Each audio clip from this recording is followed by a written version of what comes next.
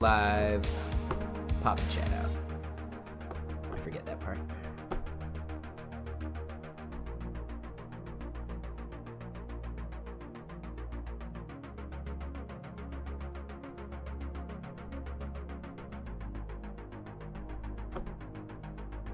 All right, and anyone that's willing to throw a lurk over on that red platform, that'd be a whole lot cooler if you did.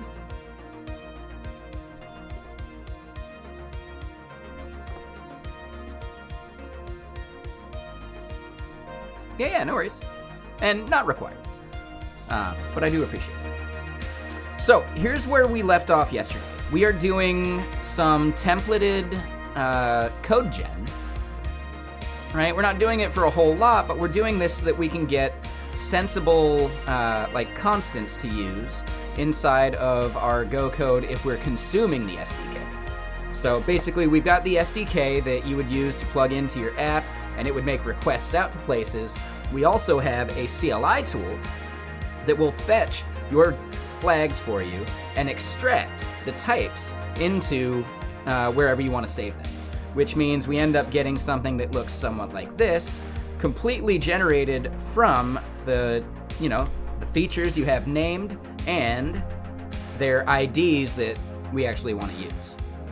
So there's reasons for that, but mainly this is to simplify the way someone would use our code base. Instead of them having to remember an ID or type a string for before global, they get auto-completion of scheduled group .features .before global, boom, right there in their editor. It's type safe, no chance of like a misspelled flag name or something, right? Awesome. So the main key is we need to generate this for people. And we've done that already for TypeScript. This one works great. Technically JavaScript, but we can do it to JS too.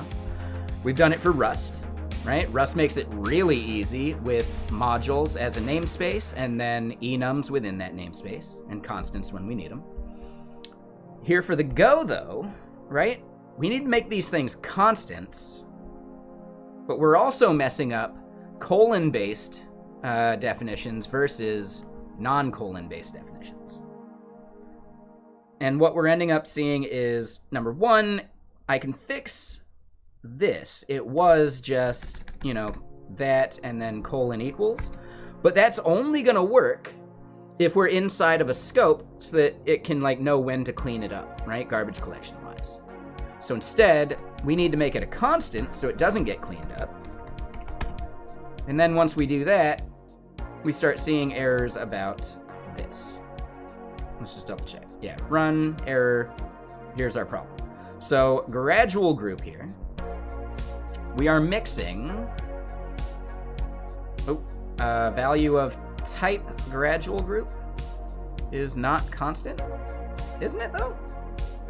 Is there a way we can do constant structs? And yeah, any experts in Go, how would you want to prefer to consume this language or this stuff? I know I could do the whole enum thing with Go to where you do const equals and it's in the parens or whatever. That ends up getting really verbose, though, and you kind of lose some of the ability to, tab complete some of this stuff. Let me find an example of what I mean. So, yeah, here in the Go code, right, in, the actual Go code, I've got these, feature types, so we alias it to feature type string, and then we've got this const that's all grouped together like that, but I think it only works for scalar values instead of structs. Now, I haven't tried, so I don't know. So we're gonna keep fiddling with this. But the main problem is we don't get a gradual or feature type dot gradual. It's just gradual feature type. And for what we're doing over in our Go code, that's gonna get needlessly verbose. Yeah, they should not be able to modify the structs at all. The structs are generated, auto-generated code. But the main thing is not even that. I need to be able to instantiate this thing outside of a scope, right? So that it doesn't get cleaned up by the GC.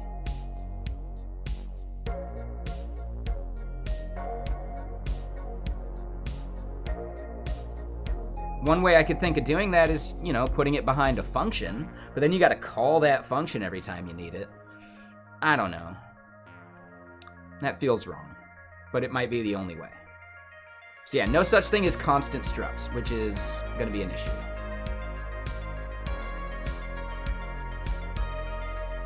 So yeah, number one, they shouldn't be able to modify it. Number two, it needs to be globally scoped. It needs to not be cleaned up by GC.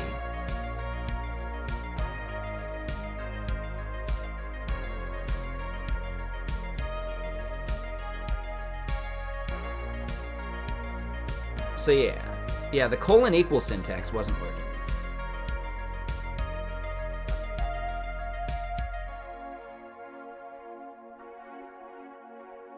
Getters and setters, yeah, that's not ideal either. So Golang just has no way of doing like a constant struct.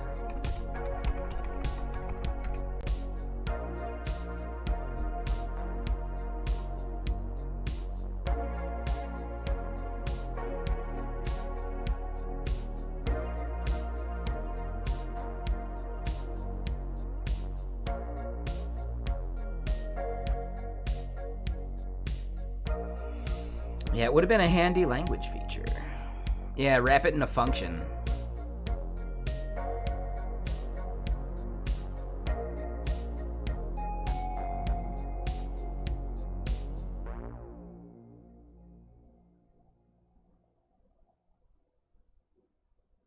Oh, it does allow you to initialize global variables.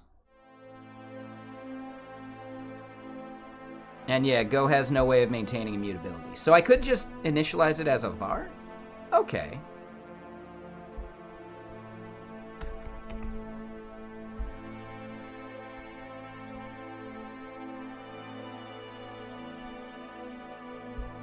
That's fine. I'm not too worried about the immutability. I care more about just making sure we export this in a clean way. Right? As an example, I was not able to do this. Right? It hates it. So instead, I think I have to do var like this, and that would solve the problem a bit. It's not ideal, but it would work, right? So now we got to work on the mixture of these elements. I'm okay with the var thing. Yeah. So the colon equals has to be in a function scope. I just learned that yesterday. Just because I've never tried to do it anywhere else. So, yeah. Yeah, const would be really nice. Some kind of immutability would be really clean.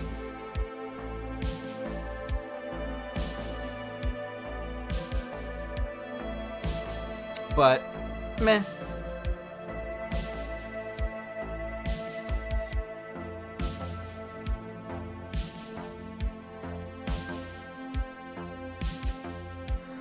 We could expose these via getters, right? Do you think the getter thing would be worth it? Because then it's still just like the one thing in RAM. And what's up, Archer Zen? How you doing? Yeah, I don't mind the getter thing, because this is a generated file. You shouldn't have to like get in there and, you know, fiddle with it anyway.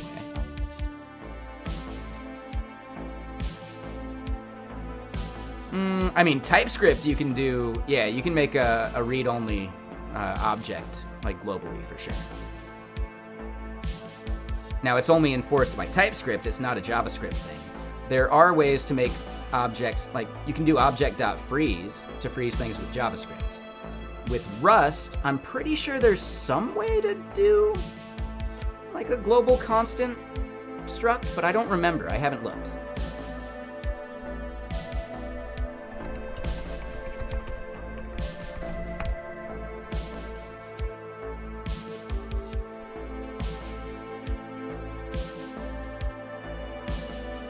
Looks like you can do const inside of a struct in Rust.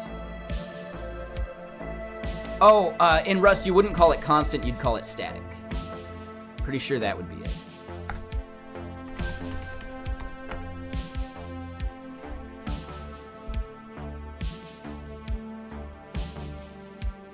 And maybe you could do static const, actually.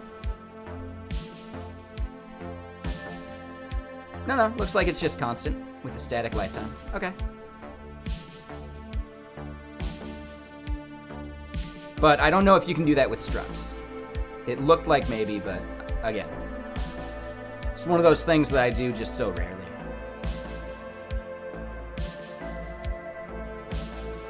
So, like, that's what I was saying, though, K-Bray. In TypeScript, if you make something as const, you're making it read-only in the type system. In JavaScript, you could modify it, or you could cast it and change it, sure. If you wanted to do it the pure JavaScript way, you can do object.freeze. And object.freeze makes it read-only. I believe it'll throw an error. So you could technically mix object.freeze and asConst and probably be good. I'm wondering if object.freeze returns like an asConst anyway. Probably. Hey, what's up, Afax? How you doing? Let's double check that. I'm a little curious.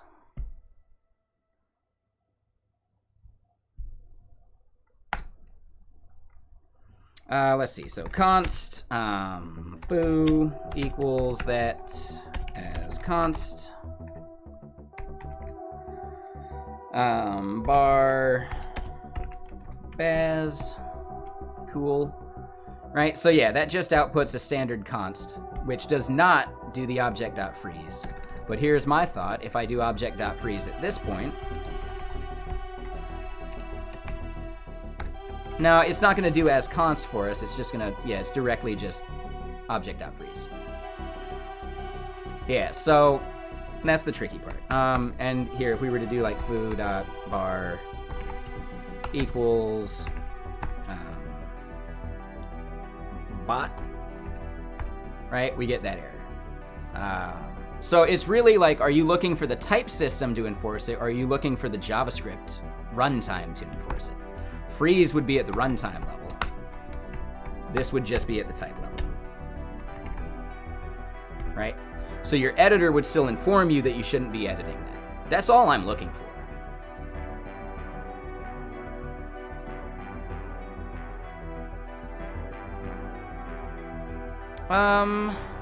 That I'm not sure of, right? The output didn't change that, Angry, but I can hover it and we can find out. So yeah.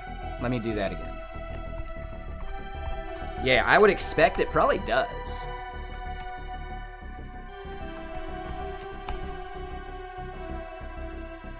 It does annotate it with read only. Yeah.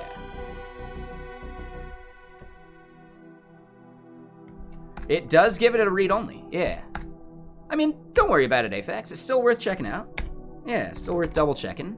I want to make sure that this actually has the same thing. So the difference is actually that asConst makes the properties read-only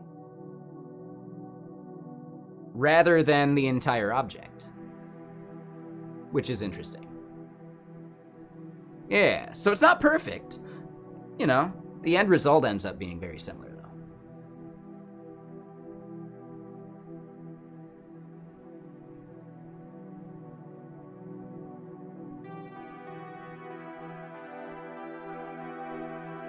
What do you mean by under the hood? Oh, so like maybe if I hovered the prop? So it didn't actually change the type signature, though. So they're technically a different type signature. But one sec. Let's do this again.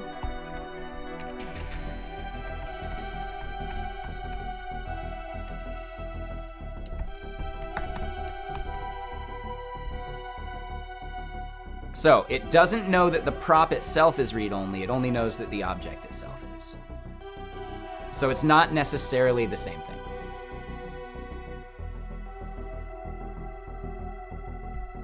That's not a bad idea. Yeah, what is the read-only type?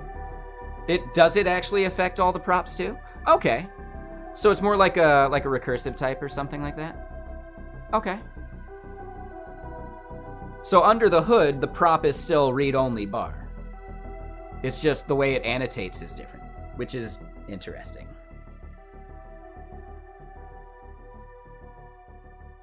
Ah, that's the comment in the file? Cool, yeah, good research. Thank you. Okay, yeah, makes sense.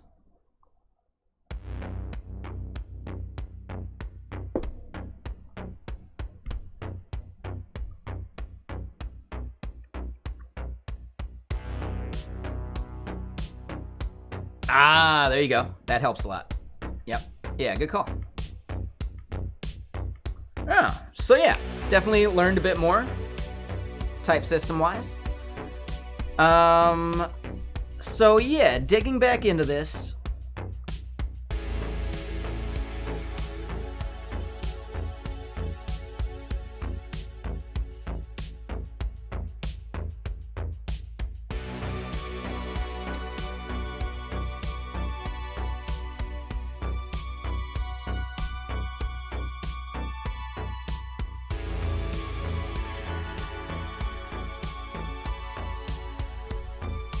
So hold on. Let's just...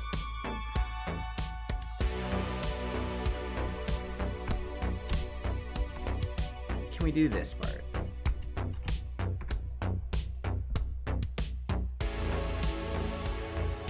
Missing type in composite literal. Oh, yeah, so it's this part. I think we could just do struct, right? Ooh. Oh, no, yeah, we could define it that way, but then we'd have to do the value type after, which is weird.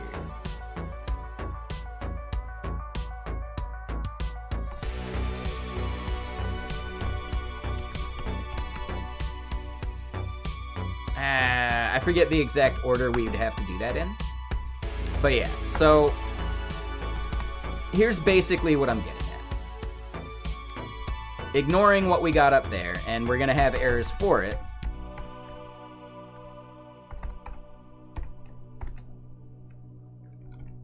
Right, if we do this, what if we ended up doing gradual group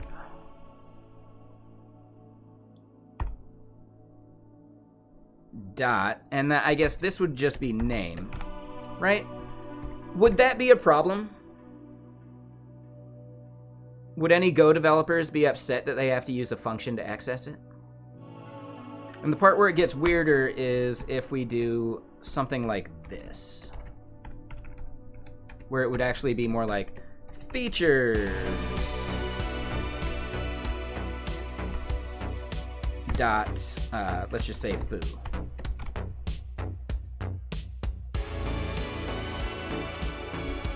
Yeah, this one bills itself as the better Go playground. It's not a bad one. It's pretty chill.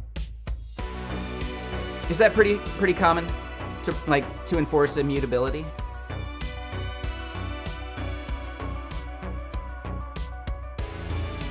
Okay.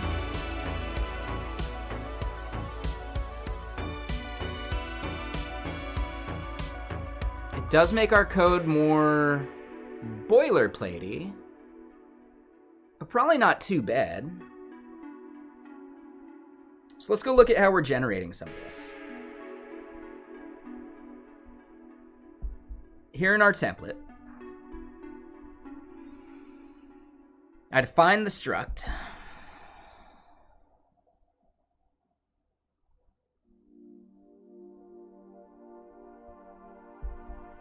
Right, we'd end up doing lowercase name string, right? And then uppercase name is a function returning that string.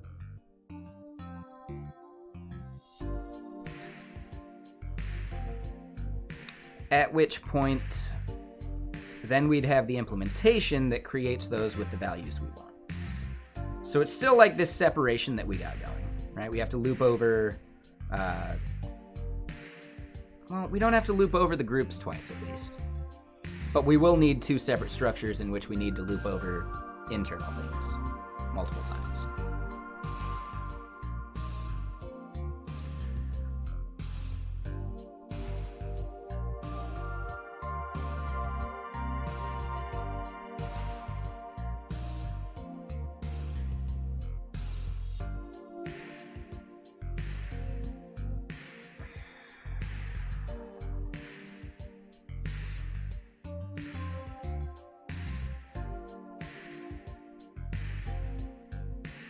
I think enforcing immutability is a good call.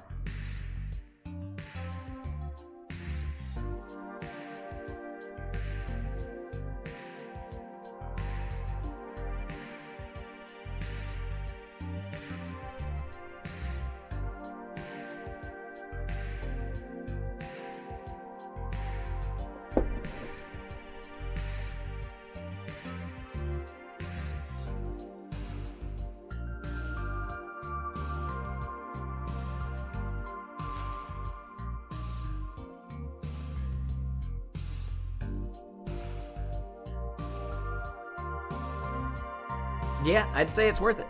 All right, so here's what I'm going to end up doing then. I want to have a boilerplate of what it would kind of look like. That way I can make sure I'm like following, like, you know, filling in the blanks properly.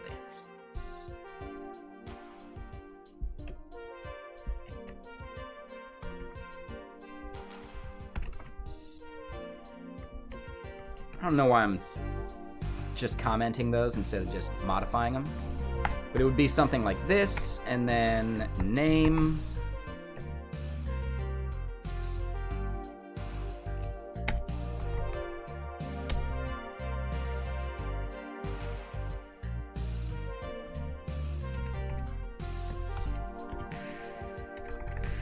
Func string, right? So then we do the same thing for ID.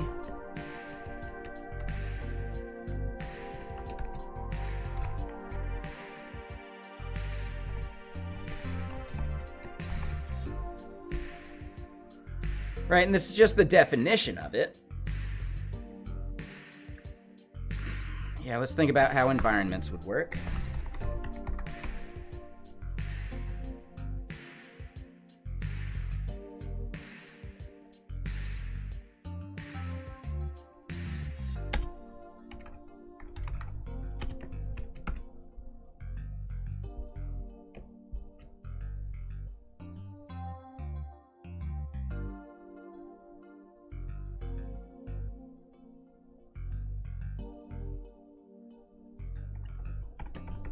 Right, and then here, this would become a func that returns...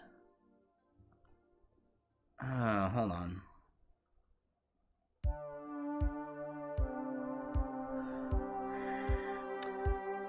What up, Lemsel? How you doing? Yeah, the tricky part here is the nested structs.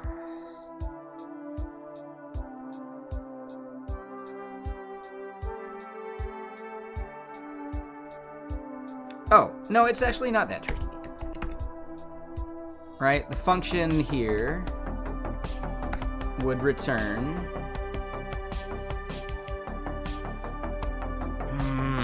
What I think I would have to do is I'd have to define the environments as a type above this. Right, so it would be something like gradual environments struct. And yeah, I know, my syntax is off.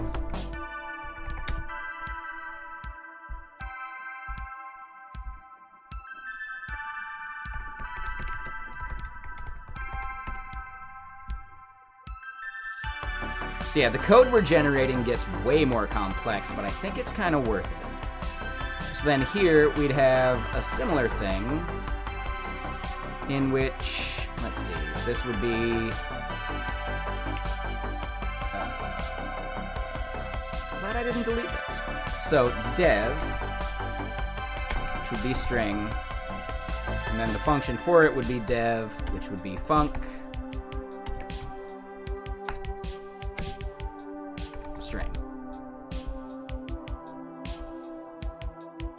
Let's get rid of features for now and just consider what this ends up looking like for us.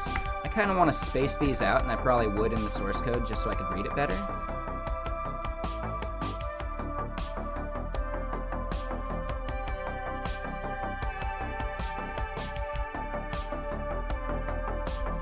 Oh, but this would just be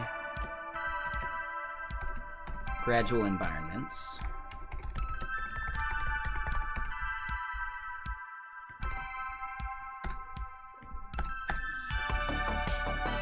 Oh, didn't want to do that. Just wanted to format.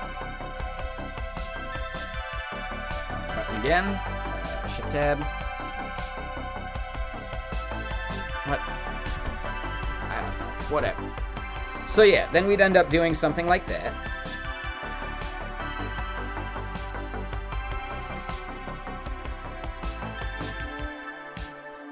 Does this feel right so far? K-Bray, any other Golang devs? Let me shout out some follows real quick. I totally missed some. Conjure, I missed that one like 42 minutes ago. I'm sorry. Burmo, Angry Vodik, and Miratomics.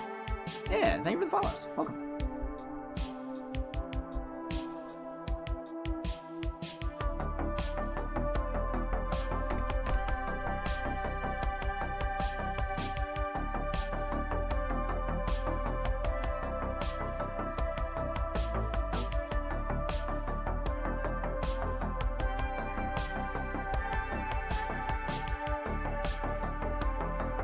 So then, if we ended up doing this, it would be var gradual group.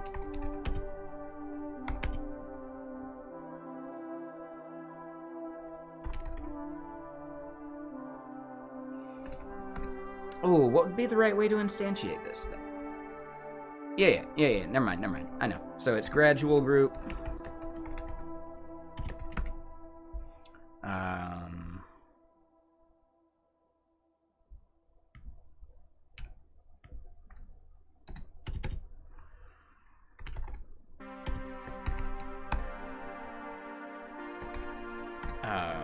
Gradual. And we need colons. Right, so then, yeah, as we start doing this, then name would be func, if I can spell.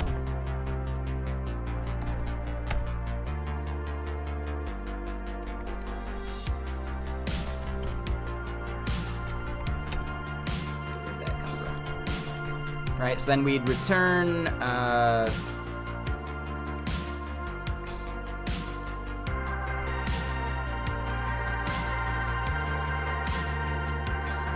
we don't end up, yeah, if we're going to end up defining the return value of these functions anyway,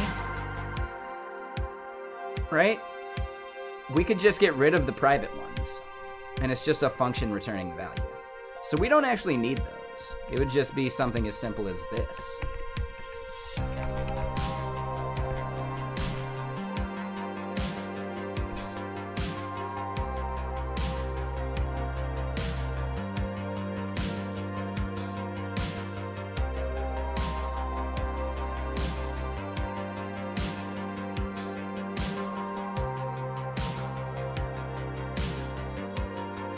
So I see no problem with that part. When we start getting into, right, like, I mean, this one will be fine too. It's just func.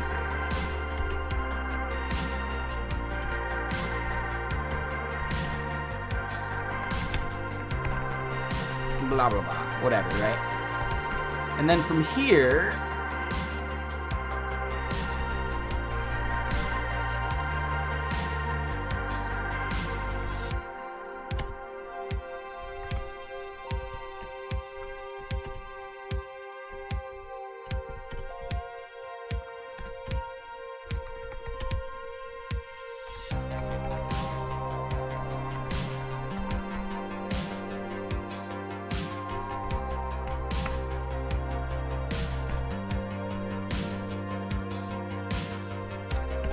for readability.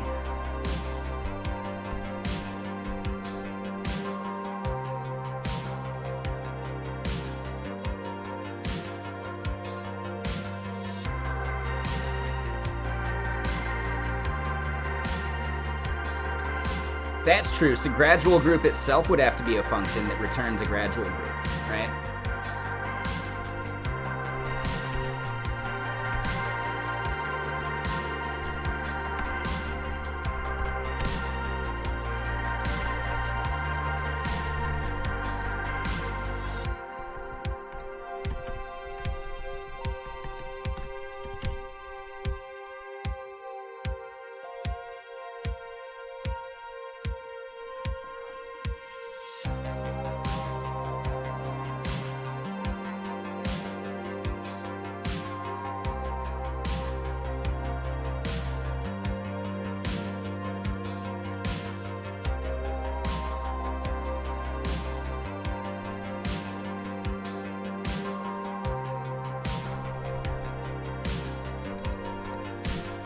Hold on, let me just double check this. And yeah, the mix of indentations a little whatever. So then dev function or func.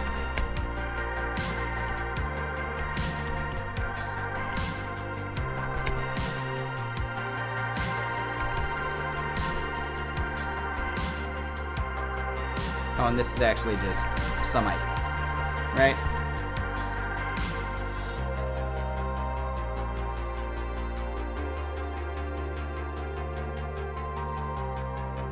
So then usage would have to look something like that.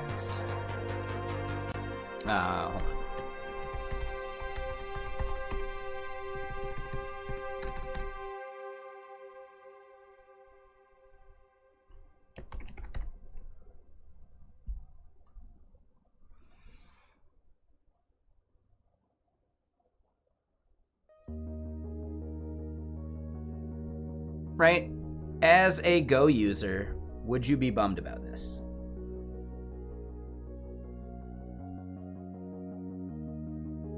It's a lot of function calls, isn't it? Would the compiler optimize that in any way?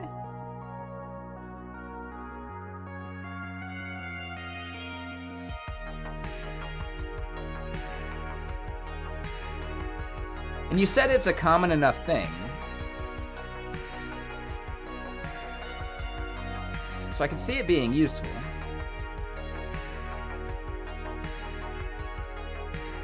Yeah, and I don't think I need to do that whole struct methods func thing.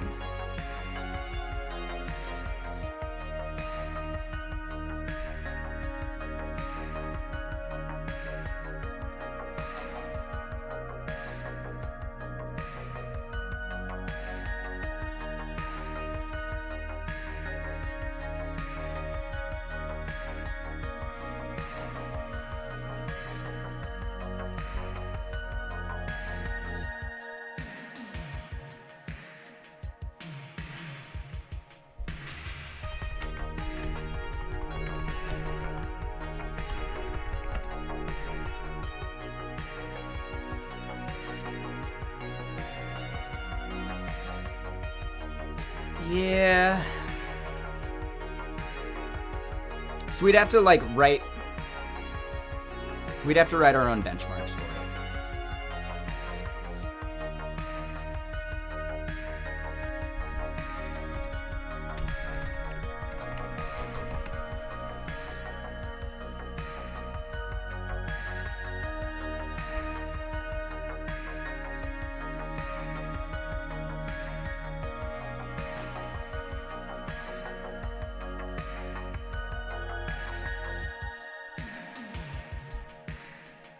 Oh, and now this is defunct and dead.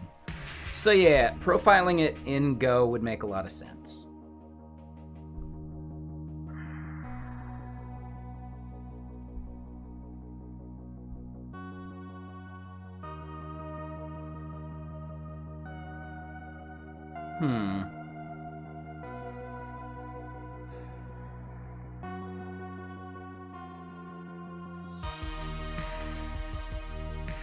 Would it make sense to compare the assembly output? I think we could do that with Godbolt or whatever it is, right?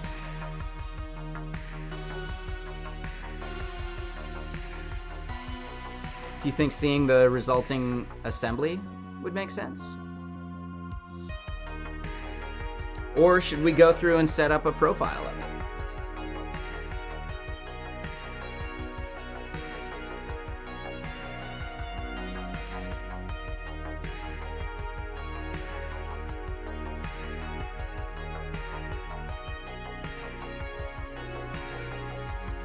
Yeah, but it means I gotta go like write the code for both implementations and all that.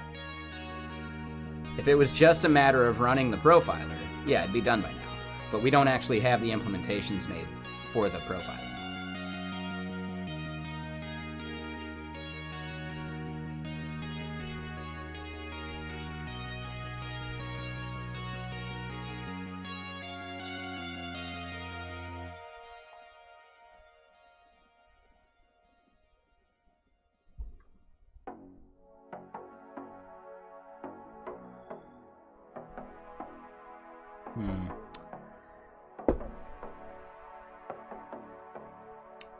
What I'm thinking is we can do the function version now and then see what people think about it.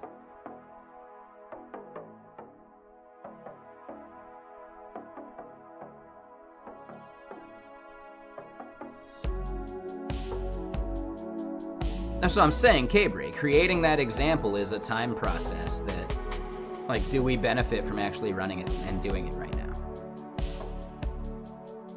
Or is it better to get something out there that works, and then we can always change it later?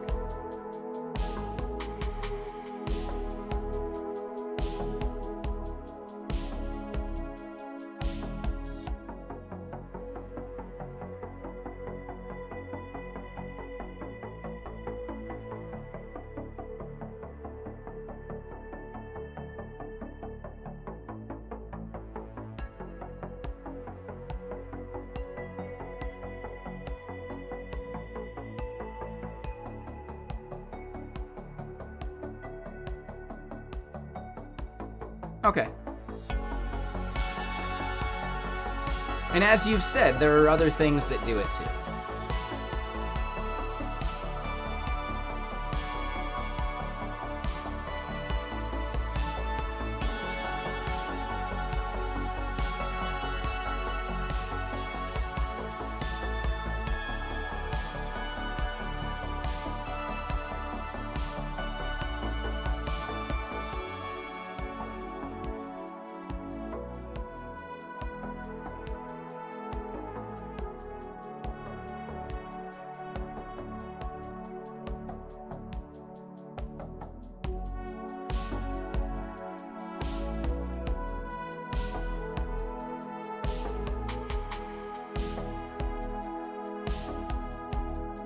Oh, and this is the syntax for that. You do the struct first. Okay.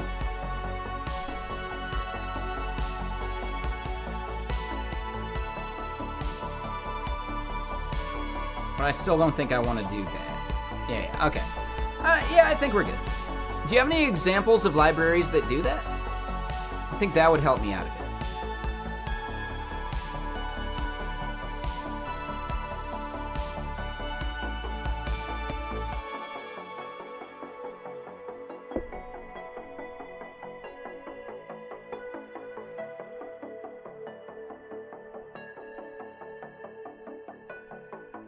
Of basically, like, yeah, like where they're using functions as getters, right? For basically just like, you know, immutable values.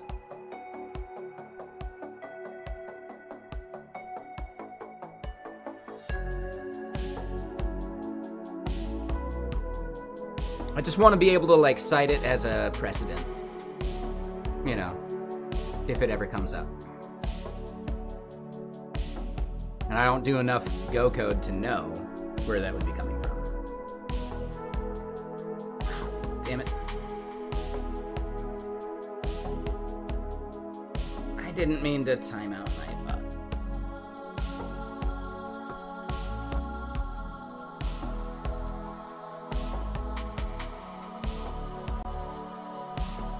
Sorry, Nightbot. I fucked up. Misclick.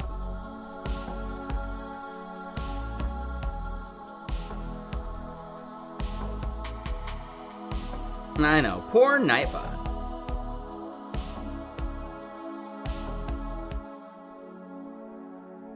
Yeah, if you end up thinking of one, cool, let me know, right? That uses the, you know, the getters for immutability. We just saw an example in the Stack Overflow, so it's definitely a pattern that exists. I'm just curious if there's, like, large libraries we could cite, because that would be useful.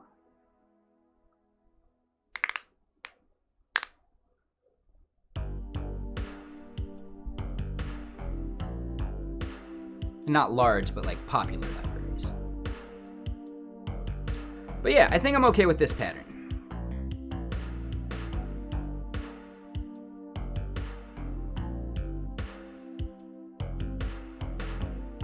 And it really does seem like I wouldn't need to do this part.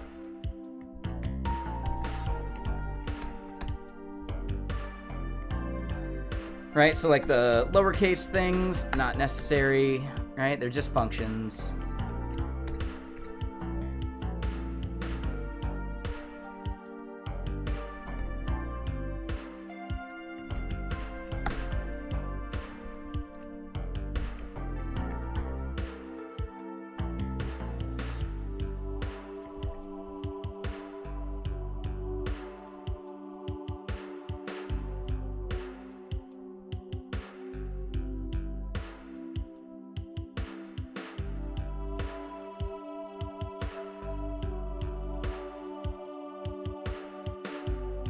Alright, so no one's able to modify the globals.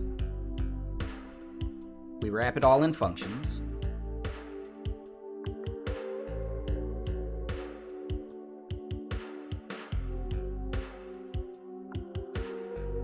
And if we really wanted to do this, we could actually anonymize all those structs too.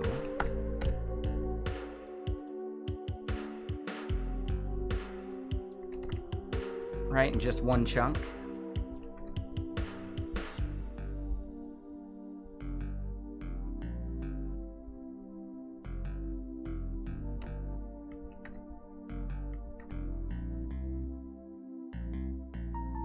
And thank you for the follow, T8. Welcome.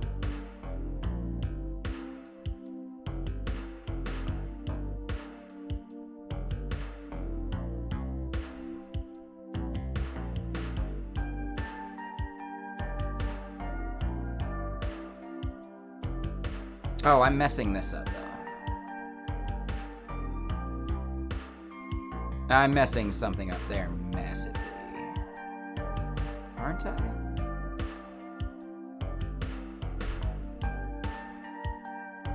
Oh, because I'd want to make this just interface. Is that it?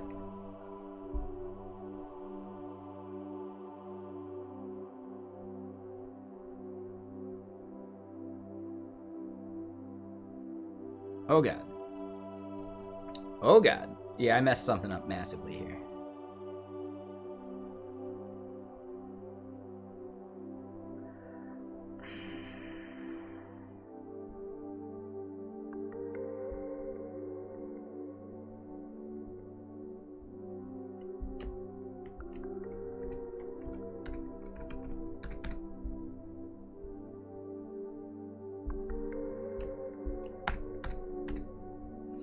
All right, so we want gradual group to be a function that returns a struct. The struct is that. Wow, they really care about indentation.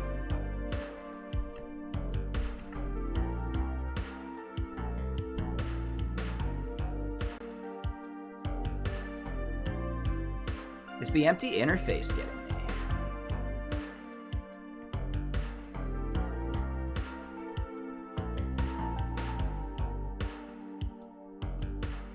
Yeah, it seems to me like they hate the,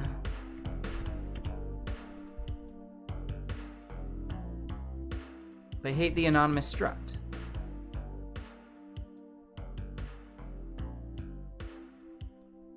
Oh, that's it. Yeah. Good catch.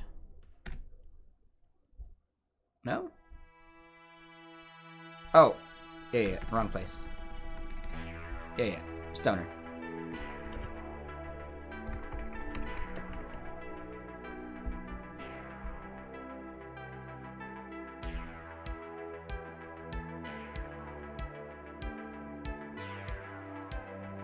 Oh wait, can't return struct there?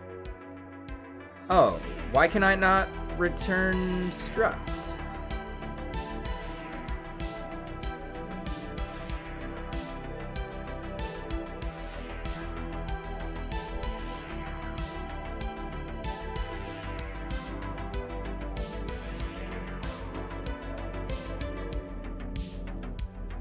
Oh, I needed the type here. Gotcha.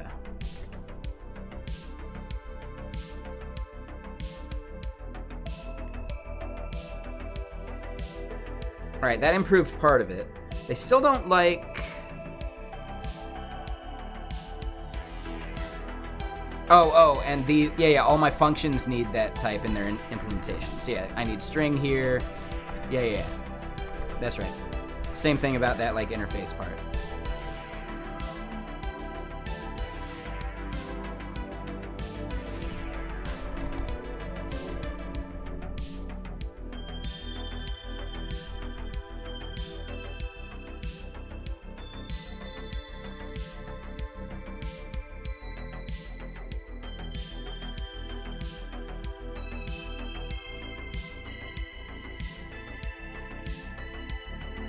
Oh, so hold on. This is not any.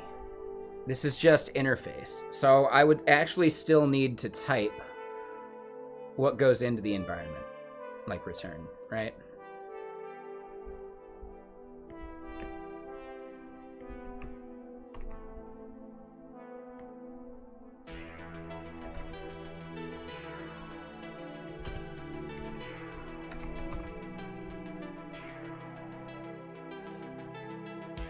Oh, but then... Yeah, because I need to, like, annotate the type of this.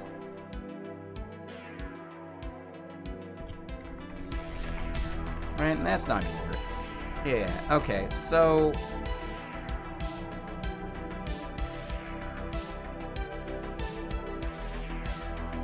I think it's hinting at the fact that I need to declare the inner structs like outside rather than inline, right?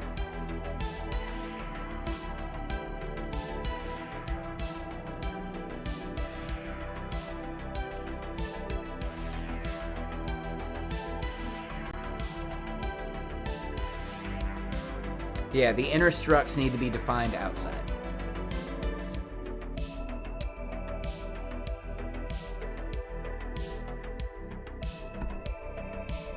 Which is annoying, but not the end of the world.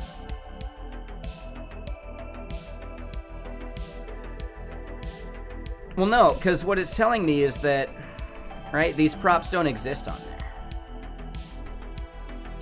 Right? So when I do this, type interface has no field or method environments.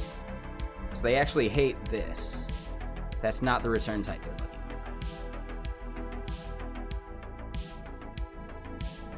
So I can't do the anonymous interface there. That's actually the move. Okay. Right? So I might be able to do the inner structs here.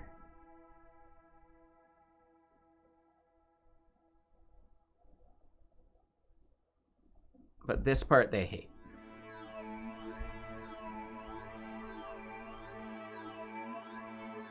Right?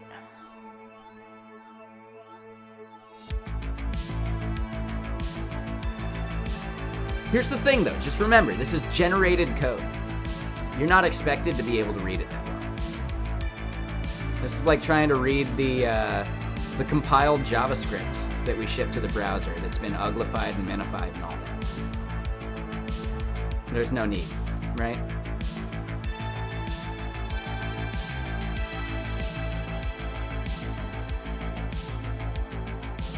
I guess when debugging it might be needed.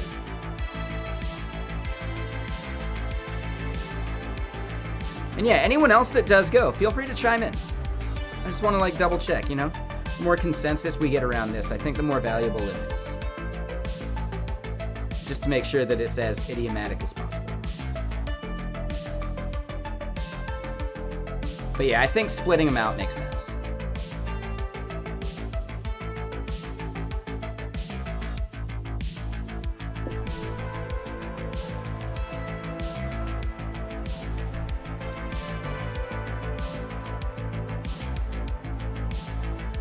And what up, Widgler? Okay.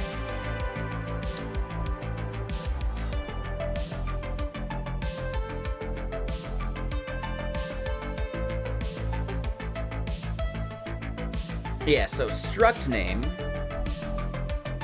is its thing. Winglang? Yeah, it seems cool. I'm not a big fan. I'd rather have language-specific DSLs for something like that. Because here's my main point with considering, like, if you want to create a whole new language. That means you need to ship an LSP and extensions for the majority of editors, and some editors aren't as open for extensibility, so if people are using that, then it's going to suck to use your language. Whereas instead, if you just ship a DSL that's written in whatever languages you want to support, all of your editors that support those languages can do anything they need to verify what you're doing. So to me, I think language-specific DSLs are far more useful than custom languages. Because no matter what, you still have to support many different vendors. Or, you know, if you're considering a language vendor. So at that point, it's a bunch of languages that you're creating SDKs for, or it's a bunch of editors that you're creating extensions for. Yeah, DSL as in domain-specific language.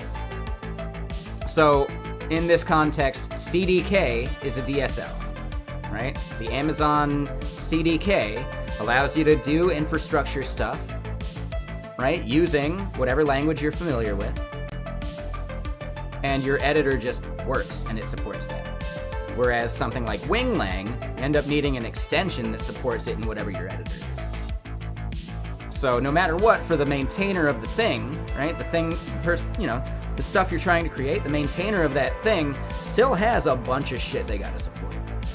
But there's actually like broader support for or for language specific stuff than there is for editor specific stuff. So yeah, and at that point, I consider doc blocks, right, a custom doc block syntax, to be the same amount of overhead for maintenance as, like a custom language, because they both end up needing extensions for various editors to support them, which, it's the exact same problem for those camps versus language-specific DSLs that you can consume from anywhere. So this is probably a video I need to make.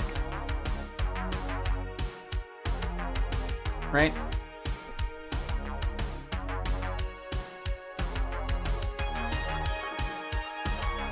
And it's not about like the performance or like the end user in any way. It's about, well, I mean, I guess in some way it's about the end user. It's more about the maintainers, right? Where is their effort going? How maintainable does the thing become? Stuff like that. And if you're doing a custom language, I think you're gonna end up waiting on editors to be able to support you, rather than being able to take it into your own hands and make a CDK or a DSL within other languages, right? So it's about like, you're actually a dependency upon editors for the support you're looking for a brand new language, versus being able to own that responsibility yourself. And I'm thinking this out. I've thought about it a bunch. We've chatted about it a little bit. I'm trying to think about the way I phrase these things now, because I think that's important. If I'm going to make a video about it.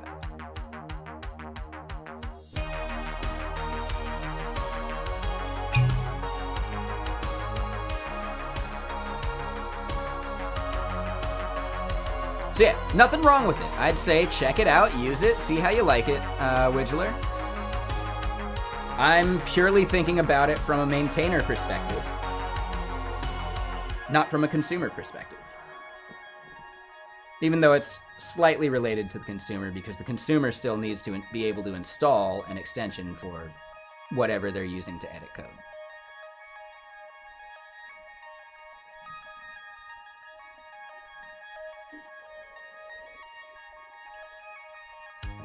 And there is the argument that getting your language supported within,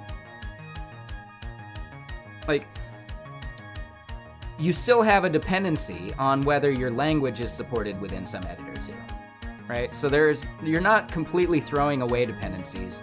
It's more about what is more likely to happen, right? Some somewhat popular language, like Go or whatever, getting supported in a new editor, that's going to happen way sooner than your custom language for Winglang or whatever, right? Because it's such a smaller subset. It's like such a smaller user base. So I would trust editors to want to support popular languages much more than I'd trust them to want to support a new custom one. And that's why I think language-specific DSLs are more useful. Or just easier to maintain, things like that. But again, I don't know, thinking out loud, I'm like, sussing this out and trying to get my opinion as we're talking about it. So I may invalidate myself. LSPs help a lot, but you still rely on some editor supporting your LSP. Right? If you're doing a custom language, you're on the hook for making that LSP, which means you're still not out of the weeds, but even then, making that LSP work with other editors, there's integration work to be done there no matter what. So I think it's still like, sure, you could write an LSP to like, share a bunch of that logic between editors, but you're still gonna have to maintain X amount of editors for X amount of like tools you want to support.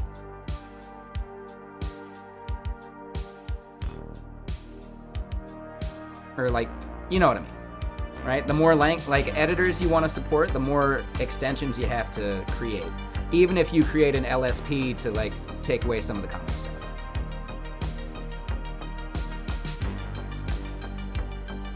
And I think that's the headache there, because some editors don't even allow you to do plugins in a really clean way.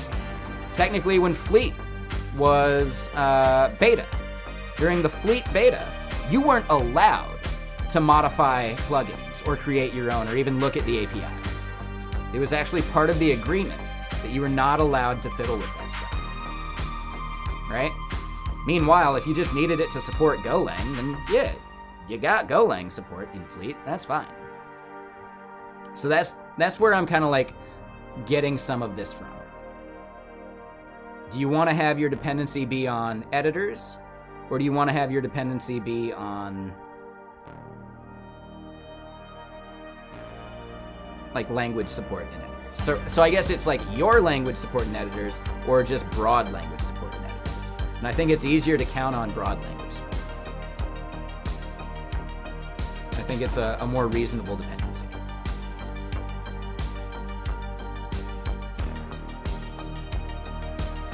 So yeah, LSPs help, but I don't think they solve the problem. Number one, you need an editor that supports them. Things like that. If you wanted to have someone use TextMate, I don't think TextMate supports LSPs, but it does support a bunch of languages via other things.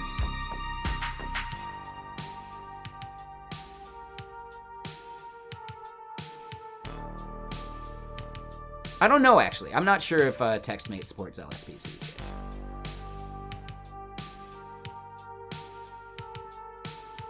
Yeah. But yeah, whiskey time. We poured one. It's a mellow one. Perfect. I almost made the mistake of pouring more in there. Oh, JetBrains doesn't even support LSPs? They do their own protocol? They are a large company, though, so yeah. Okay, I didn't realize that. I don't think I had actually looked into that before. No, pouring more is a mistake, for sure. I need to be able to function here, man. Oh, there you go, K-Brace. So yeah, you'd be beholden to JetBrains wanting to support your custom language. It's not ideal in my opinion. So yeah. Yeah, I think the custom language approach that Wing is taking, I mean, more power to them if they can make it work. I think they're basically playing on hard mode. It means they got to have a formal grammar and all that stuff. Like, they're definitely just playing on hard mode, which is weird.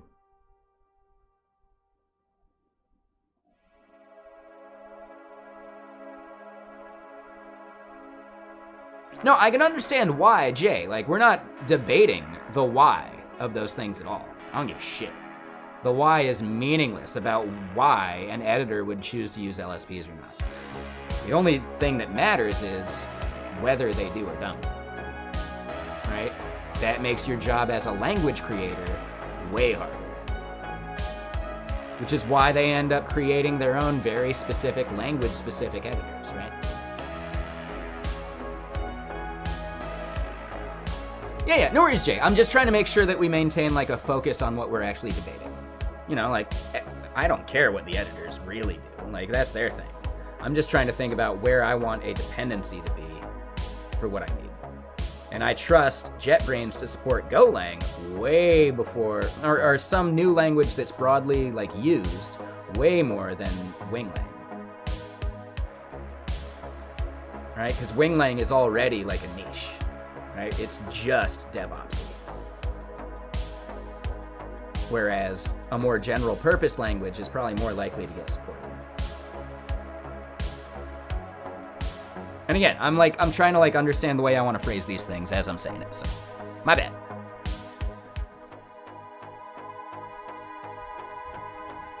But yeah. Good conversation, guys. Yeah. Thank you, Widgeler, for bringing it up, because I really do think that would be a good YouTube video.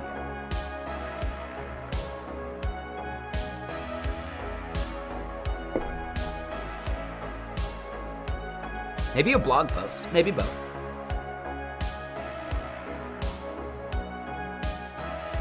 Exactly. Yeah. Right? And that's not even like a full language. I guess you can do languagey things in it. But even Terraform doesn't have amazing support because it's a niche. Whereas if it was just Terraform CDK, which they're working on, or CDKTF, or whatever they call it, right? That, if it's built in your language, just works wherever, you're doing your text editing. So yeah, I don't know. Great discussion. Yeah, thank you.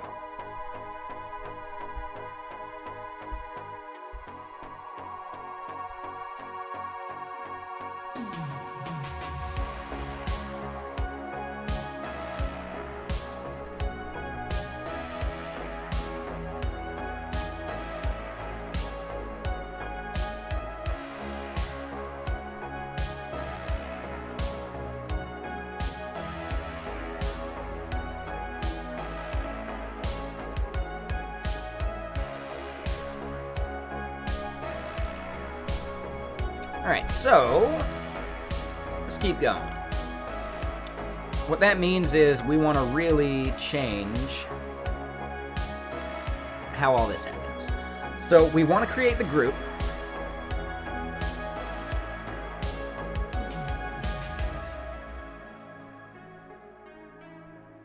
And yeah, we want to split out the structs for these groups.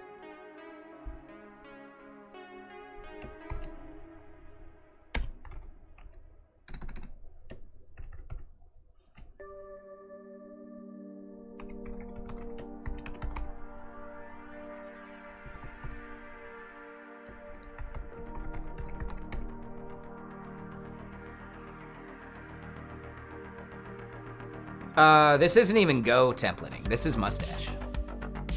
So yeah, this whole CLI tool is actually written in TypeScript. Because it doesn't matter that much.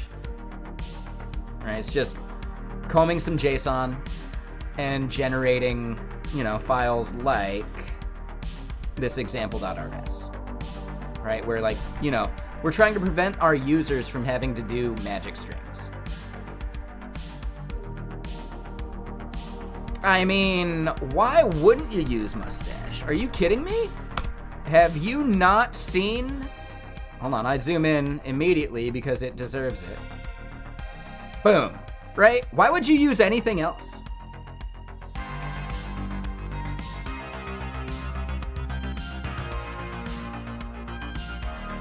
Why would you use anything else? Right? Dude, it's so good.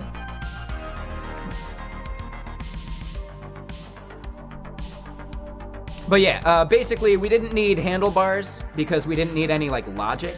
All we need to do is loop over things.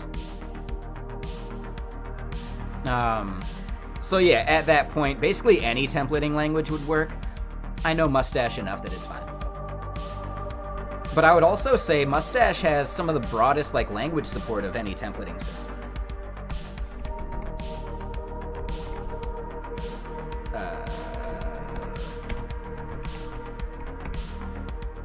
Mustache.github.io. Right? Look at that shit, man. So yeah, as far as broad language support, Mustache is also just there. Yeah. It's pretty old. I'm not sure when the first version of it was.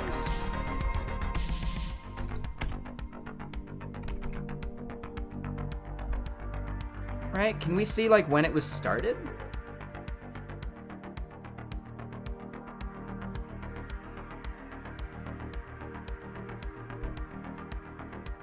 Starlight seems cool. I wanted just... Starlight's awesome, right? But if enough people start using it, it's going to have the exact same problem as Docusaurus. So I don't know. I wanted to avoid that. I wanted my docs to feel like my docs. And I'll probably end up creating my own boilerplate in the same vein. Because I do basically all the same stuff that they do. I just have some slightly different ways I do the structure. So, hold on. Let me look at... Is there a blame in here? 13 years ago, looks like the oldest. Nah, that's probably... Yeah. So we see the original one, right, from the Ruby version of Mustache, which is probably the oldest version, 2009. I mean, PHP had been doing some crazy templating stuff way before that. PHP templating libs. Right, like how old is, let's go look at it. Templating, there's the Mustache one, sure. I mean, PHP itself is a templating language, technically. Smarty is one of the oldest.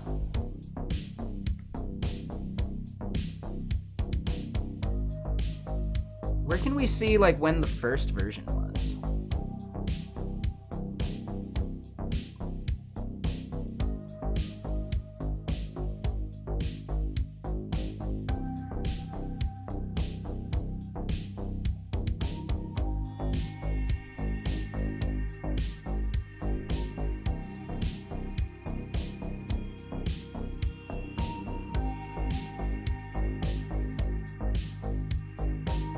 2007, and that was an update, or maybe they just formatted it.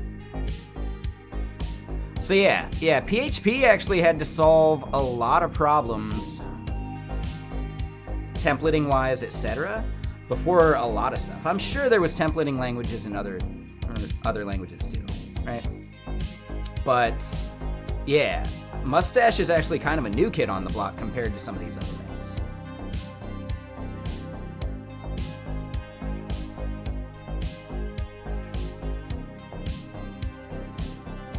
I think the biggest thing Mustache did is it not pioneered, but really focused on being logicless.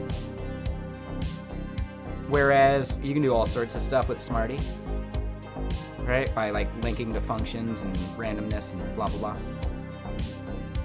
And that's actually like easier to reason about in a lot of ways, especially for the kinds of things we're trying to do with it.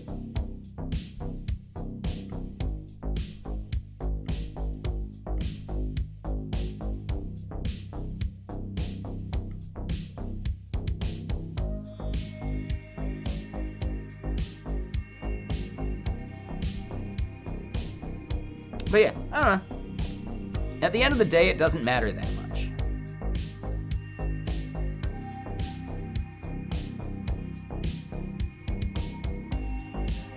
I think that would be a useful set of benchmarks, actually, for various languages, etc. Just, yeah, templating libraries. Because sometimes you do need absolute performance from your templating.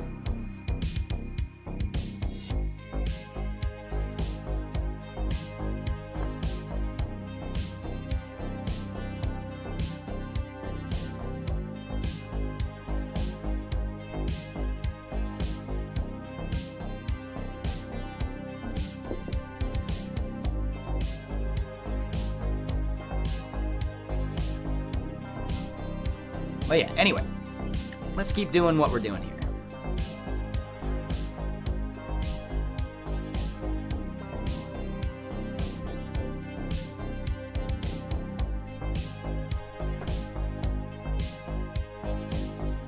Temple? Yeah, it seems cool.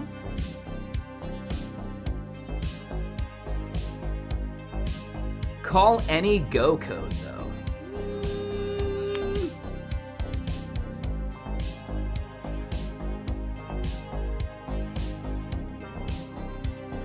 Oh, this seems more like a static site generator than just standard templating.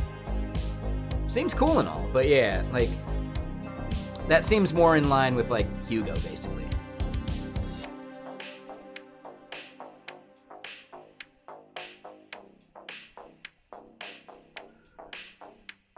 Here's the crazy part. Hugo's so fast, you could probably do SSR with Hugo as well.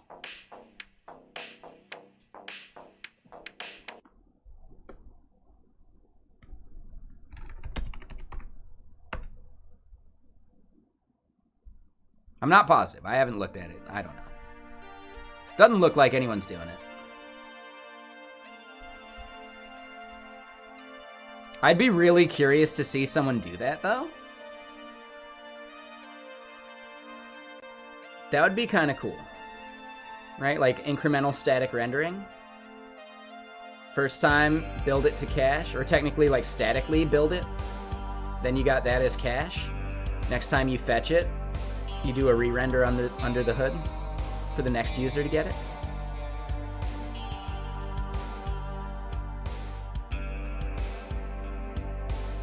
I bet it would be pretty damn fast.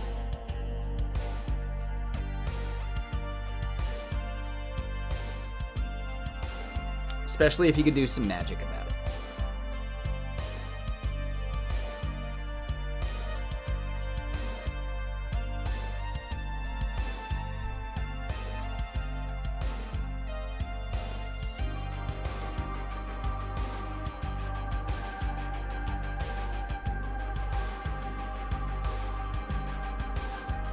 Rizor.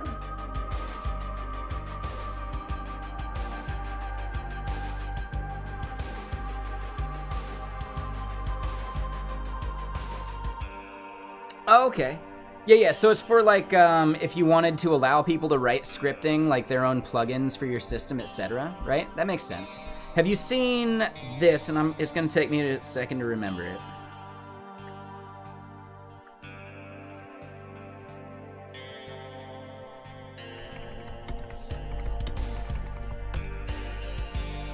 Xtism. Yeah.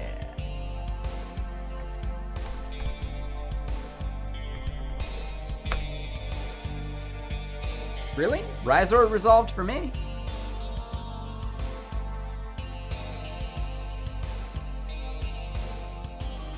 Maybe it's blocked in your country for some reason? I don't know why.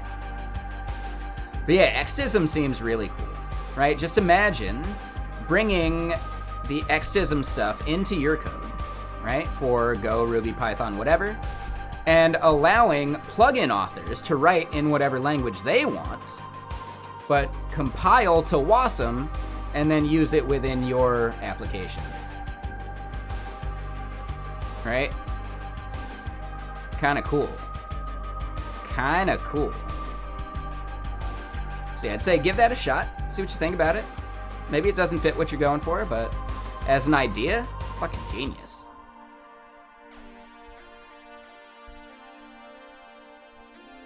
So yeah, still active development. Probably they're gonna hit 1.0 eventually.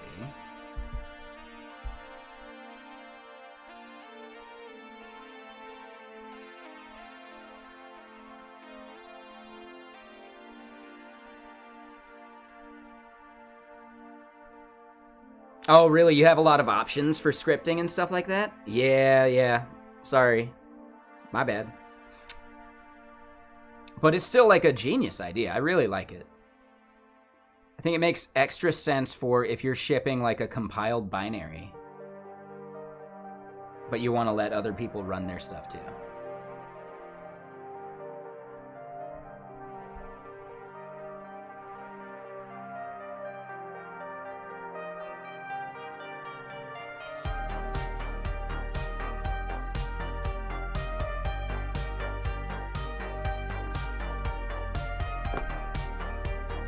Hold on, how's my tweet doing?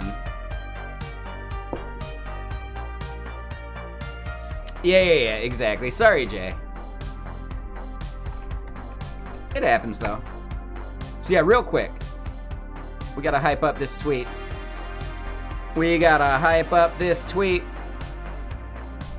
Because it's just so ironic. Don't you think?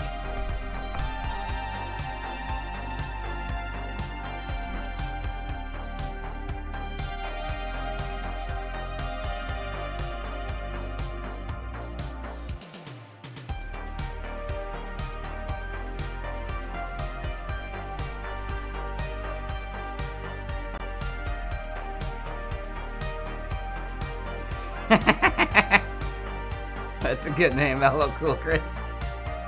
CEO at weakass.dev. He's good. Yeah. He is funny. Alright, so let's close some stuff down. Let's keep down the path, right? We can get this SDK done. We have the technology. What's up, JD? How you doing?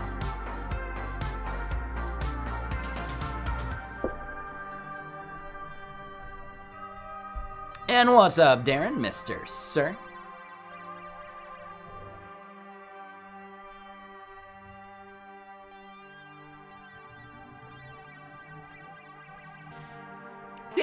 Yeah, no worries, Jay.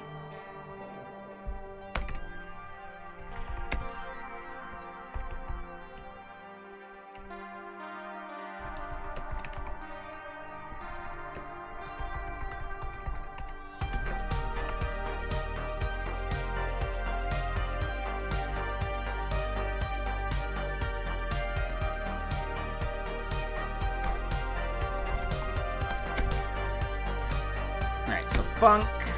String.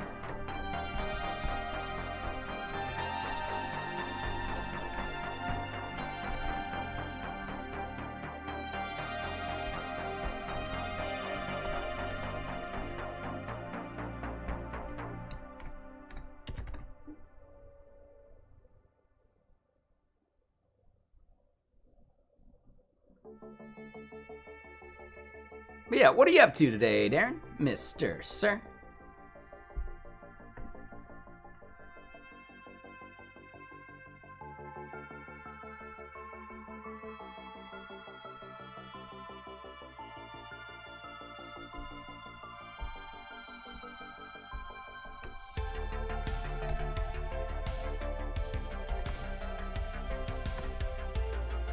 So yeah, we end up wanting to do that.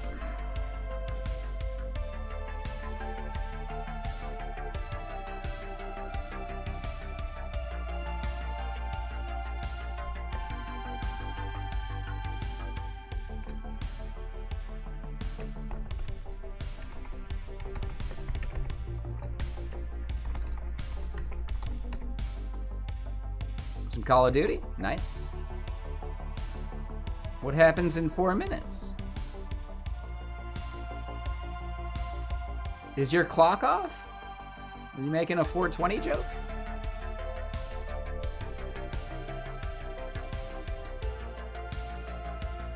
Sounds like a 420 joke to me.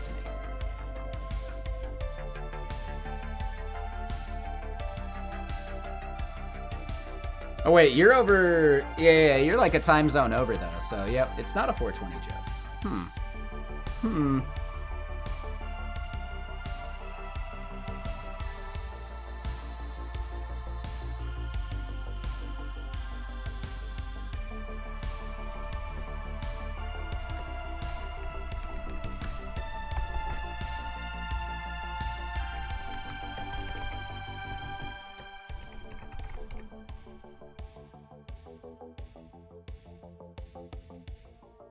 Just waiting for it to download. That makes more sense. Ooh, and that's one of the main reasons why I am less keen on Whitefish, Montana as a place to move to, because I don't think they have great internet. But the mountain would be right there.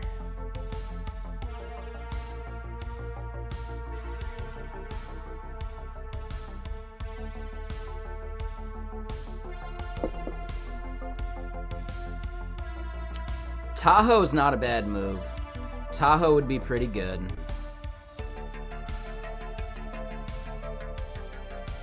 Right? I'd be within a half hour of a bunch of mountains, and there's most likely some pretty decent internet in like the hubs.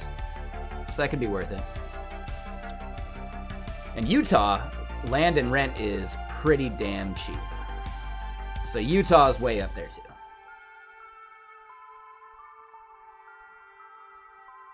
Oh, Apple really wants you to use metal. Yeah, for sure.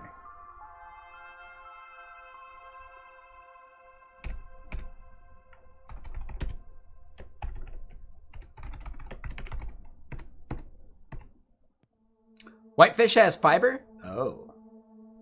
Well, I guess I'm moving to Whitefish. Now, it just depends. I want to apply to Y Combinator at some point. Right? When does their summer cohort typically start? That's important.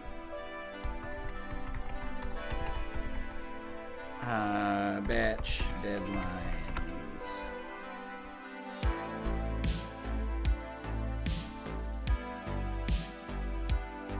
Yeah, so they just keep updating this. Anyone ever been through Y Combinator or know people that have?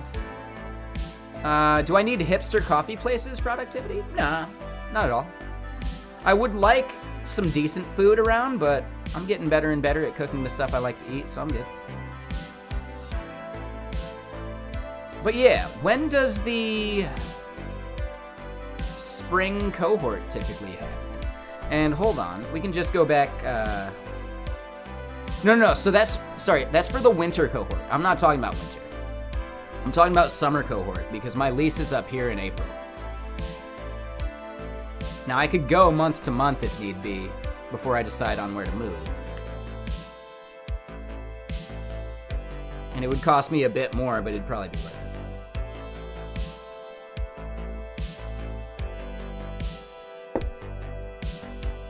But we can go way back machine, right?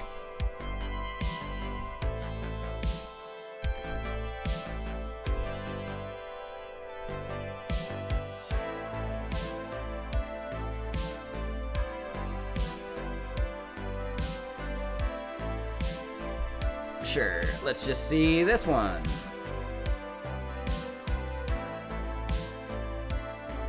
No?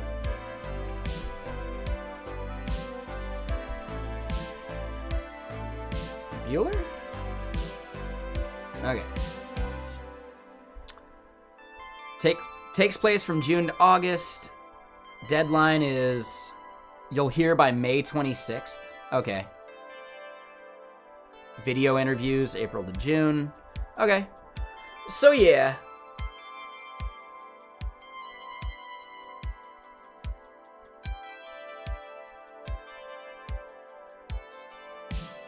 Submit by April 7th. So then I'd be, you know, here for like another month. When does the cohort start? June to whatever?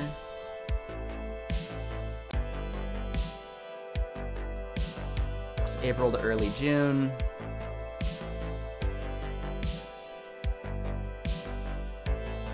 Oh, I see. So they don't give you an actual notice for a while, which means I'd have to like move under the gun, which would be tough. But yeah, if I end up getting accepted to Y Combinator, I'd probably move to Tahoe and then just drive into the Bay Area for meetings and stuff.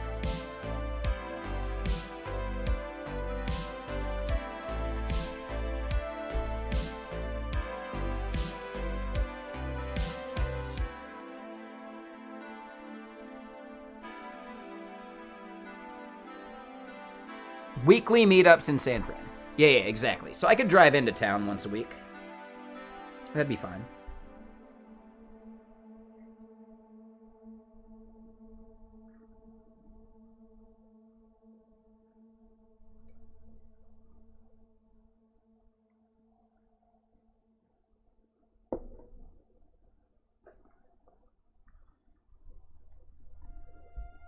Yeah, alright, cool. Just thinking out loud.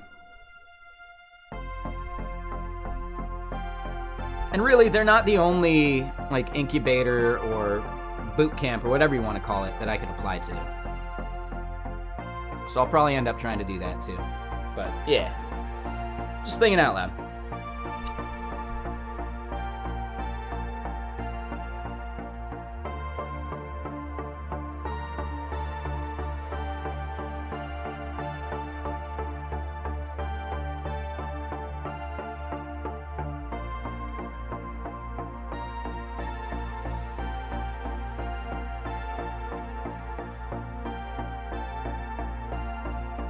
Right. Basically, if I got accepted, I'd go full-time, right? But I can't quit my job. you know, until I get accepted kind of thing. And I think realistically, I kind of work on like a full-time schedule here on stream anyway, right? So it's close enough to full-time that whatever.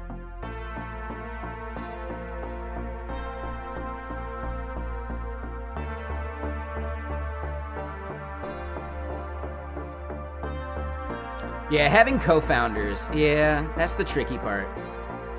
I've reached out to like one person, actually only one person, and they basically said, if I get accepted, they're in. Which is a whole chicken and egg thing, right? Because you might not get accepted unless you have a co-founder, but the co-founder doesn't want to join until you've been accepted, which means that the co-founder is just not on board, right? If they don't have faith in the product, then, right, it's actually not a great co-founder anyway.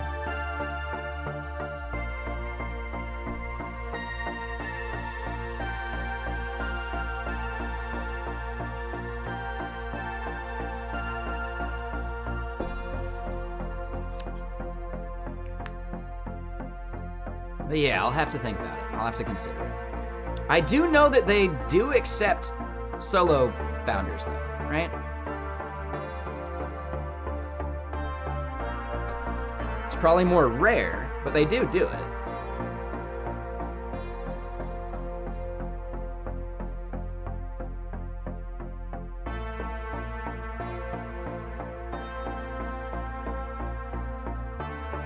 Oh, and I get that, Darren, right? But what it's going to end up meaning is I'd probably just get to a point where I'm collecting revenue instead, and then I'd just be seeking investors in a thing that gets revenue. So that would be much easier to convince a VC of anyway.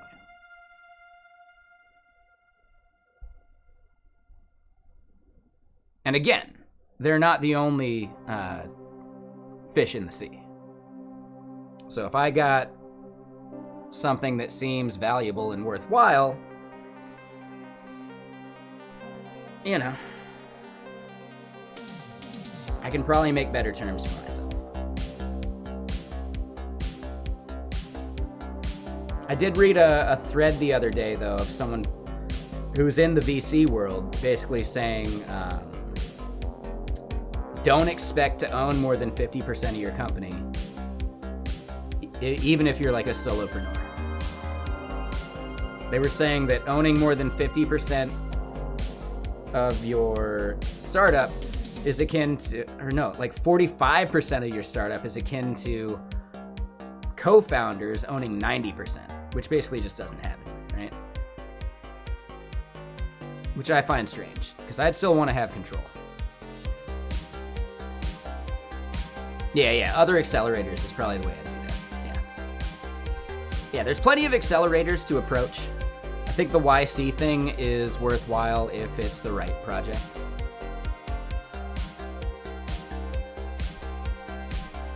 And yes, for sure, I had this conversation with Theo. Theo totally pointed out, like, no one's going to invest in you if you still have a job, right? Which I get, it makes sense, but if I can actually collect revenue, like solid revenue, profitable revenue,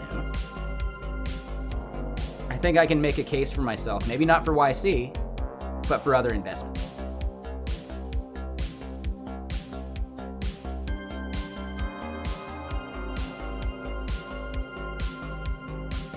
Yeah, the big thing with like a lot of VC, and why I'm maybe trying to look at other VCs, is because they're trying to like 1000x their investment or whatever, right? Or 100x their investment.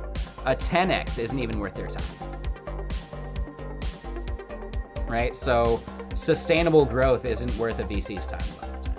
But instead, you can get angel investors and all sorts of other people that do recognize money in the bank. Right? So instead, I may not be seeking a proper VC. I may be looking for angels and other just investment firms, not necessarily like full-on venture capital.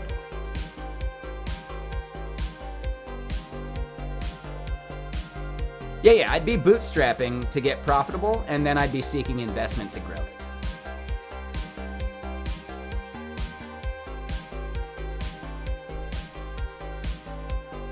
That's how most of these things are.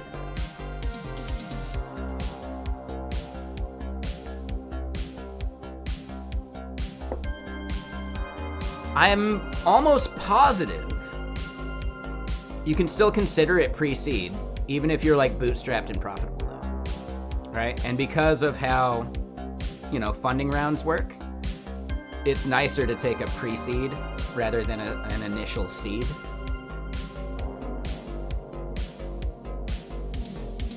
Right, like Party Kit.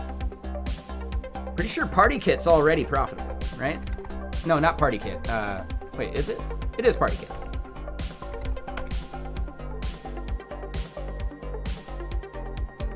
They seem awesome. Yeah, they also invested in Space Drive. So yeah, I would definitely do that, but the project I'm thinking that is most valuable towards like venture capital isn't open source yet. So I'd have to open source it to actually be considered by OSS Capital, right? I'm not talking about Vexilla. If you thought I was talking about Vexilla, no, I'm not. Vexilla could be an OSS Capital thing eventually, for sure. But I'm actually talking about Walter. I think Walter has way more potential for like profitability.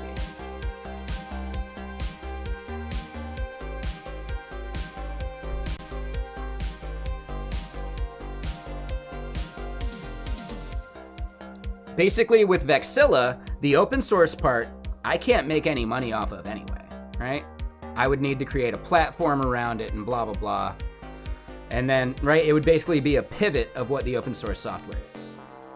Whereas Walter is geared towards profitability from the start.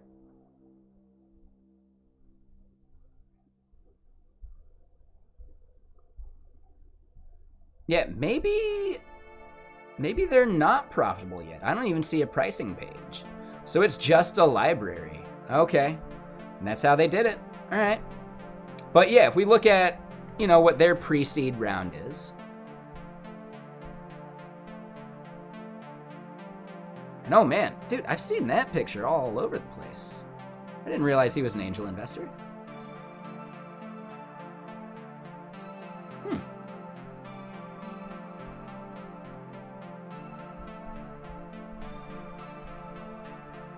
Definitely seen that picture. Ricky something? Okay. Yeah, I've seen that photo all over the place. Met him at RemixConf. Oh, was he part of like Remix and stuff? Or is he just likes to go to conferences these days?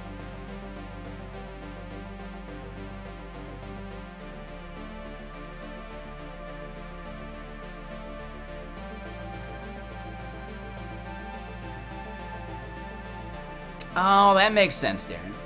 Right? And he's probably made enough being React core team, like at Facebook for so long, that he's got money that he needs to invest anyway. Right? Tax reasons, you know, the time value of money, etc.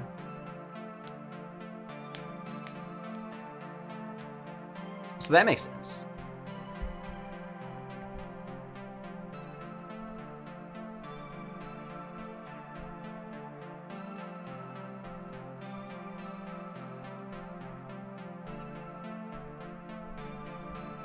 Yeah, for some reason, I thought PartyKit already had a cloud platform. It's just a library still.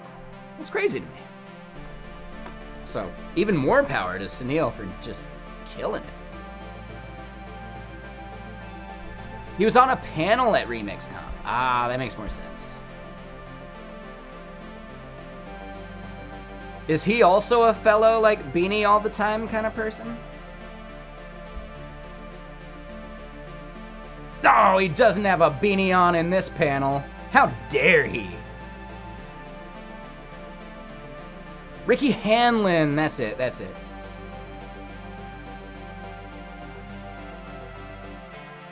He's the one on the far left, right? That's Michael Jackson on the right. That's Dan Abramov, you know, second from the left. I don't know who the second from the right is.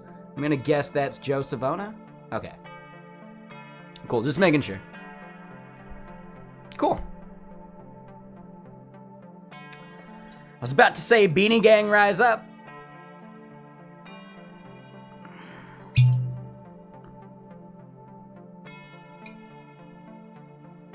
Didn't quite work out that way.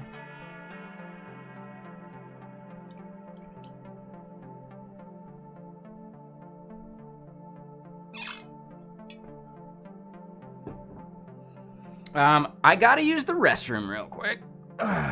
Give me a sec. I'll be right back. And yeah, we're gonna keep hacking out this templating. We'll probably maybe take a vote on which language we should do next. Usage-wise, probably PHP, huh? I think it's gonna be PHP. We'll have to look at usage statistics for PHP versions to see what we got to do for backwards compatibility. That'll be fun. But yeah, I'm going to use the restroom. I'll see you in a sec. BRB.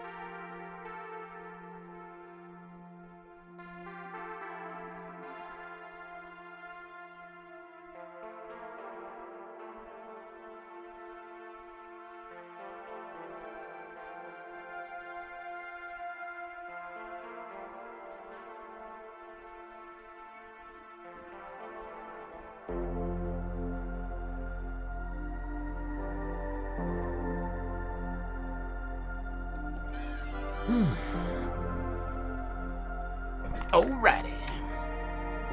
And yeah, productivity for programmers. What are you up to? How you doing?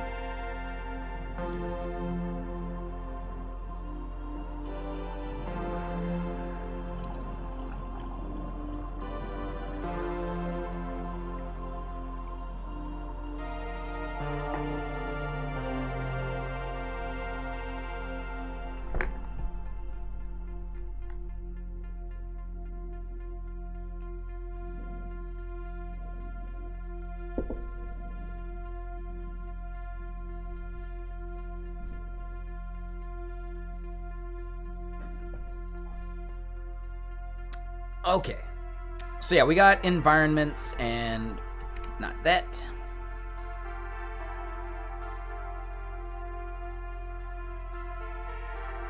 Oh, sorry, one second.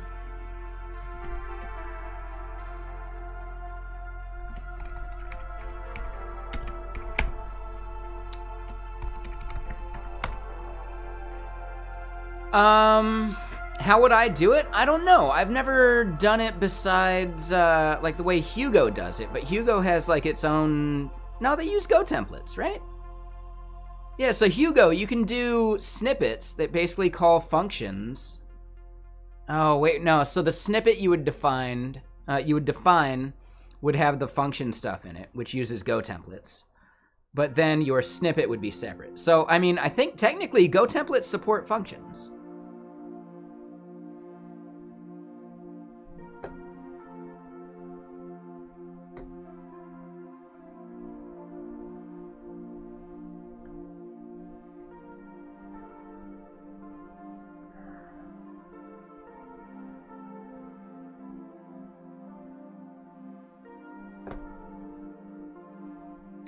Yeah, so looking at what you got, that looks exactly like how you would do it for Hugo shortcodes and stuff like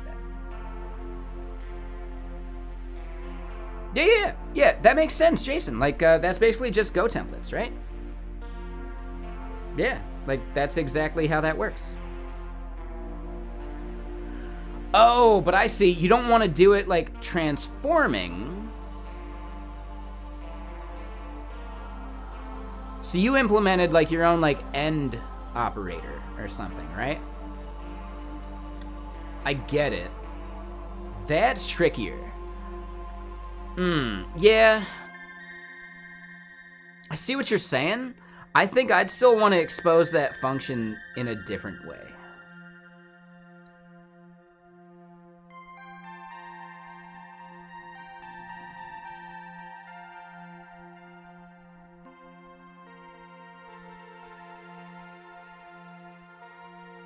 And the reverse is part of the list format stuff, right? But that's something you had to create.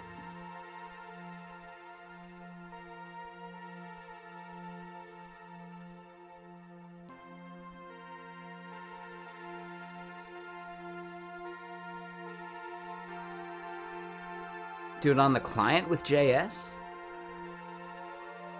Yeah.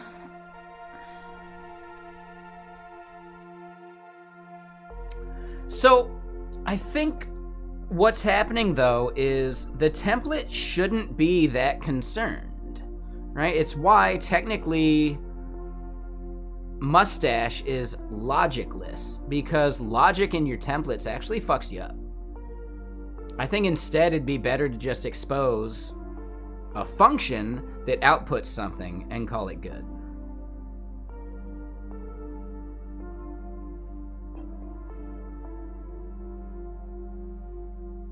Yeah, so I don't know. I think I'd rather do like a custom like formatting thing, right? Like, why does it need to be reversed in the template versus just before you send the data to the template to be executed? That doesn't make any sense to me. Why not just execute it before the template?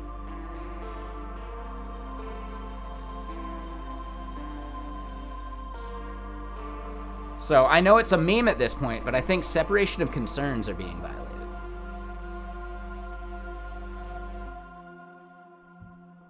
What prevents you from just simply having your regular and then reversed version?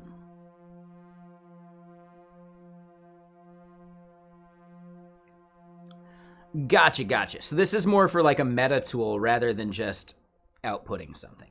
Yeah, I don't know. I think that's tougher. I'm not sure. I'd probably opt for a different formatting. I would definitely opt for a different template syntax at that point. Something like handlebars would, make way more sense.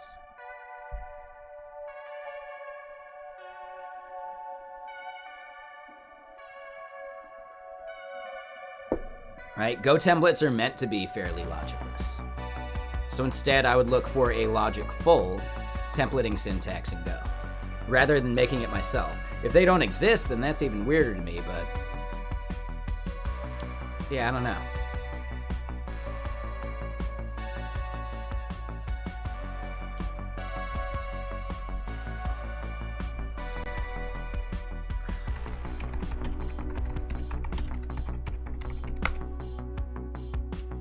Oh, I'm not a pro with Go, though. Yeah. No. I'm like a jack of all trades, master of none. Technically, I have some things that I consider myself somewhat masterful with, but no, I'm jack of all trades. Now, that broad knowledge really helps me out in a lot of cases. But as far as like idiomatic Go and all that stuff goes, no, I'm like relying on other people to tell me what they would prefer from like what I'm generating.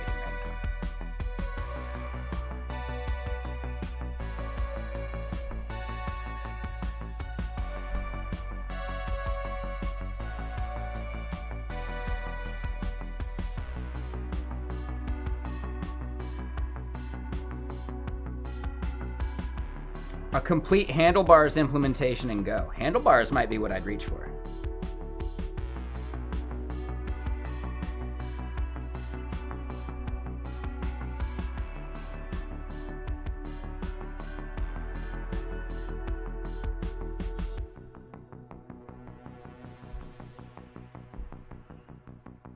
And yeah, I think here's another big thing. I am typically not the kind of person that wants to reinvent the wheel, unless I absolutely need to.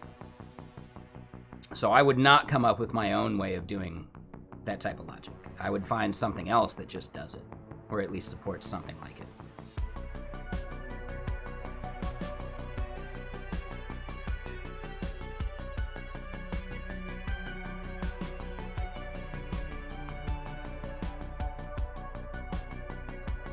Again, I don't know if any of these actually do what you're looking for, but I would evaluate all these first before I even tried to write it myself.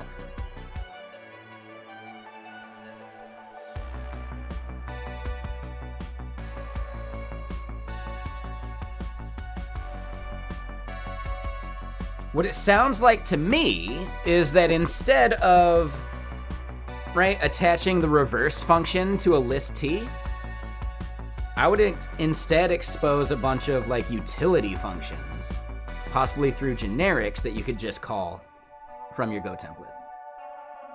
So instead, your framework would involve creating all the utility functions that make it worthwhile and having a way for people to create their own.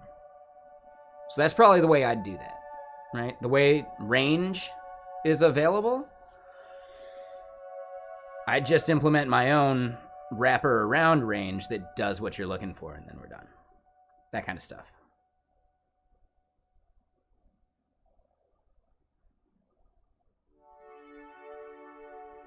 But again, I don't know. I'm not the expert. I'm just a dude trying to make a thing.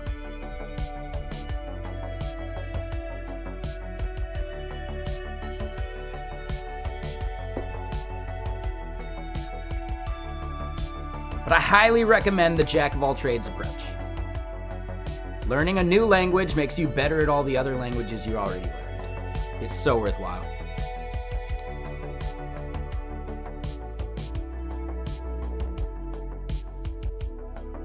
Ooh, and productivity, I just read that. So you're working on an HTTP server that will block an HTTP request while your code is compiling. So that's almost like a server-side rendering kind of thing, right?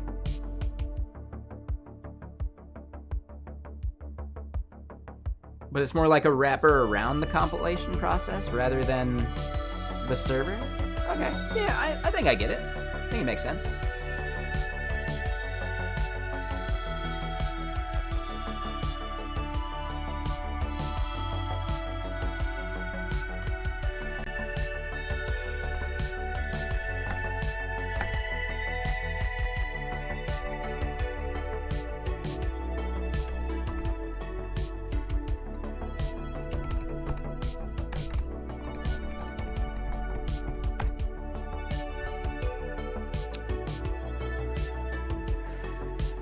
Okay, so we generate our struct name environment, struct name features. We loop through the features and generate those functions for it.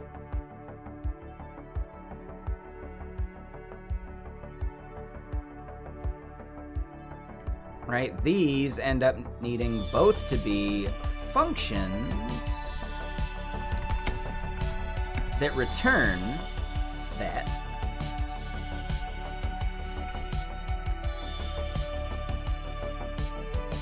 All right, and then this part, ooh, buddy, yeah, this part gets trickier.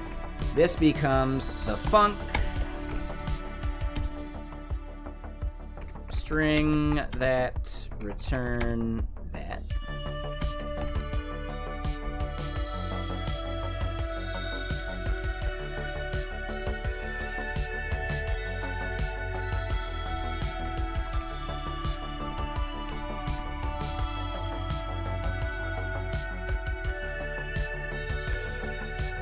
Can't do that. It needs to be var.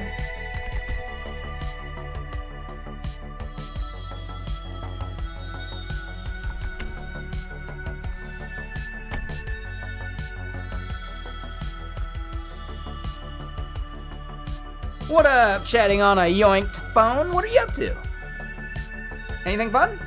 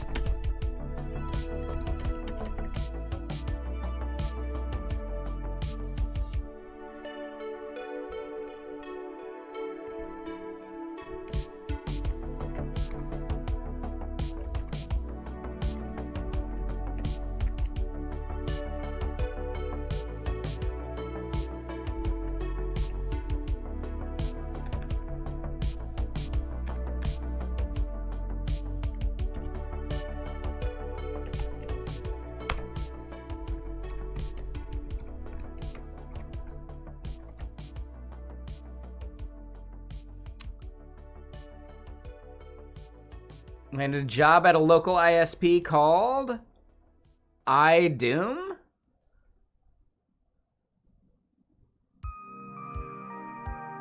Okay, so there's gotta be some hidden like URL or like IP address on that ISP's network that you can go to play Doom, right? Obviously.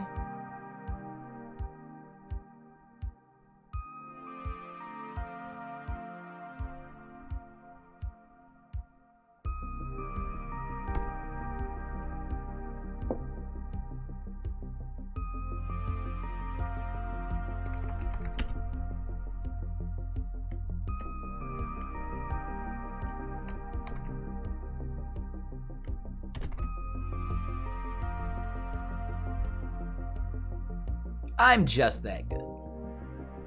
Nah, it makes sense to me.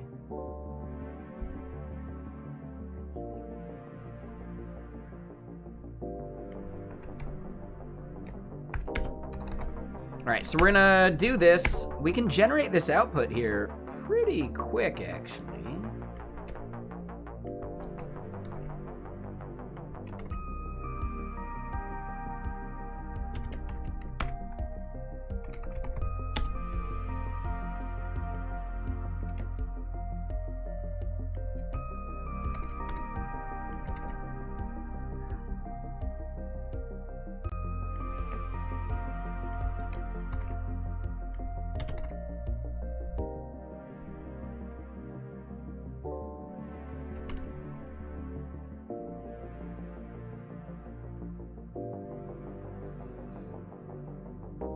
Yeah, thank you. I appreciate that.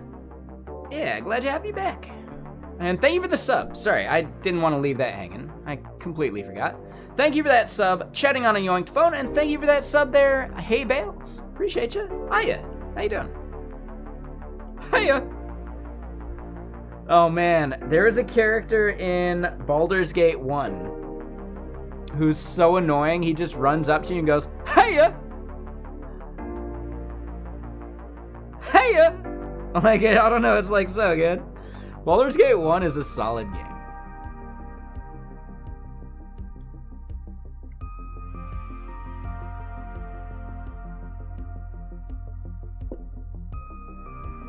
Hiya!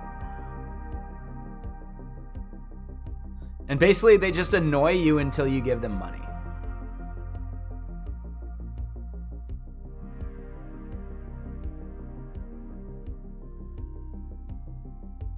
Alright, so funk that. We return that.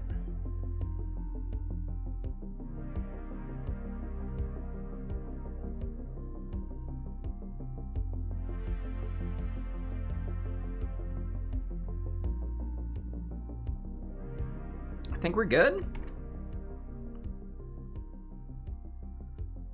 We're probably gonna see some place of me really messing this up. But that looks okay to me, actually.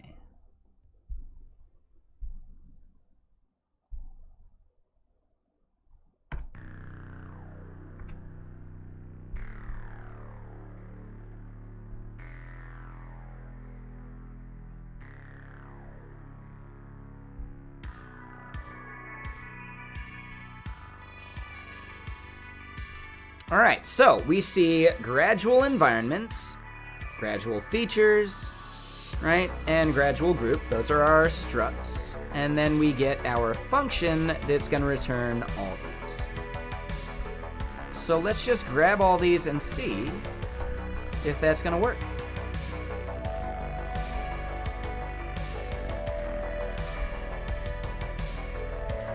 Oh.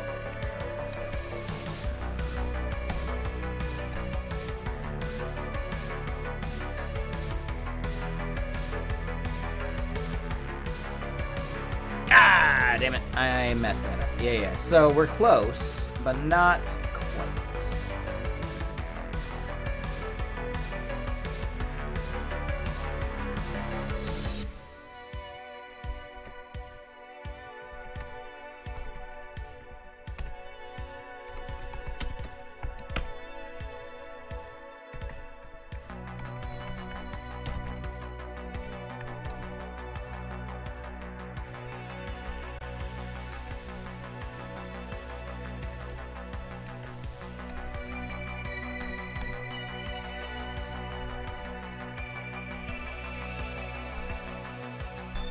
And hey, 7 Deadly Seas. Man, hype train. We haven't had a hype train for a bit.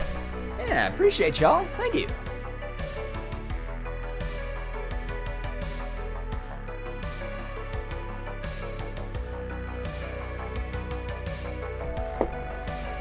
Whoa, Wolfgang.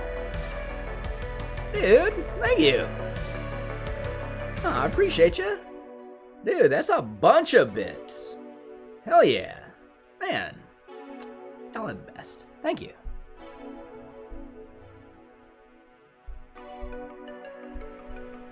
Hell yeah. Yeah, that's awesome.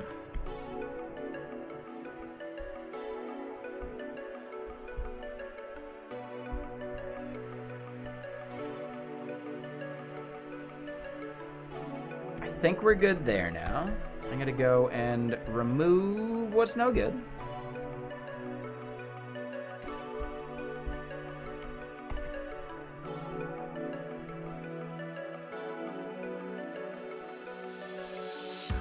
I'm missing struct.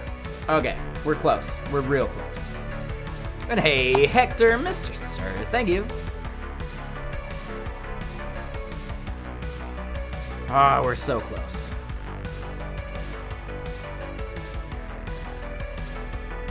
Yeah, we just forgot the word struct right here. And DevDad too, man. Yeah, thank you all so much. When it rains, it pours, in a good way. I'm only happy when it rains. Boom, nailed it. Oh, that's a good reference. And I'm not even kidding, it's raining here in Washington. It's so much nicer, the temperature's manageable. I can wear a hoodie, finally. Like, oh my God. Whew. Whew, so good. Getting a little facial flushed from the whiskey, that'll happen. Probably low on some vitamin.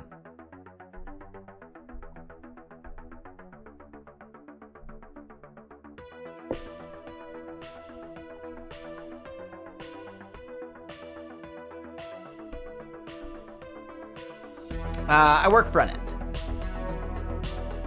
which is why I am definitely not the expert for Golang stuff. But I have done, I've actually had code merged that I modified our Golang repo for at work. No big deal.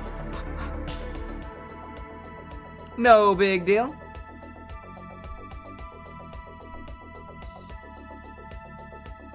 But yeah, for the most part, yeah, I'm a front end dev. Just as far as like my professional experience goes.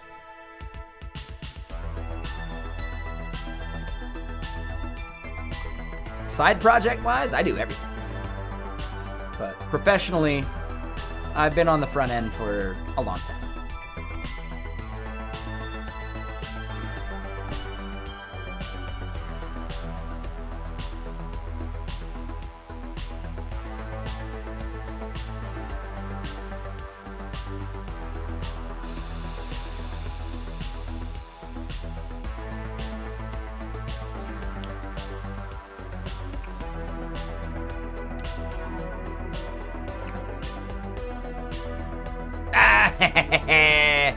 Copy and paste got me. That little guy? I wouldn't worry about that little guy. No, I should worry about that little guy, because that should be features, and that should be features. Will it blend?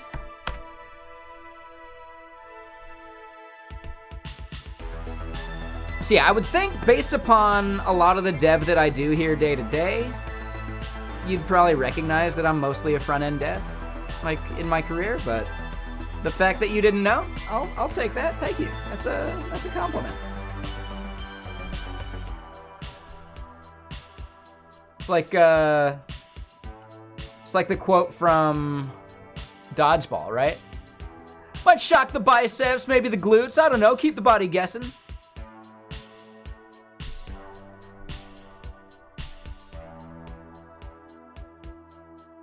Forget the actual quote. Never judge a dev by the work they do on stream? Okay, I'll take it. I think you kind of can. If you're here long enough, You'll know real quick what I'm best at, what I'm most productive at doing.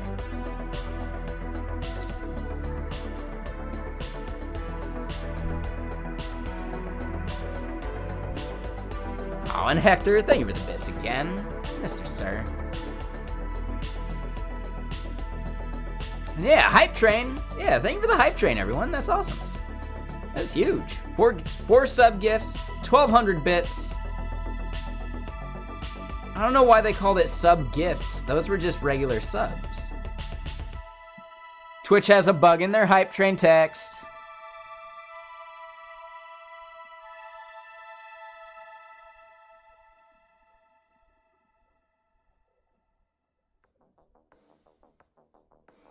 Ooh, 7 Deadly Seas. I love deadlines. I like the sound, the whooshing sound they make as they go by.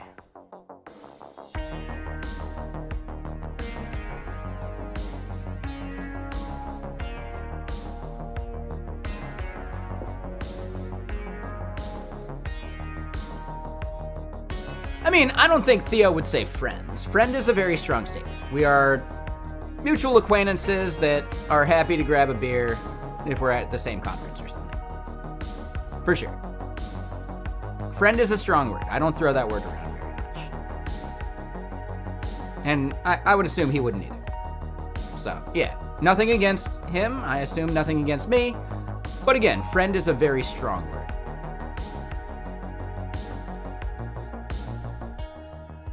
There is a mutual respect, I think. And that's important to me. And I think that's cool. For the most part, though, Jason, the majority of my career has actually been like Angular stuff, as far as what I get paid for. So that's where it's like, yeah, maybe don't judge what I do on stream based upon what I've done. No, I get it. I just like to be specific. Exactly. Yeah. I look at friend as a very specific thing. Yeah, I've done React Native, for sure.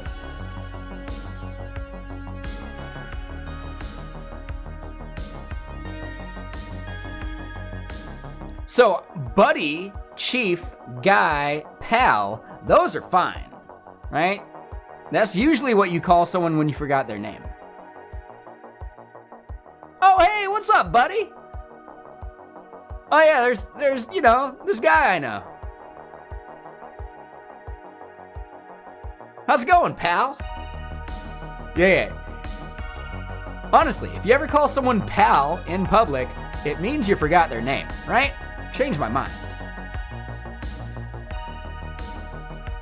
Nah, so take it easy, Jason. We're not looking for any of those, like, throwing anything under the bus type statements. So, just chill. Just recognize that Angular's just some syntax. It uses TypeScript to its fullest. That means decorators and all that kind of junk. It's not that hard. In a robust React app, you'll still be doing dependency injection, etc., but it'll be ad hoc dependency injection and it'll be different from every company you go to. Whereas, in the Angular world, having dependency injection baked in means that you have the exact same dependency injection, so it's easy to understand. Again, that's not saying that one is better or worse than the other, but there are very distinct technical differences between them that we can shout at.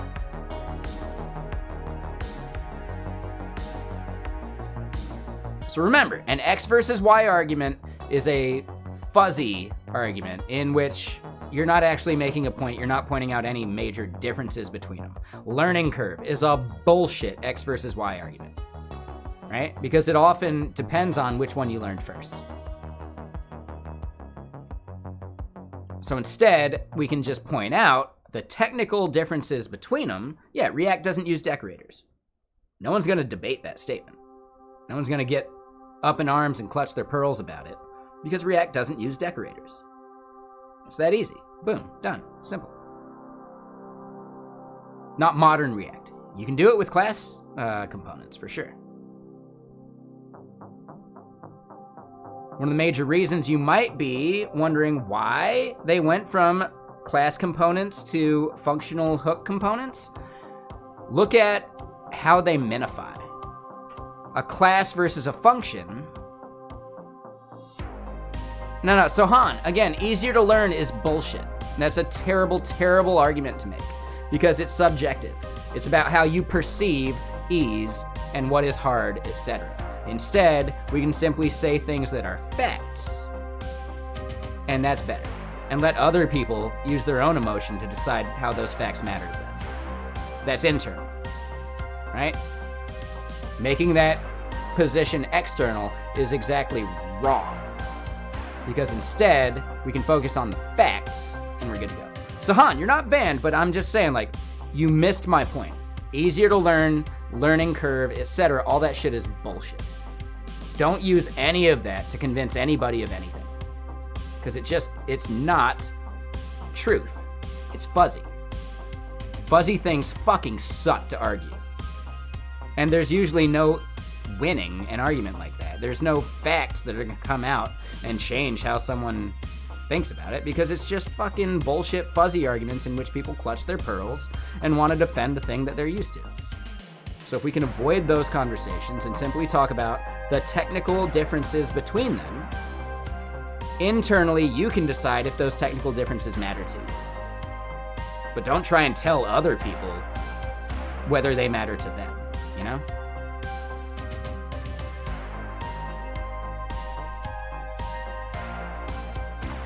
Right, like any of that, Seven Deadly Seas, is just bullshit. It's just someone picking the thing that they know because they know it versus wanting to learn something new, right? Learning curve is always learning curve regardless. You're going to learn one and then learning the next one, you know, within a framework, like context.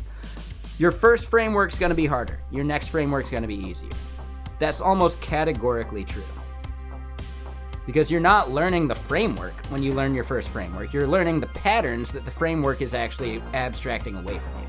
Those same patterns exist with every front-end framework. They just have different syntax and ways that they do it. So once you understand front-end patterns, the syntax that a framework uses to dictate them is bullshit. That's fine, Jason. I'm just going to point out, learning curve is a bullshit argument. Never use it to convince anybody of anything.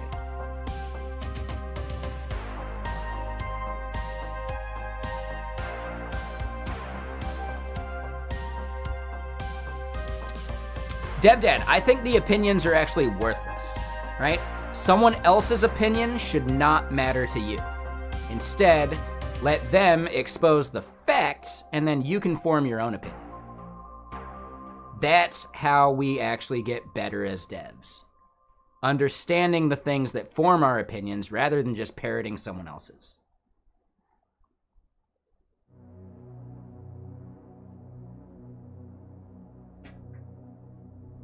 And the moment you try and push your opinion on someone else, you're fucking up majorly, right? You're doing harm at that point.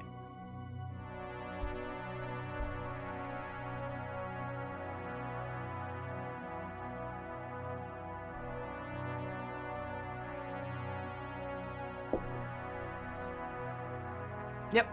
And that's pretty much the core thesis of this stream. Right? Learn every framework, learn every language. Learning all of them makes you better at the one that you choose to use. Because the patterns are applicable. Right? A rising tide lifts all boats. One framework doing something really cool, other frameworks can just do it their own way. It's easy. It's actually really easy. So picking a team is wrong. And we got in an argument here the other day. Someone even blasted me on Twitter for it. Because they flippantly threw VB.net under the bus for no reason. No fucking reason. They just wanted to make some shitty joke. And I called them out for how shitty the joke is. And then when I said that developers is already a small team, why would you create an even smaller team within that team for whatever tech? You know? It's bullshit, man. Jason, I think you missed the point. Using interpolation and the just-in-time compiler, you can make Tailwind do basically everything you need it to do. So, Jason, your inability to learn Tailwind is not Tailwind's fault. Your inability to understand how to do the things you want to do with it is not Tailwind's fault. You just didn't even put in the effort. Right? And that's where, Jason, you've kind of fucked up a few times, man. Stop making these subjective statements. Your opinion is fucking meaningless. Just like my opinion is fucking meaningless. Talk about the technical constraints, form your own opinion, and never tell that shit to anybody. No, Jason, you have definitely made some subjective statements. Would you like me to repeat them? Angular looked hard.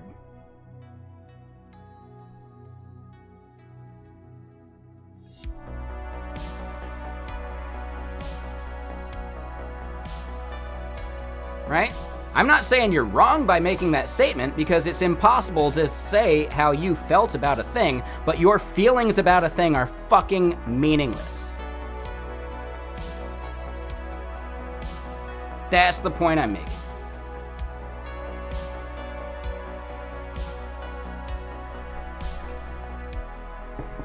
Separate your opinion from the tools you're using, and you will have a far easier time rationalizing these things and picking the right tool for the job.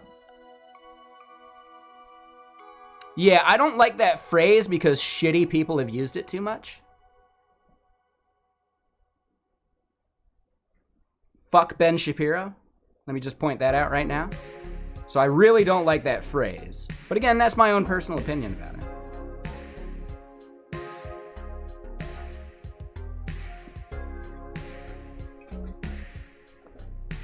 Yeah, I get it, but that phrase you just used, Sidopoulos, is basically a dog whistle at this point.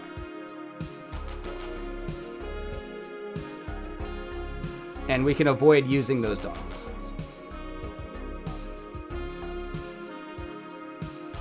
I can avoid using those dog whistles. I did Dr. Cuddly. But it's not tech.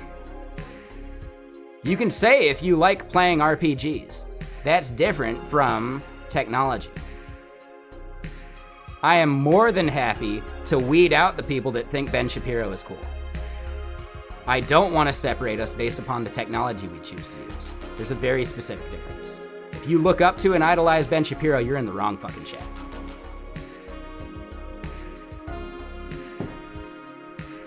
And that is on me to help shape the audience I want to talk to.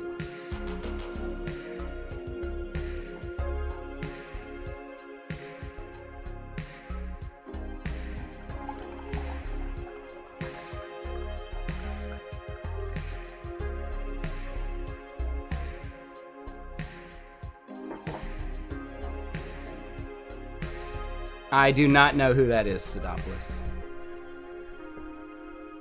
But yeah, so Dr. Cuddly, how much do you think I want people to try and pull that type of, like, gotcha commentary in my chat? Hmm?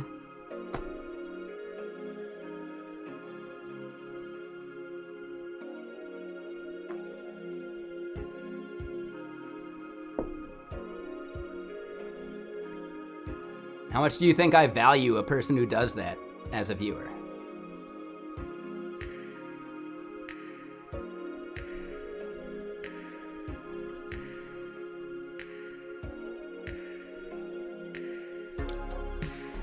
I'll give you a hint. The number starts and ends with 0.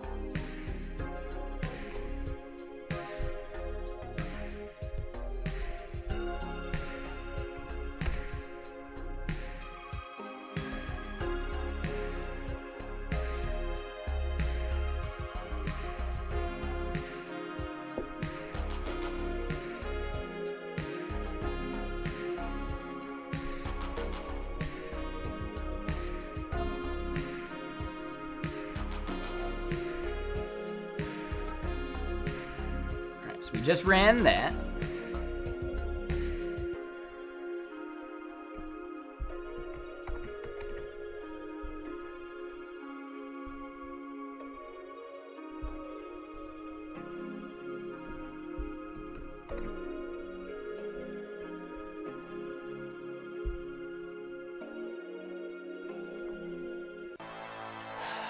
fucking did it. No, I'm using TypeScript. Sorry, VS Code. All right, so we finally generated some structs that we are okay with, or that actually compile. They promote immutability. For the consuming user, they would simply just call it like that. How do we feel about it? I think we're good. Sounds cool, Sidopoulos. Yeah, I'll have to check it out. If you want to send me a PM on Discord, I'll check it out, for sure.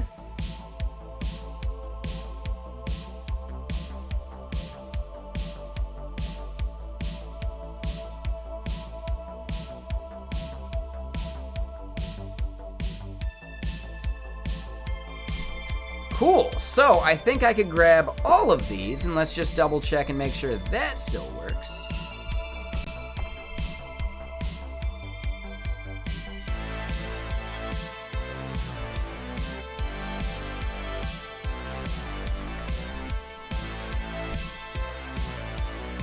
No errors?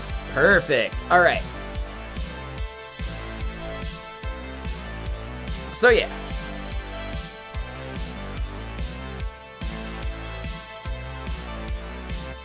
How do we feel about this? If you saw a file like this that was auto-generated, right? And really you didn't need to see the file, you just needed to consume it. We good?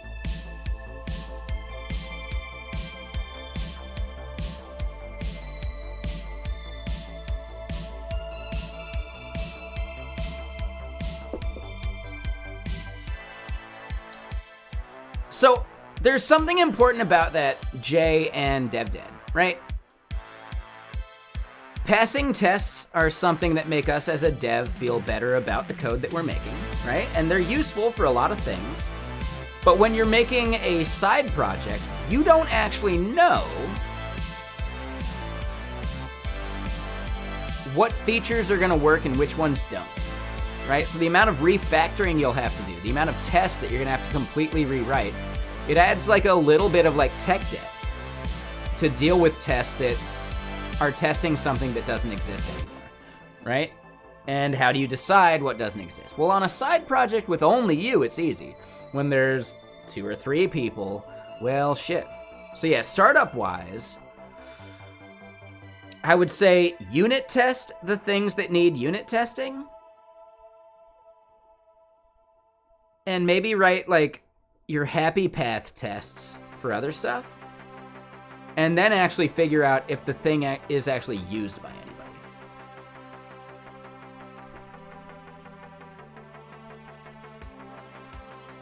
Looks like we got one thing where I'm not giving like a space after a couple things. That's easy enough. So cool, we got our templating done. I personally see no value in TDD for entire applications, right? When you identify a unit that you expect to work in a certain way, yeah. Right? TDD that if you want. Now, I don't do TDD, so you'll never see me do that. But I will absolutely unit test a thing that I need to be 100% accurate, especially in something like Walter, right? Another project I have, in which I have a function that has to go through and rationalize how much money someone owes me for a time frame, based upon intervals of them changing settings, etc. Right? So when that happens, I need to be able to run that and make sure that the numbers are dead on balls accurate. Right? When dealing with money, the functions you have to deal with money should probably be unit tested. Your UI? Especially if it's a side project. Yeah, for sure. So when you find a unit that needs unit testing in a side project, you'll know. You'll know. Typically, they involve money and date time. Those two things most likely need some unit testing. So create pure functions that you can actually test. And then bam, you're done.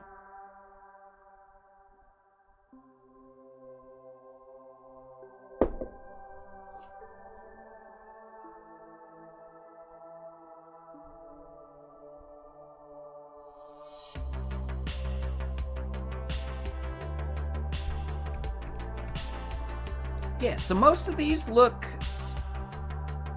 good. Yeah, I just missed the one space. I think so.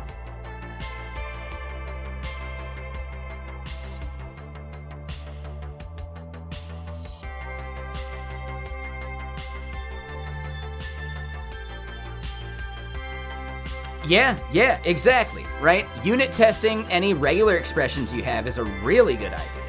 Right? Because you can feed it the strings that you expect it to work with, and the moment you see an edge case, you can just add that as a new test case. Boom. Easy. So fucking simple. So yeah, I think, there's certain things that almost always need some kind of unit testing. Right? Anything that wraps a regular expression, anything that wraps date time stuff, anything that wraps,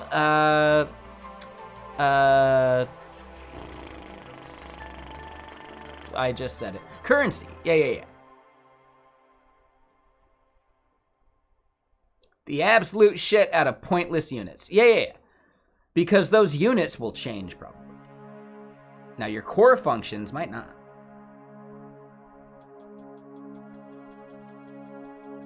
Yeah, exactly, Darren, because the problem with regular expressions is like one change could fix one thing and then break everything else. You know? Or at least, like, it breaks some other edge case. So having all those edge cases properly, like, let's make sure we don't regress in some way. Bam, bam, boom. Like, yeah, for sure. We basically ended up doing that with Stream Parrot at one point before I lost that source code.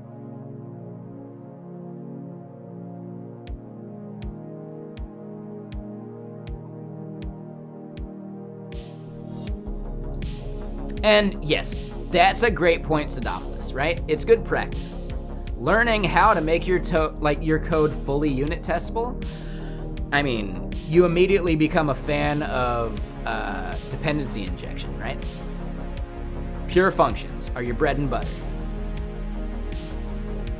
So at that point, at least understanding certain things that, I don't need to unit test it yet, but writing it as a pure function is going to allow me to unit test it later. Ooh, there you go. Right? So you can keep the velocity of developing the features, etc. Especially for side projects.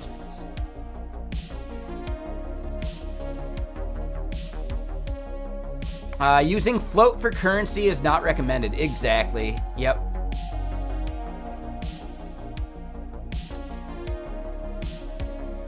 It's possible to do it right. Right? There are plenty of things developed with TypeScript and JavaScript that deal with money. And I don't know if you know this, every number in JavaScript, it's a floating point.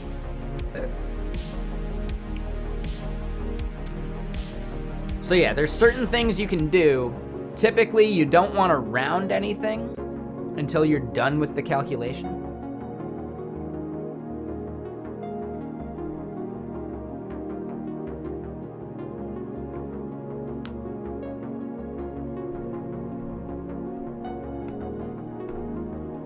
And remember, there's always the option of like bankers rounding as well.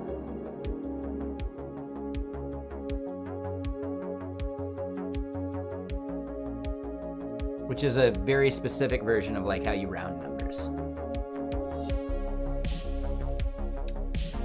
But yeah, I think, man, we can commit what we just did.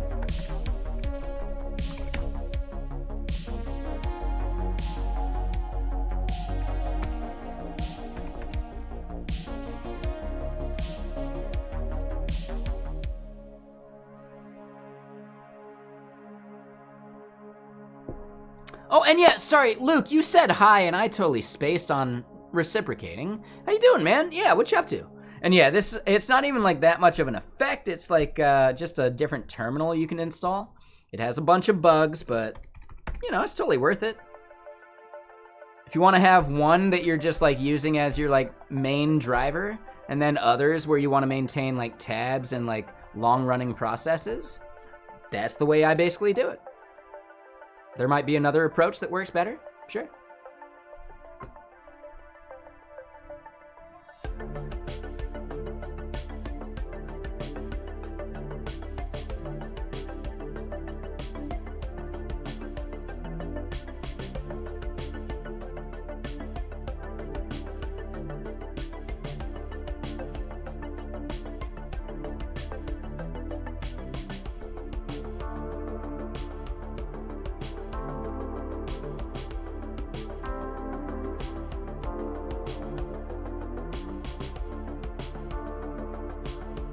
Yeah, no worries, DevDad. Yeah, have a good one. See you again soon. And yeah, you got a good stream, man. I think it's worth shouting out. You tend to do late night streams, which are, you know, fine. I like the fact that there's someone that does them.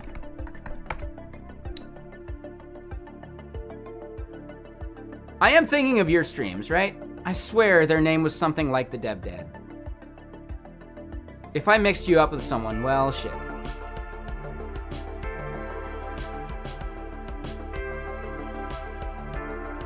But I've been in your stream, right? I want to make sure of that. Let me double check. I follow you. I do follow you. Yeah, I've been in your stream. Hey, what's up, Skiz? How you doing?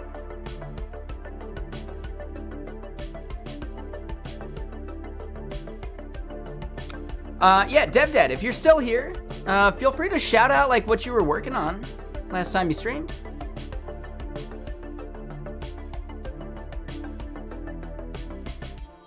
Honestly, Stopless, no judgment. Yeah, that's good, man. You're probably way better at like raw algorithmic programming than I am. Like, I'm gonna say that right now. You're probably way better than me. Hell yeah, man. Good work. And again, someone who wants to be a dick about it could be like, well, isn't that an X versus Y?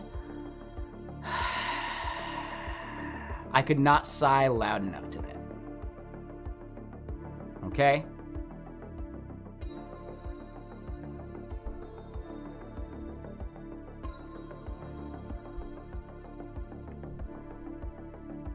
Dr. Cuddly, still out there.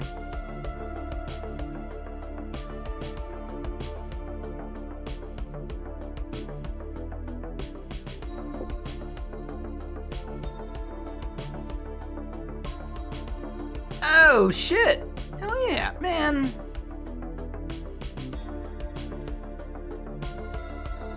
No, I'm not looking for that type of commentary, right?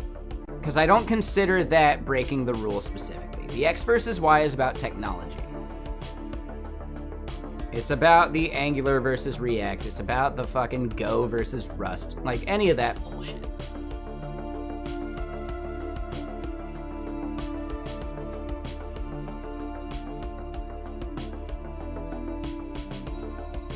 To think it categorically applies to every single fucking thing.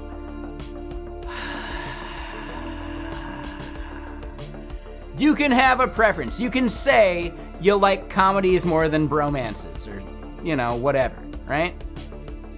Come on, Urutau, you're missing it. Take it easy. Right? You can have opinions. Don't push them. But about, like, what types of novels you like or your favorite author, sure, man. Right? You can have that opinion, we can chat about it, and it's totally cool. I'm not a big fan of horror films. I really like a good comedy. I don't think there's any horror fan out there that's assuming that, oh shit, are horror movies actually bad? I don't think there's any movie fan out there that's like, oh god, are horror movies not something I should watch? But the moment you talk shit about PHP, there are PHP devs out there that are gonna feel bad about what they work with every day. Which is wrong. That's like the exact wrong mindset. So that's what I'm getting at. When it comes to something like your favorite type of film, I don't think anybody's gonna actually get offended if you don't like it. They're not gonna be like, oh my god, am I watching the wrong films?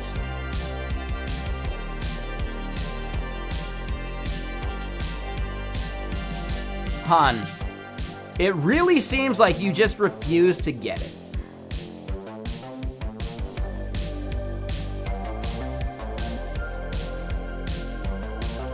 Are you Deriv's, like, second account or something?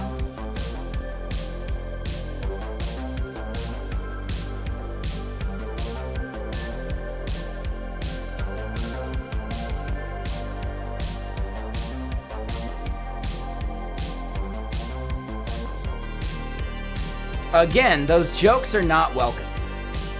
Those flippant, whatever jokes about some language do harm. It's like you didn't even listen to what I was saying. I'm not deriding people for liking horror films. I'm not making someone feel shitty for liking horror films. I just simply don't watch them. Imagine being a horror film fan. Right? That would be the worst fucking way to phrase that, dude. Yeah, if you like horror films, fucking like horror films. That's awesome, man. I really like what horror films have done for the world. I just don't like watching them. That's a totally different thing, man. So Han, you totally missed the point. Your comment, is it gonna make a Java dev feel bad about being a Java dev? Well, then we got a fucking problem, dude.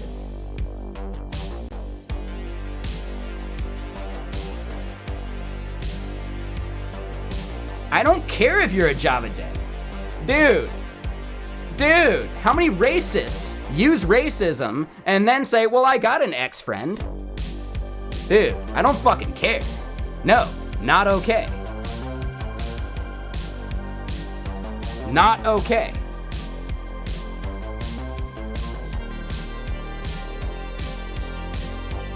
Self-deprecating. If it's gonna make someone else feel bad about it, don't fucking say it, dude.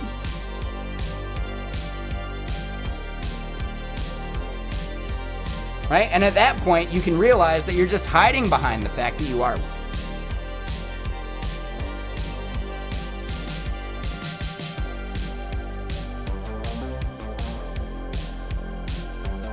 Being a part of a group does not give you 100% right to make fun of that group.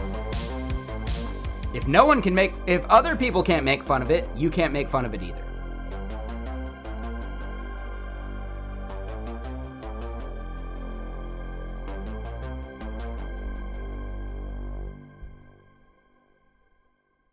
That type of weird, exclusive bullshit is not okay.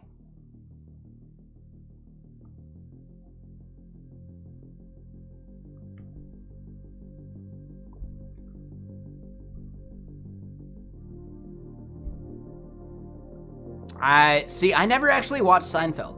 I'd like to go rewatch it at some point, if it ever makes it to Tubi.tv. Yeah, we'll do a fucking marathon. Why not? Instead, we'll just keep rewatching Red Dwarf.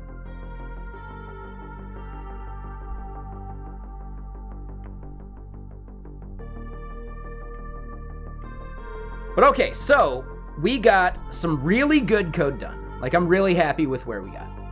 No, I've heard it's good. Yeah. I think, here's the problem though. Like, so many TV shows have, like, borrowed the way they do comedy and a lot of jokes from Seinfeld, to where if you've seen modern television in any way, when you go back and watch Seinfeld, it seems like it's, you know, just saying the same old jokes again, but Seinfeld did them first, right? So that's actually the issue, right? A lot of what Seinfeld did was actually pioneering, in a way,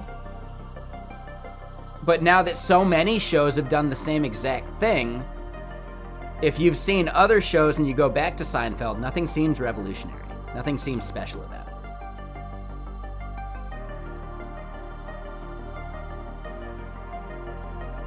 Now again, that's like just simply like a perception problem. I recognize that Seinfeld did a lot of really cool pioneering things. The jokes they made, the way they structured their show, is about a bunch of people basically doing nothing, right? Is there any goal to the show? No, it's just people living their life. But we can still recognize that a lot of the things they did became commonplace. And if you've seen the things that borrowed from Seinfeld, you're going to feel like Seinfeld is kind of played out.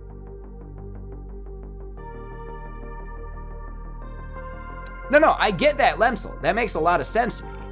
But if you've seen enough sitcoms, Seinfeld feels like just another sitcom. That's all. And I've seen episodes.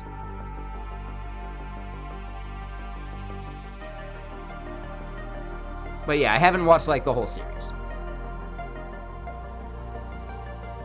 Meanwhile, I've seen every Always Sunny in Philadelphia episode, right? And a lot of what Always Sunny did borrows from the way that Seinfeld did things too. I would say Always Sunny couldn't exist in the way that it does without Seinfeld paving the way. Seinfeld paved the way for fucking Friends, you know? Bunch of people in New York not doing much.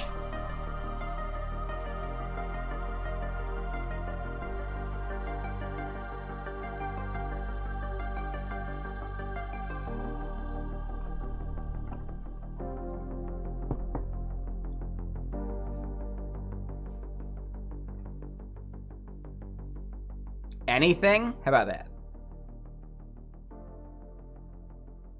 Yeah. Okay, fine. Nothing. Yeah, there's like the bits in Friends that are pretty good. Like, it's like 1 o'clock on a Thursday. Why aren't you people at your jobs? You know, like, yeah, for sure. Yeah. That part's pretty good to me. That part's really fun. Like, they're all hanging out at a coffee shop at 1 p.m.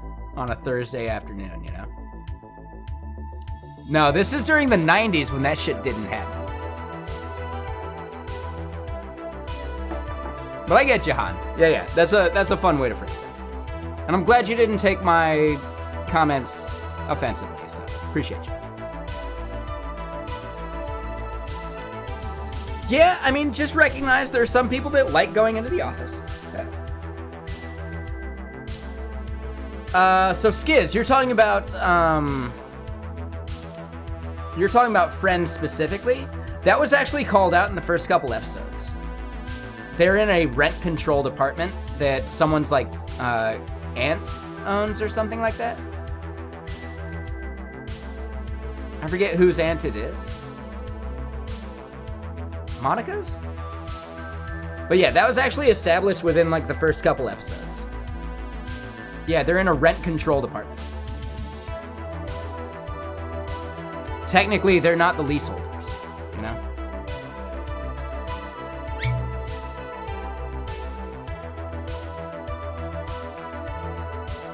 That's Chandler and Joey actually nailing it. And if you look, their apartment's way smaller. Right? Chandler and Joey's apartment is way smaller.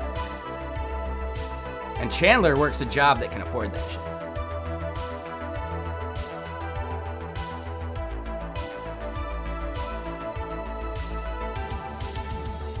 Ross works a job that can afford the apartment across the way.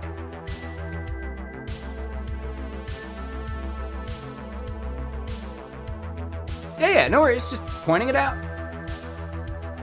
Yeah, for some reason, like, again, I don't have a photographic memory, it's like a Xerox memory. Like, I got fuzzy, like, visions, but yeah, like, look at the size of the apartments. It's, like, insane. Like, Joey and Chandler's apartment is the entire, like, common space of the other apartment, right? As far as, like, square footage. Meanwhile, like, the other apartment totally has, like, separate bedrooms extra.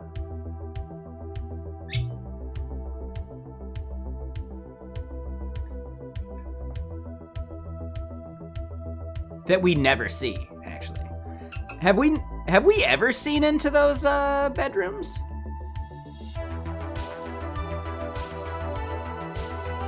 I don't think we have. It's always the common area. Oh, did they go into them? Okay. Yeah, I don't remember that part. But anyway, we got to think about what code we're going to do. Yeah. I like having a good conversation, you know?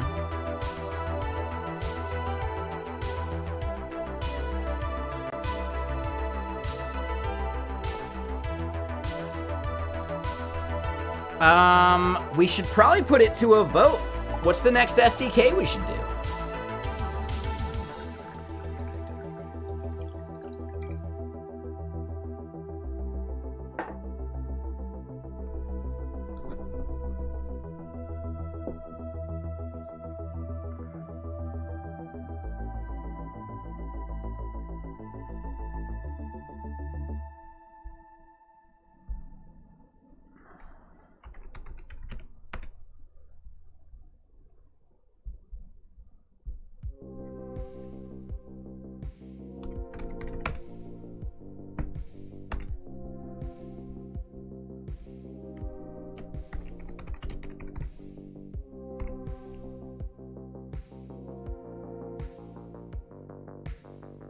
Exactly, Bob. Yes, it is tribalism. Yeah, and it's already such a small community.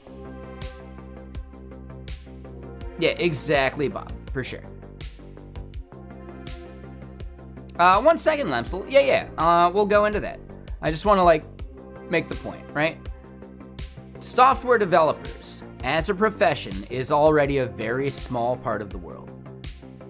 To try and form smaller teams within that small part of the world just doesn't feel right to me. Right? It's just no good.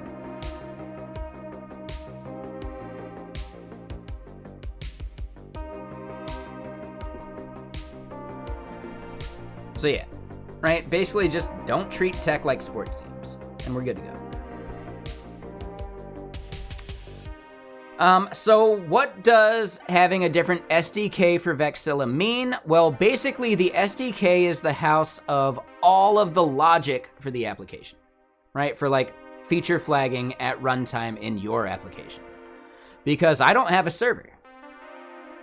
All we have is a remote JSON file, wherever you want to put it, and you fetch it from your runtime code, and at runtime you evaluate that JSON, into your app.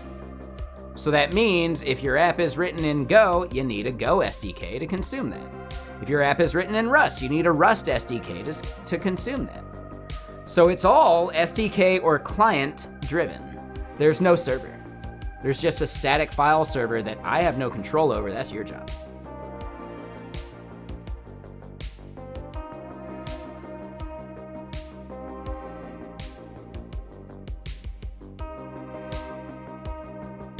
All right, so next SDK.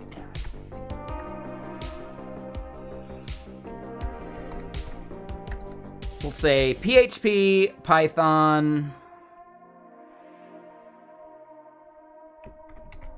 Ruby,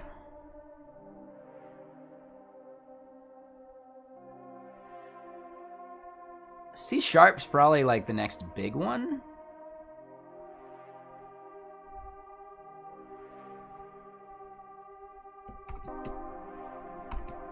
And we'll add Elixir.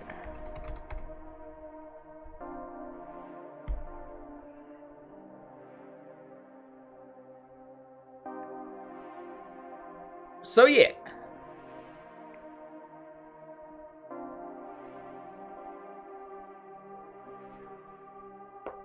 Oh, that was my shoulder popping. Oh, that's fun.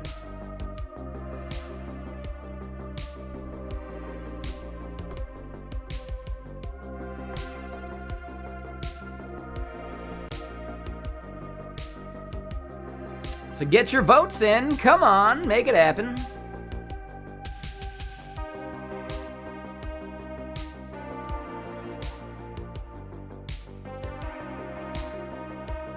We got 2 votes for C#.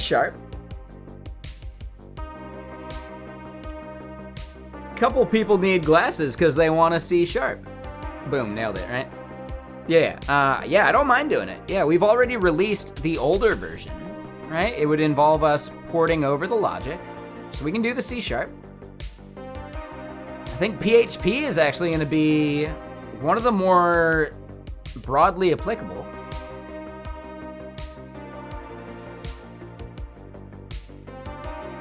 And what's up, Cianhorn, Mr. Sir? How you doing?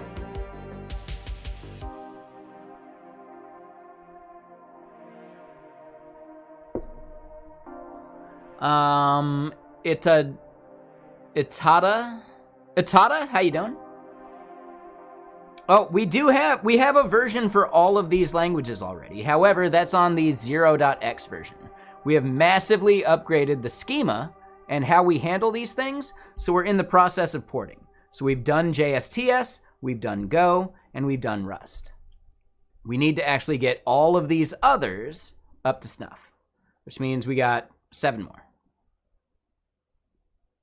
Yeah, we support scheduling, we support value types, we support selective types. There's a bunch of stuff that we didn't support in the original version. So yeah, everyone, get your votes in there. Come on, it's so quick. It's right there above your chat. Click that current poll thing and click whatever you're willing to vote for. If you want to be a jerk about it, you can use channel points to vote as many times as you want.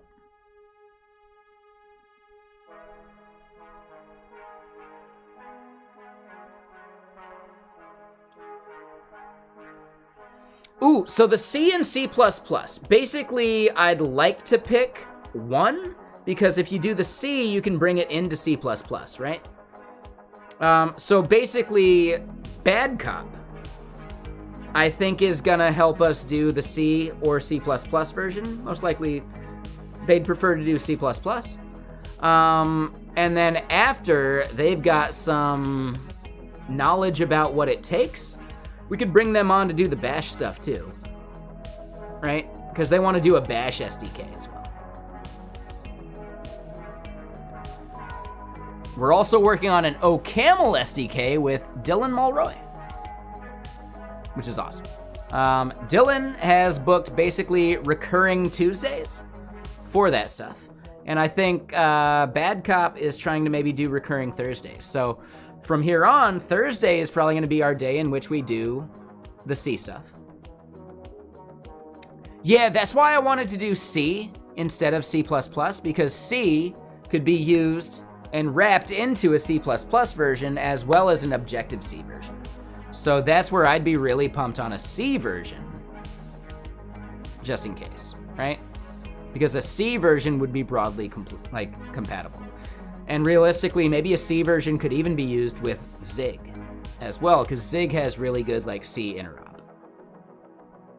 So I'm thinking C would be a really, really nice base layer that we could then just wrap for other languages that can consume it. So I'd really like it if Bad Cop's willing to help me implement the C version, because I don't trust myself to do that, at all. I've done Objective-C, and I've written some C code that I imported into Objective-C. It's also been over 10 years since I did so.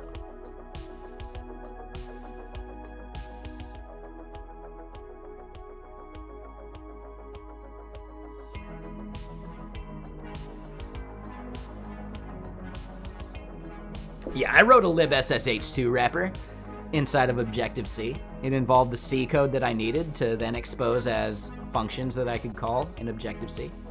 It was easy. It was super chill. Now, I did not check to see if I was leaking a bunch of memory, though.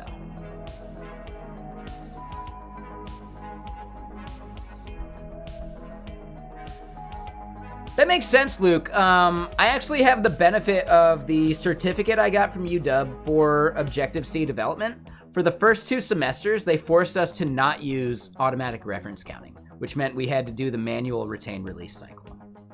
So that really helped me out. Especially because I didn't have a Mac. I was doing Objective-C dev on a Windows machine that was using VNC to get into a Mac machine, which meant I couldn't connect a phone, which meant every memory leak was something that I would submit my app. The TA would come back with here's the error, and I'd have to fucking big brain it to figure out where the error was actually coming from.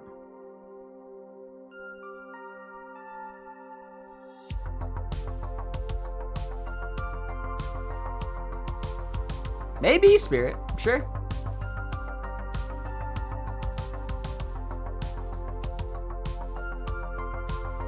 Oh, Luke, that might be fine, but this was an iOS development course. You're not going to do iOS development using the GNU Objective-C compiler.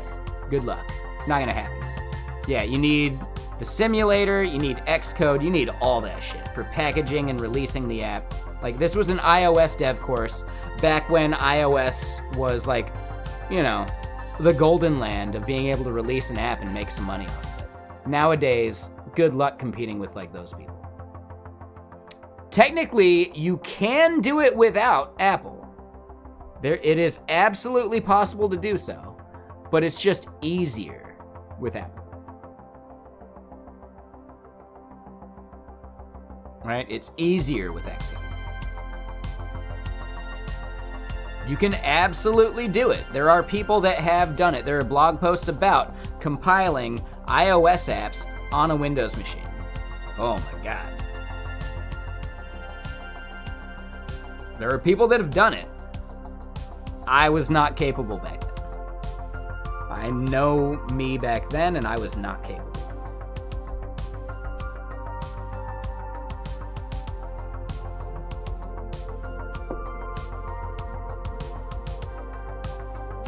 And hold on. Let me just double check the tweeter. Are there any comments or anything? Like, I feel like I had a banger of a tweet calling out bleeping computer, right?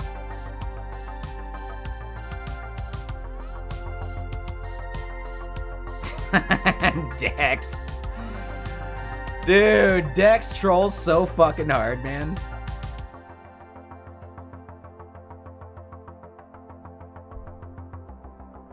Like, in a good way, but still, like, whoa.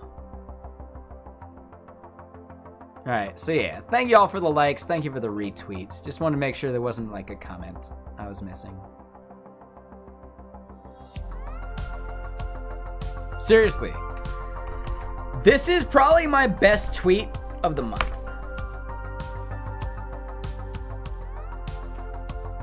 And I don't just mean October, or sorry, September. Okay, we're not in October yet. But I don't even mean just like, you know, this, like the month we're in. I mean like easily past 30 days, possibly past like 90 days.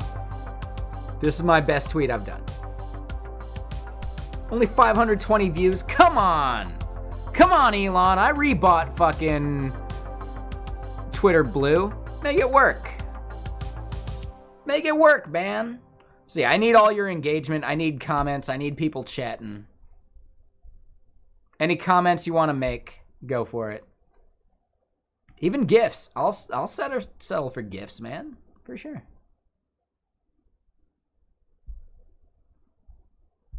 All right, so we had a tie between PHP and C#.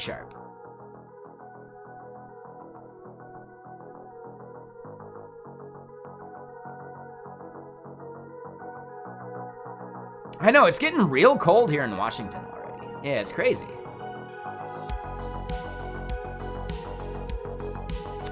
And yeah, Jason, I've done Dart. Yeah, I made it specifically for like Flutter devs. And yeah, I've done a somewhat significant application in Dart. It was a prototype that hit like a non-existent API that I just like mocked calls for, but it worked. It was pretty solid.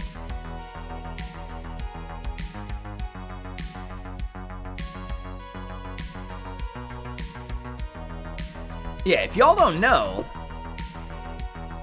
yeah, Lexon, that's called audio ducking, and it's actually part of the compressor that OBS ships with. So it's really easy to set up. I was gonna say something.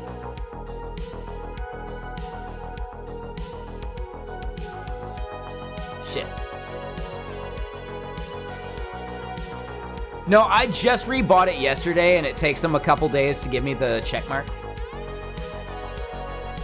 Yeah, something about... Oh, yeah. HTML Biscuits is absolutely inspired by the Dart plugin for VS Code, which totally adds these, like, little bits at the end of your, like, you know, brackets or whatever. So yeah, HTML biscuits was inspired by me using Flutter and being like, well, shit, I wish I had that for HTML. Be a whole lot cooler if I did.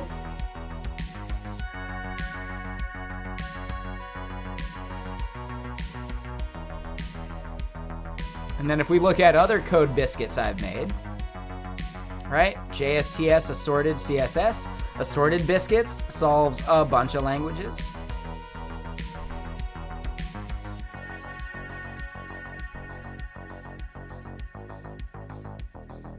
But yeah, that is entirely inspired by the Dart plugin that does a similar thing, because in Dart you end up having like a tree of like ending parentheses, so you're not sure where to put something sometimes.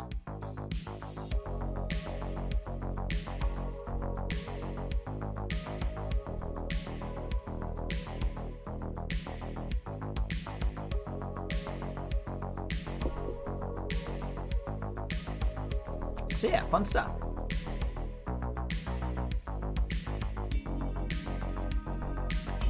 All right, so the voting was dead even between PHP and C#.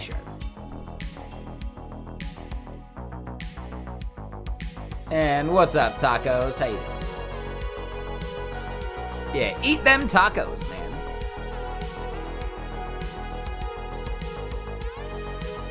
I've started making some really good, like, chicken, like, street-style tacos. They're actually so damn good.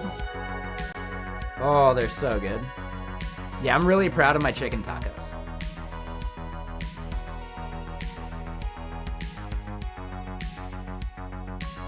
I don't hit the numbers. Yeah, I'm not popular enough. I know there's some people that totally make money, and, like, you can kind of spot when they do a tweet, just, like, make some of that money. Recipe for the tacos? Oh, it's actually really easy. Right, dice up the chicken into whatever size you want after it's thawed. Right, get your wok heating up, some oil in it, and then, right, get the chicken into the wok, and the seasoning is basically just cayenne pepper, paprika, garlic powder, and onion powder. And then from there, that seasons the meat itself. You can toss some black pepper on if you want, depending on how you like it. And a little bit of salt would go a long way, depending on how you like to eat your tacos. Then from there, make sure that you have some like pre-diced, fresh onion, and just sprinkle that on top. The cilantro is optional, depending on if you have that gene that makes cilantro taste like soap. But really, it's about seasoning the chicken just right and just cooking that up. And it's actually super quick. You don't even need to let it, like, marinate that long. It's still, like, a really flavorful taco.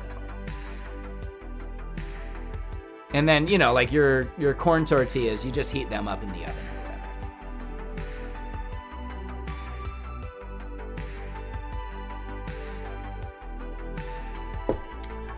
How about this, Lemsel? If you want to see me make it at some point, I cook it pretty much weekly on gaming stream when I do my cooking stuff. Tonight I'll just be making a sandwich because I'm lazy. Tonight's sandwich night. Tomorrow could be taco night. So yeah, gaming channel. Yeah, sandwich night I probably won't do like the cooking camera. But yeah, like the other night I did some chow mein, like a good pork chow mein. I make all sorts of stuff. A lot of it involves the wok.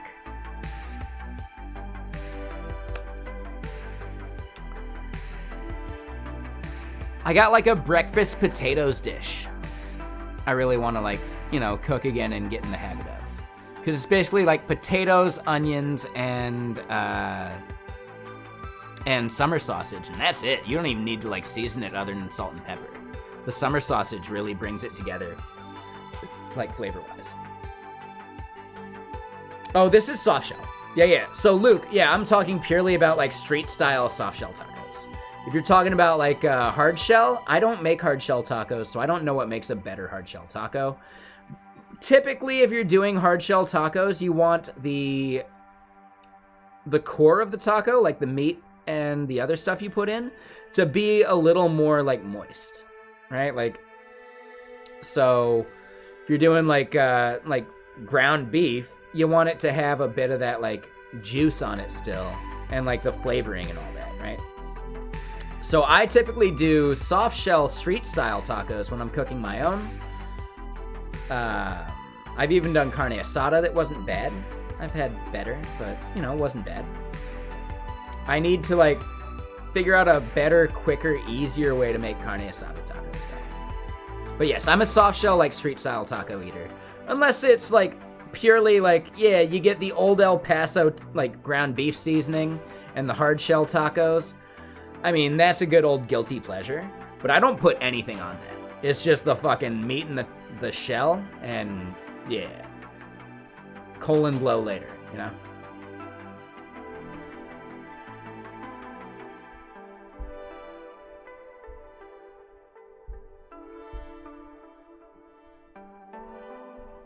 That's me as a child not liking veggies and just load me up with the meat and let me eat the fucking crunchy taco. I don't actually, like, I'll never eat at a restaurant for crunchy tacos. Like, no thank you.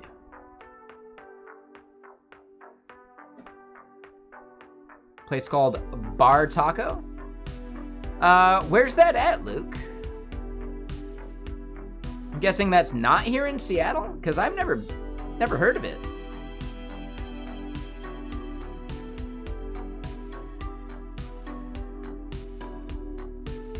Typically, when you're talking like street-style tacos here in Seattle, a lot of people like Tacos Chukis.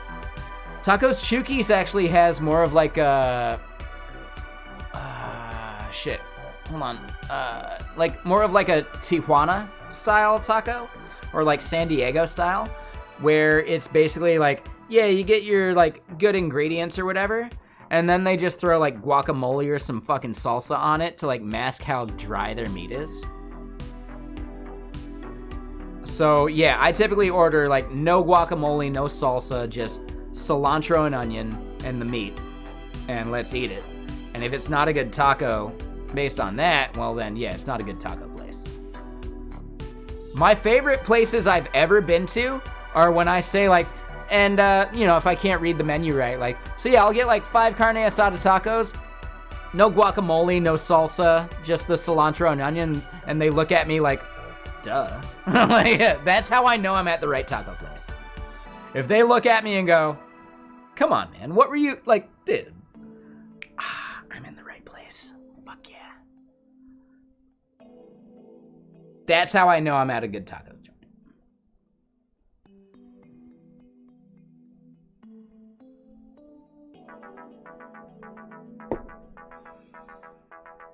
This is gonna sound somewhat wrong, and I understand that it's wrong, but it's still a good heuristic that will lead you towards good Mexican food.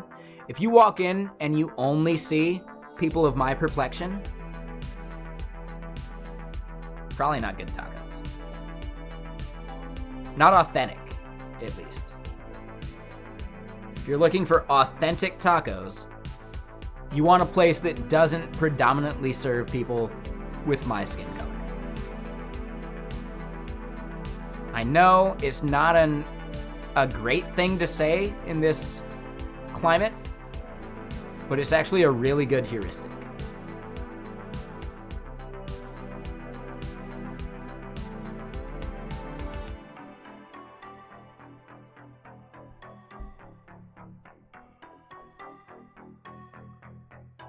Worst taco places I've ever been to are basically restaurants that we go into and you just see people that kind of look like me.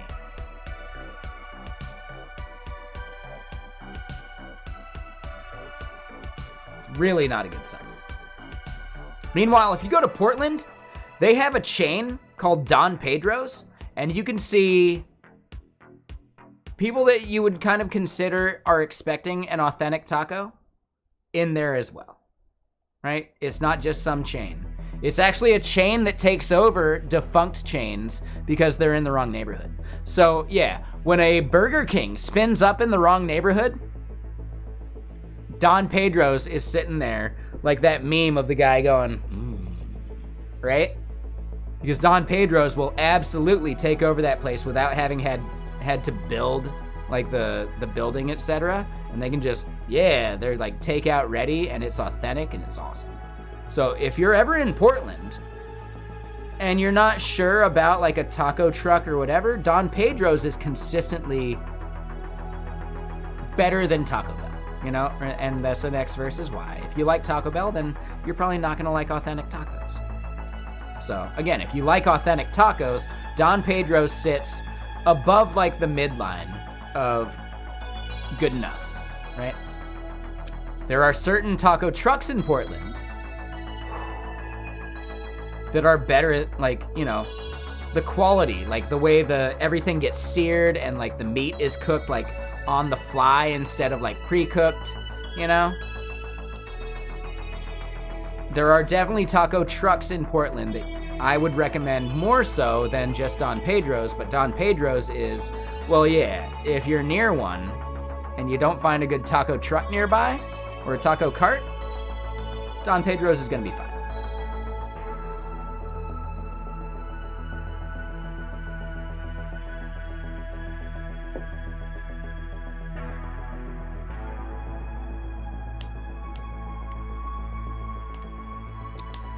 Yeah, don't get me wrong. I can eat some hard shell tacos, right, after I remove the fucking, like, no tomatoes, basically, right? I can eat a hard shell, no tomato taco from Taco Bell.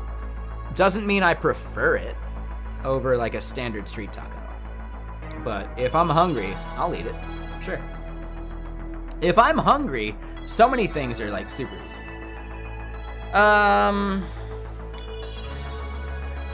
I like the cheese on a taco to be minimal. And sour cream's an absolute no. From my perspective on like a taco I want to eat. If you like it another way, enjoy it, man. Fuck yeah. Don't let me tell you what tacos you should like or not. That'd be the wrong way to interpret the way I'm like saying what I like and don't. So I know it's like borderline X versus Y stuff. But it's not me saying, like, telling you what is better. It's more giving you a heuristic to evaluate if you're going to like it better or not. So I'm guarding my statements fairly well, I think. If you think this is a X versus Y in the same way of, like, the X versus Y questions we get day to day, you're just missing the point, I think. Because I'm guarding my statements rather than just saying one is better. If you like a street-style taco, there are certain places that you'll probably enjoy more. I don't know for sure. But again, like authenticity, depending on what you're looking for. And remember that an authentic street-style taco is very different from an authentic Tijuana-style street-style taco. Because Tijuana, they actually really like the wet taco, which involves just a bunch of sauce on top. So if you're in San Diego, most of the taco joints in San Diego actually prefer like the Tijuana style. And I'm not a fan of the Tijuana style taco. I'm just not. Sorry. If you like them, fucking eat them, right? Don't let me change your mind. But in my opinion, from the places I've eaten at in San Diego, it's normally a mask for the fact that like carne asada has been sitting under the heat lamp for fucking 6 hours. Just drying out. So they use the fucking sauce they're gonna throw on it, the guacamole, the salsa, whatever, to mask how dry their fucking meat is.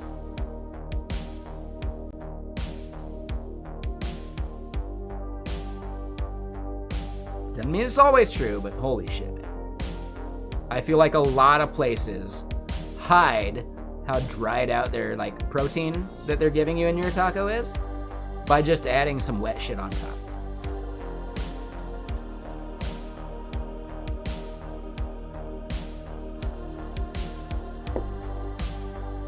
Meanwhile, I go the opposite direction.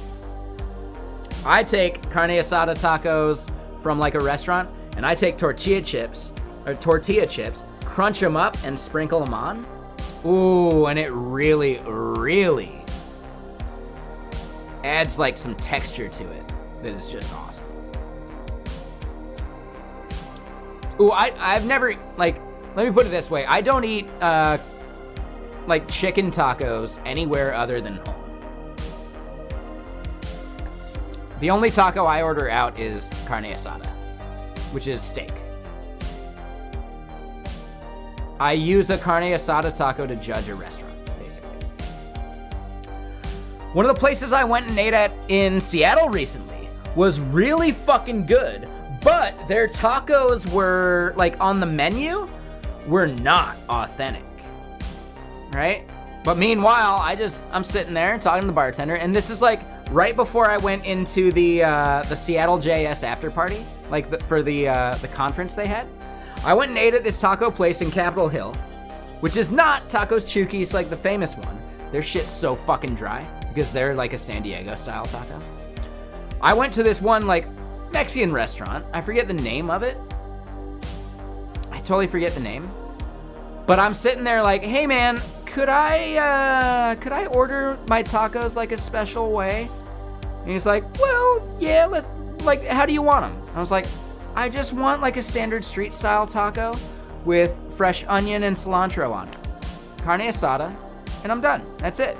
And dude's like, oh, like, he actually, I feel like I gained some points in his book because I wanted like authentic instead of West Coast, you know? And when the fucking, like, cook brought it out to me, I feel like he didn't recognize some gringo like me asking for an authentic taco. Which was even better. So yeah, it was actually kind of fun. But they were really good fucking tacos. Like, really good. Only because I made sure that they didn't throw a bunch of shit on top of it.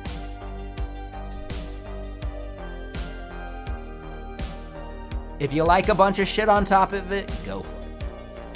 Again, it might feel like an X versus Y. I don't like West Coast pizza either, because they like to throw a bunch of shit on top of it. It's just not for me. If you want arugula on a pizza, the West Coast is where you want to be. I definitely don't. But there's no harm in it. Like, you know, as long as I don't have to eat it, eat whatever the fuck you want, man.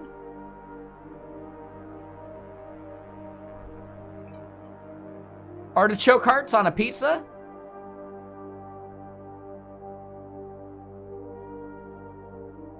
No, thank you.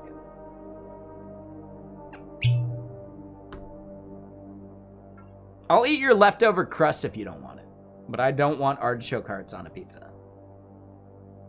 Yeah, everybody wins, because there's so many different ways to do it. Yeah. Basil. I could see basil. Yeah. If you want to go, like, proper, like, margarita style, sure, I get that. That works for me.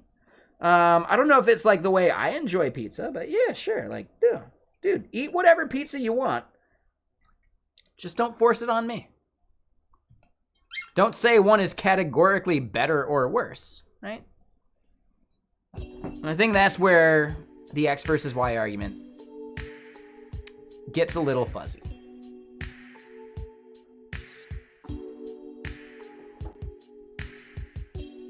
Ooh, buddy. So we kind of need a tiebreaker at this point. So we're only going to have two options. Right? Poll. Tiebreaker. PHP or C#. It was a tie, right? Now, both of them need to be done anyway. See hashtag. Ooh, so you're from, shit. Why am I spacing on his name? He's awesome. You're from Hero Stream. Why am I spacing on his fucking stream name?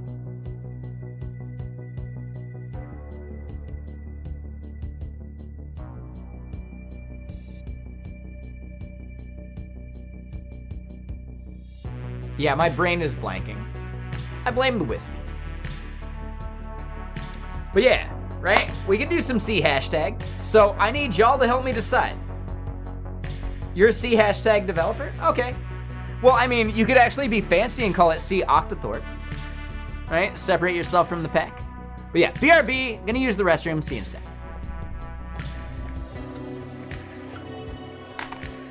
C hashtag, C Octothorpe, C++++. All are correct ways of reading.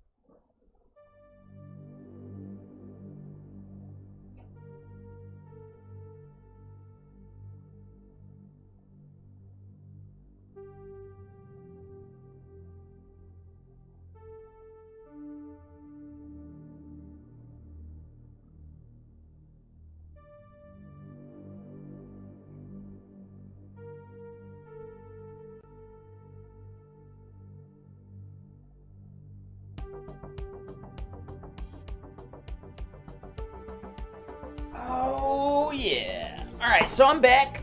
Looks like C#1.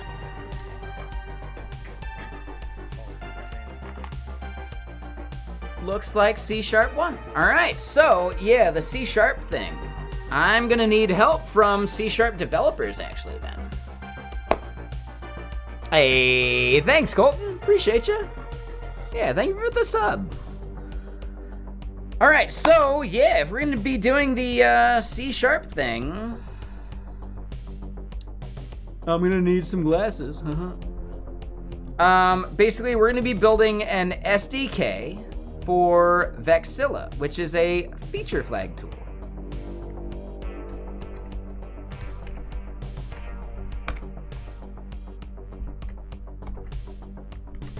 So yeah, basically Vexilla is my feature flag tool, and I am trying to build SDKs for as many languages as we can, because it's kind of fun. It's pretty good content, right?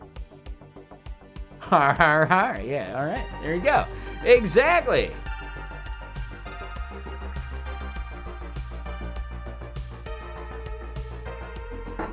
An SDK is a software development kit. Another way of phrasing it would be I need clients in various languages for my feature flag tool. So yeah, a client SDK is probably the official name for it. But the main gist is I have a JSON file that's going to live somewhere, and you're going to put it wherever you want.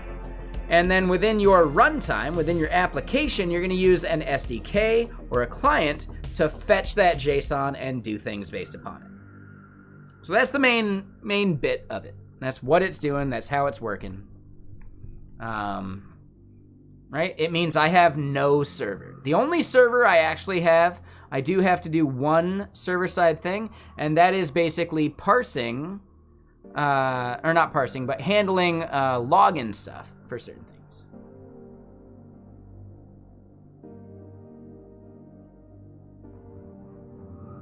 How long will it take me to do the C# SDK? I mean, we just did the Go SDK within, what, like 4 days? Maybe 3? I think 4 is a good safe bet. So yeah, we got 4 days worth of content making this C# SDK happen. Depending on how we got to do this to make it idiomatic, to make it usable by anyone that wants to use it. It's content, damn right. And as an example, hold on, let me just show you. We have a list of SDKs we've done for a version, like a previous version of our schema. We need to update all of these to the newer version of the schema. The ones we've done so far are JSTS, Rust, and Go. So we got those 3. Now we're gonna do the C#. After that, probably PHP. And then after that, we'll take a vote and figure it out. Python is probably next up popularity-wise, but as far as like one I'm familiar with, well, I mean, I've done enough Elixir that I could hack this thing out quick in Elixir, I think. But I'd still want to chat with people that are, you know, that consider themselves Elixir developers, because then I can help like figure out like the idiomatic things versus the, well, I just made it work type things. And for anyone out there that's unfamiliar with the term idiomatic, an idiom is like an idea or pattern. Idiomatic code is basically code that follows the ideal version of formatting and, you know, usage that another dev for that language would accept.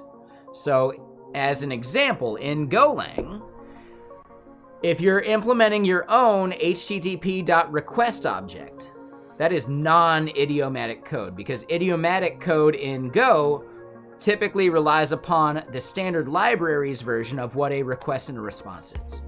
And as long as you're using that as an abstraction, you get interoperability with all sorts of stuff, which is what makes it idiomatic. Right? There's other ways that code becomes idiomatic or not, but the key is it follows the patterns that developers of that language typically would expect.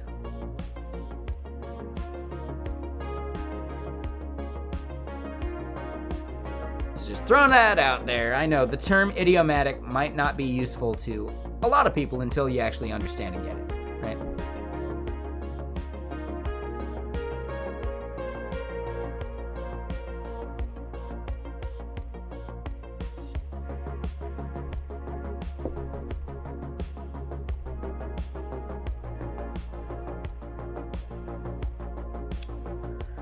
So yeah, the PHP code. Well, let's go porting again. Here I go porting again. There we go. That's the phrase.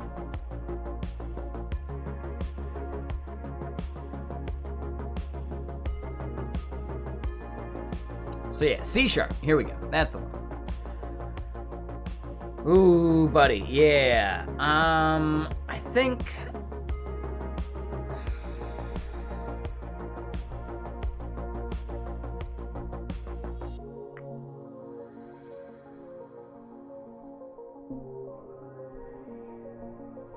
So here's a question. All of y'all C# devs out there, would I be better off using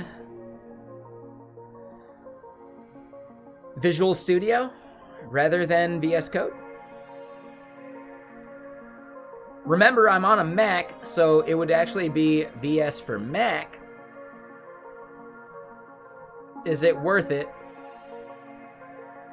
I feel like last time we did it, we used VS for Mac. You think VS Code's fine? All right, Horn thinks VS Code is fine. Rider would be a good move. Yeah, VS for Mac is garbage. We did use it previously, and I think it did give us some like helps and type safety that I would have had to like configure manually myself. But yeah, making VS Code work for it, I think it works. Yeah, I think the biggest thing is Spirit. Microsoft has actually discontinued support for VS for Mac.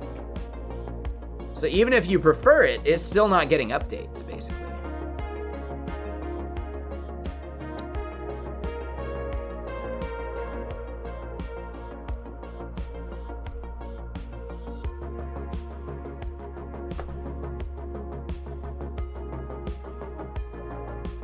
Yeah, I think VS Code it is. We could figure out, maybe use Rider in like a demo capacity.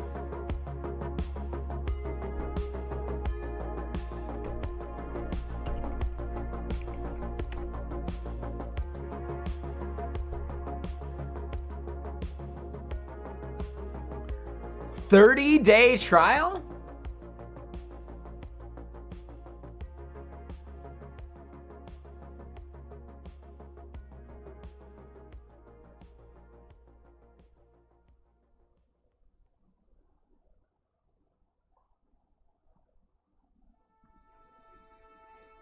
At least to get it started. Yeah, for sure. Like, just like we did the Golang one in 4 days, I think we can finish the C# one in 4 days as well.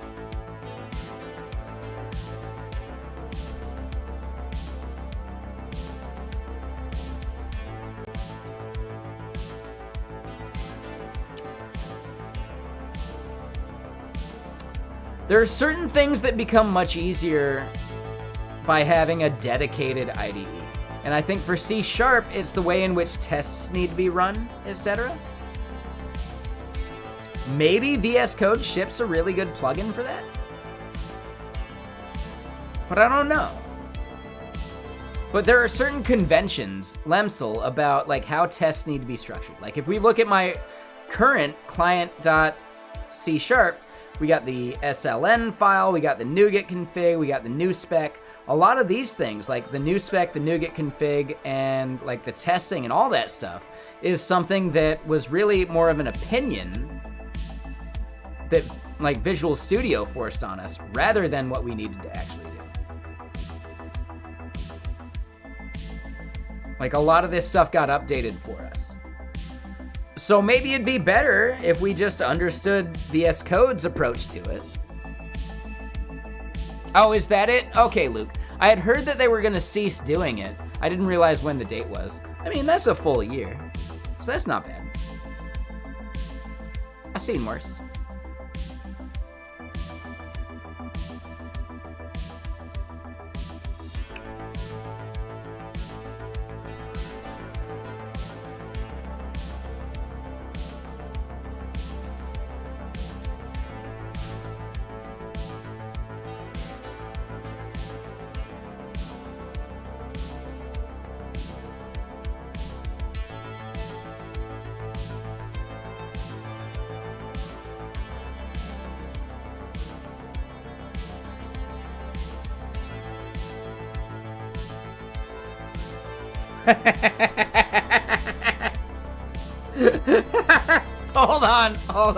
Hold on. This is really good. So yeah, honestly, he's like jumping onto the bandwagon of like the Britney Spears like thing, which, come on. She does not need to be dragged through the mud anymore. But it's actually kind of a fun bit.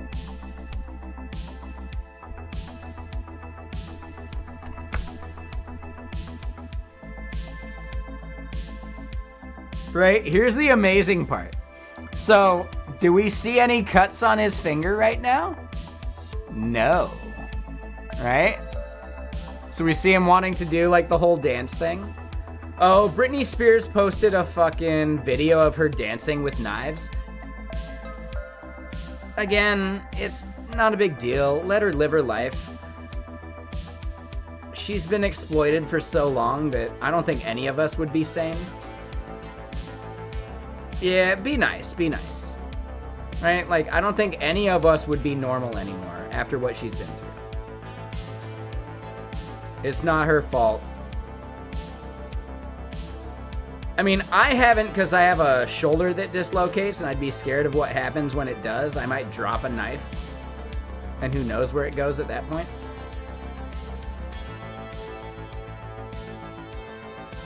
But basically, he did this meme, he talks about dancing with the knives or whatever. Then he shows this photo. Ahem. Ahem.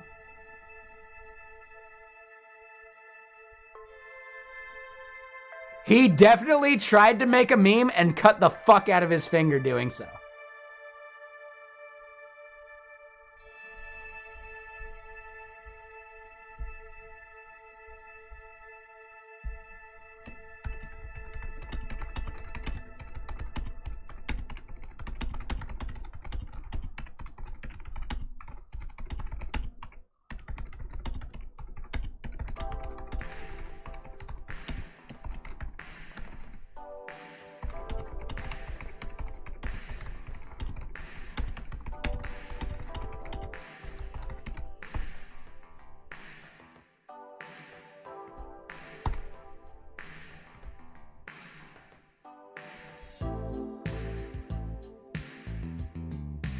God damn it, hold on.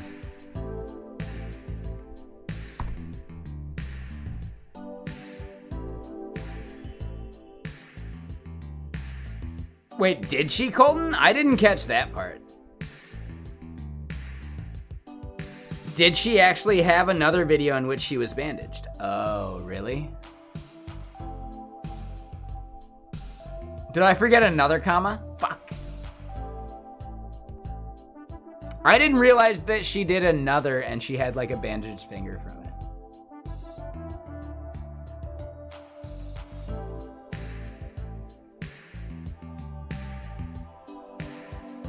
it. Really, Colton? Yeah, that's a bummer. Can we just simply oh, yeah, there's his other one. He's got one on the finger and then the wrist. And that is not Warren right there.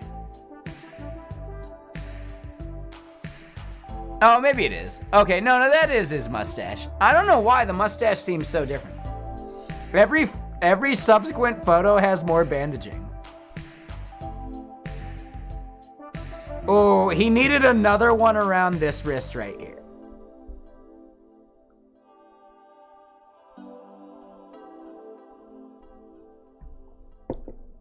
All right, so I didn't know that fact. I didn't realize that she actually cut herself. Yeah, exactly.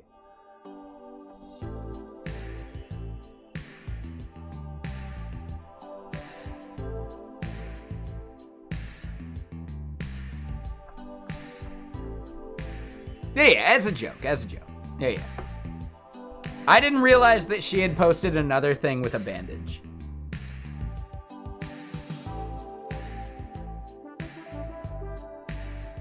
That's... yeah, alright. I get the meme even more now.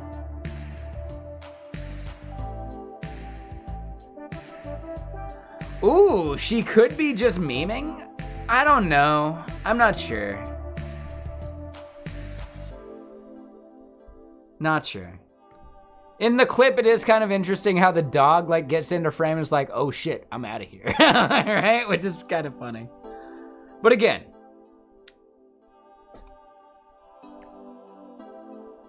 we don't need to drag her through the mud.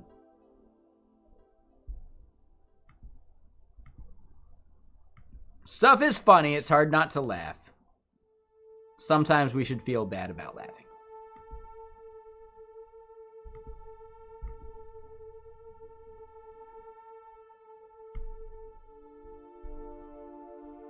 It's a totally human response to laugh.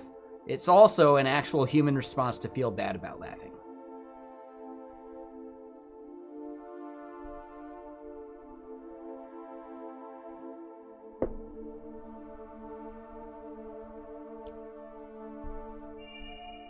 All right, so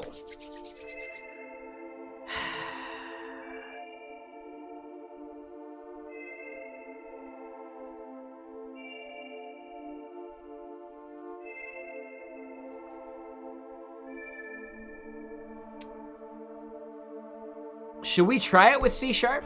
Or sorry, not C#, VS Code? Should we try the C# with just VS Code? I don't mind. I think it's fine. We downloaded Rider and we can try it if we think it's worth it.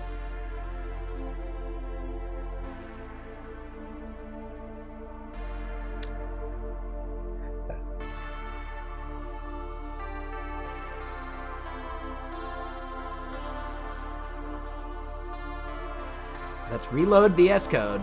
Let's see if I need to get an update for the C# plugin.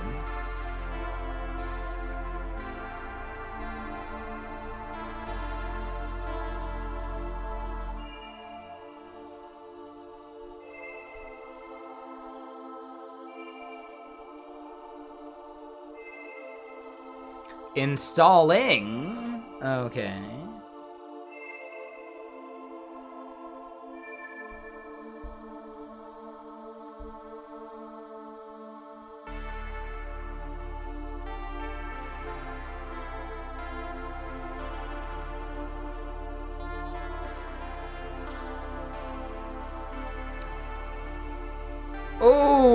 this is actually a huge reason why Rider made sense, because the .NET Core SDK bullshit was managed by VS Code. Or not VS Code, VS. Visual Studio, this is another thing that Visual Studio did for us. Managing .NET SDKs.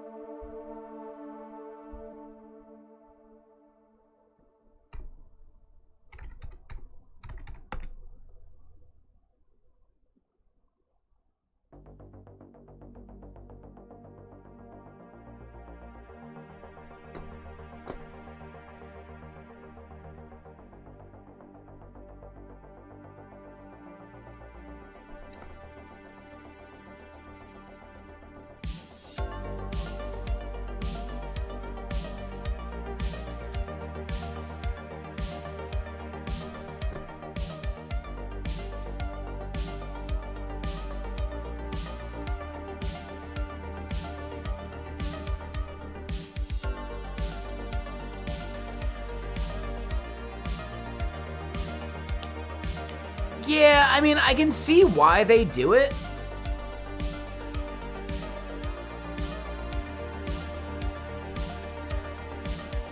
Nah, I understand their reasoning. I know it's annoying.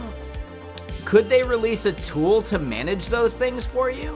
And then that would be like, you know, the happy medium.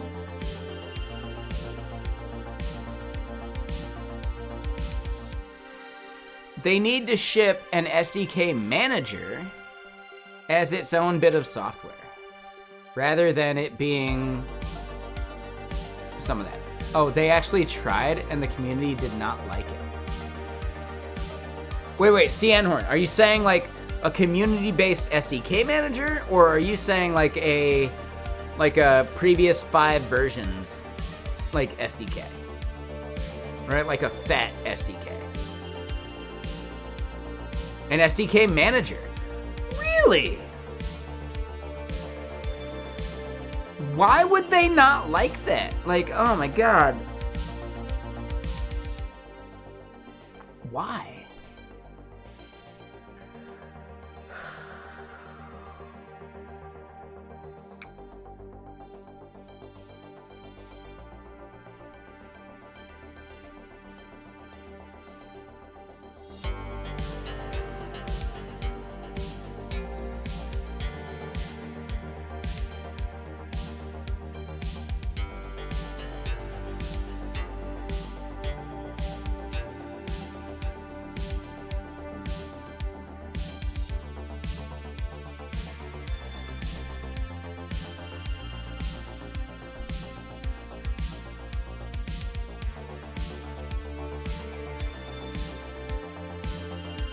Ah, okay, so how long ago was that then?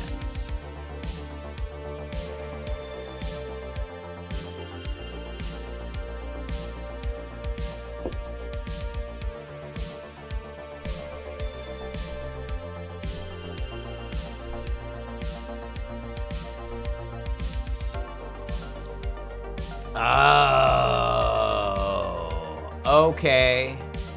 Right, like the .NET Core type stuff and everything. I think I get that. Yeah, that makes a lot of sense. Right, before like .NET Core was actually like embraced.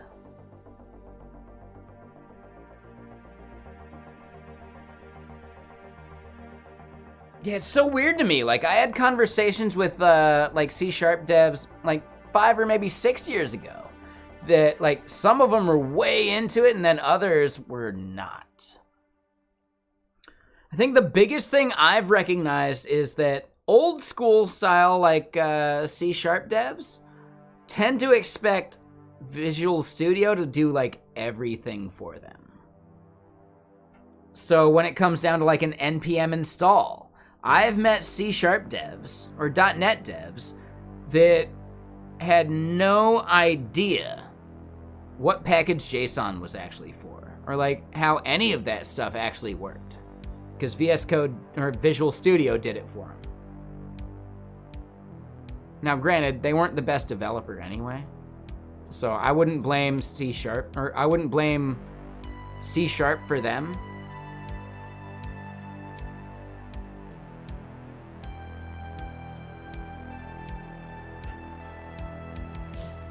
No, I didn't. It's a common meme, though. Like, it makes sense that he'd make a video about it, because I don't think I've seen a video about it before, but it's a very common meme about config files. Like, I'm less worried about it. Whatever. Should they be in a .config folder or something? Like, yeah, I could get behind that. That'd be great.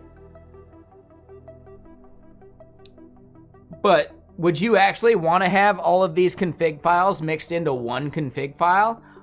Fuck no. Hell no. Oh my God. Fuck no. Right? That sounds like the worst thing ever. Yeah. So instead, like, separate files I get, maybe just put them into a folder instead of littering the root with them? Sure.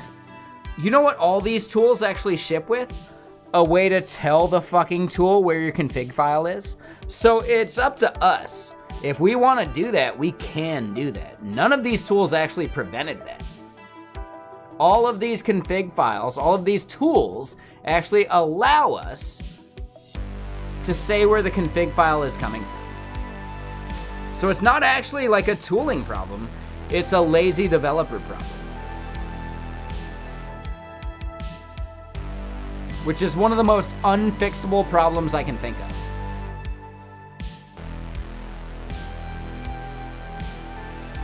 So no, I did not watch the video. I pretty much know what he was saying in it anyway, right? Does he propose a solution? If not, then yes, I know everything he said in it. I don't even need to watch it. If he proposed a solution, well, okay, that's kind of cool.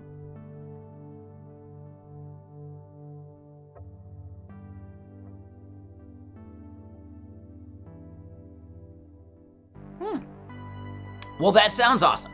Yes, I need to watch what the proposed solutions are. Yeah, I'm not saying he made up the solutions, but...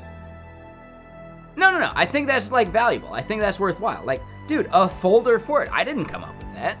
But again, like, if he made a video without calling out the possible solutions, then that would be a very lazy video. So, at least he put some effort into it. I only know of the one solution. I don't know of others. I guess technically I know of two, because one of them is one I don't want to do, which is everything in one file. Right? That sounds terrible.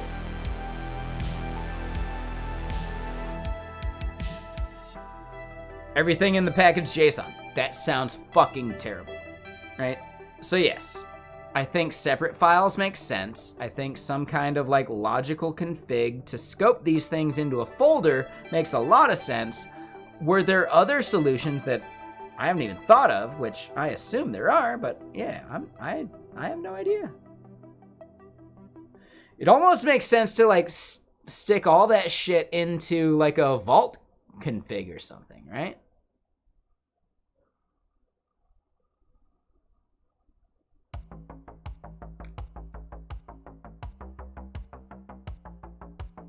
No, thank you, Jason. Jason, I don't want that. If you want to do it, nothing is preventing you from doing it.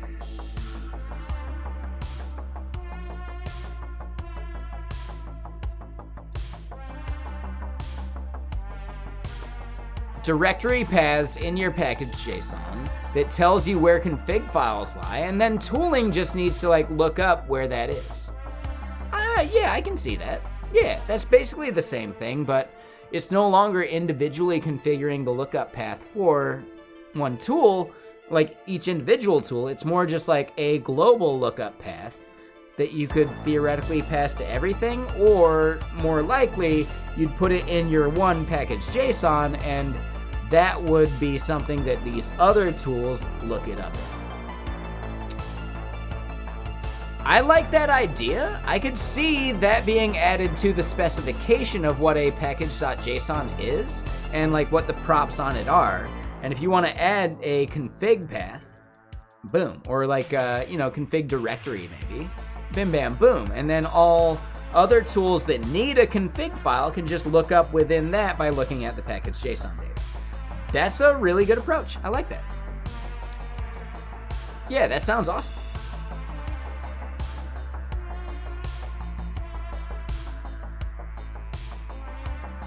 Yeah, I want to point out, like, I don't watch very many YouTube videos about tech. It's nothing against Theo, it's nothing against Primogen, like, nothing against anybody. Video content is not how I learn, basically. Which means I am probably the worst person to try and make YouTube content. Oh, we got another little bug. I need to catch this little fly. Otherwise, he'll end up in my drink.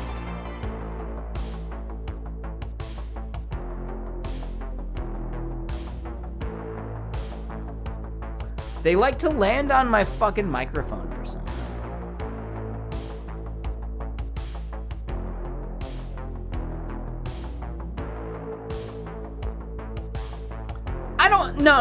No, that would be bullshit, Cianhorn. Just because I'm not watching videos doesn't mean that I'm not, like, influenced by the mainstream. I still, like, read Hacker News. I still read blog posts. Like, I still do all that shit. Video content is just not my way of, like, watching or, like, consuming content. For me, dude, this fucking fly. He's gonna have to die. For me, I'd rather have something I can skim and bookmark and like find, like, I can like link to an exact section of a blog post, etc.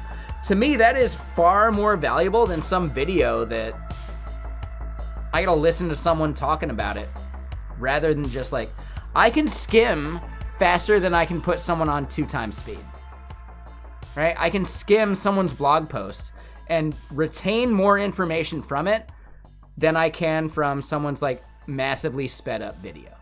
Video is like a slower way to consume content versus documentation and blog posts, in my opinion. Because I can skim and scan a blog post real fucking quick.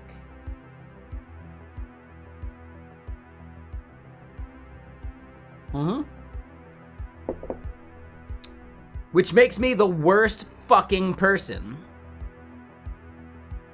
to make YouTube content. Because I have no reference on what makes a good YouTube video.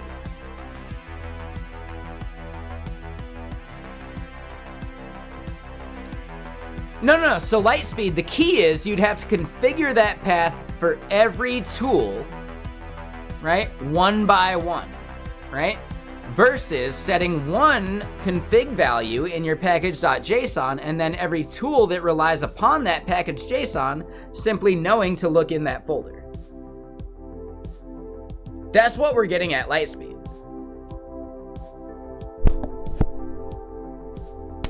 Gotcha! Fucking fly, motherfucker. Got him! He did.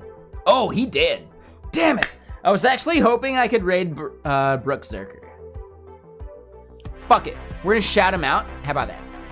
He landed on my microphone. I don't get it. Like, maybe this microphone has enough, like, pent up THC in it, like on the bristles and fibers, that flies go to eat that up. I don't know, man. But yeah, like, that's totally a thing.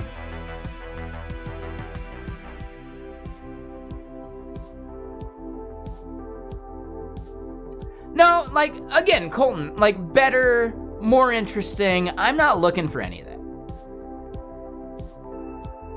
Yeah, what is it with flies and THC? They really like THC. Most likely there's some type of like sugar that they can easily dissolve in it, right? Because they live based on sugar.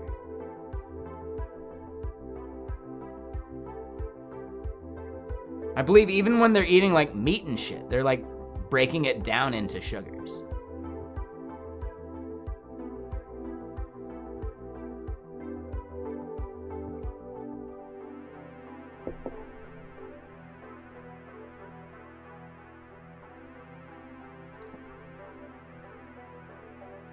You're not wrong. Flies like to party. First thing I met was a fly with a buzz.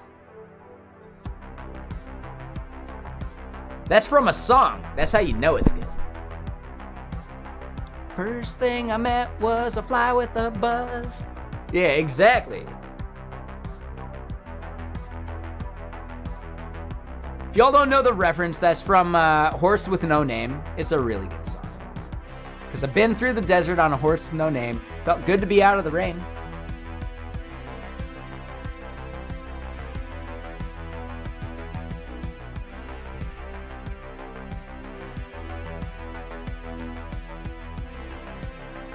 Hell yeah, Richard Gill. Yeah, that's an America song. The funniest part, America is a Canadian band. Did I just blow your mind? Yeah, America is Canadian.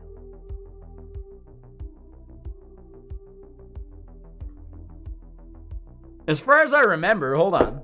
Let's double check that, because I'm fucking up probably. Hold on, let me double check.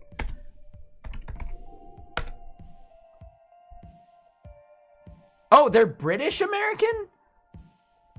I thought they were Canadian. Okay, never mind, they're from the UK. Shit, I fucked that one up. I knew they weren't actually from the US. But interesting. Okay, I thought they were from Canada.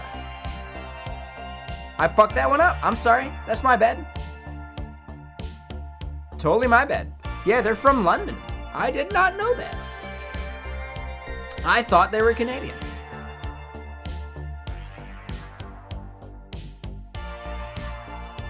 I most likely mixed that up with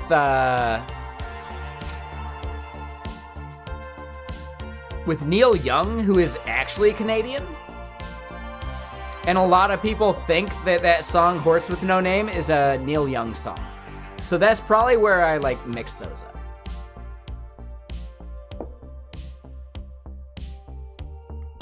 Hold on. Neil Young. He's Canadian, right? Canadian and American. Okay. I think he was born in Canada, though, right? Yeah. Born in Toronto. Okay, just double check.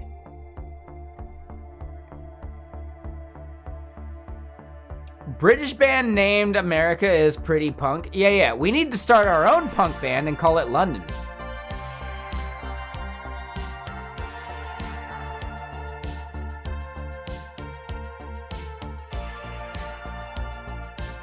Right? Who wants to start a band with me and call it London?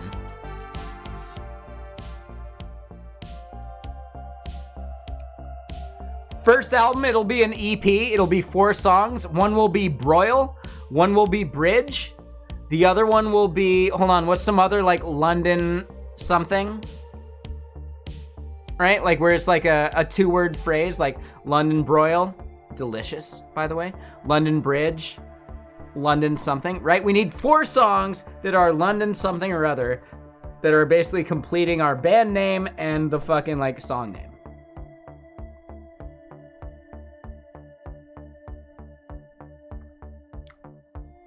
Maybe stacking. I think then we'd have to do a bunch of acid and invite a foreign exchange student and ask them what time it is.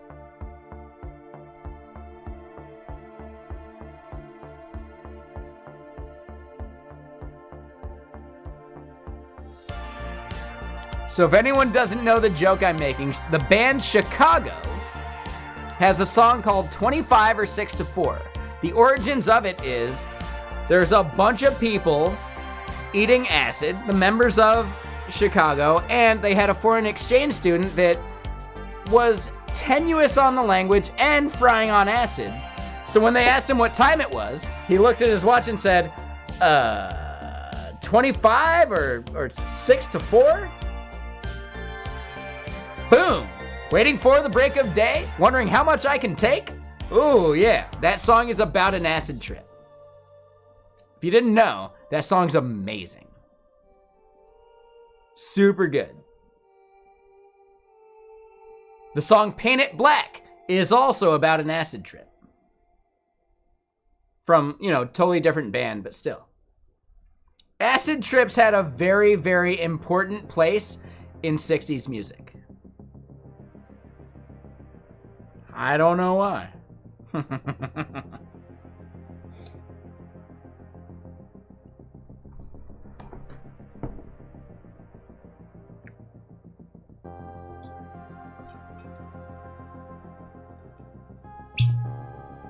And yeah, stacking, you're not wrong. Hold on. Is there another one we could do that would actually be more fun? What if we pick some, like, city from the East Coast, like Boston or something?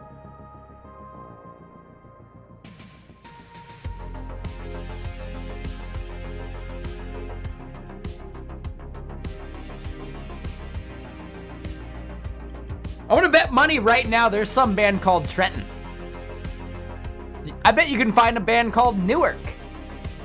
And if not, well then, hey Stacking, if you want to start a band, I think I got a name.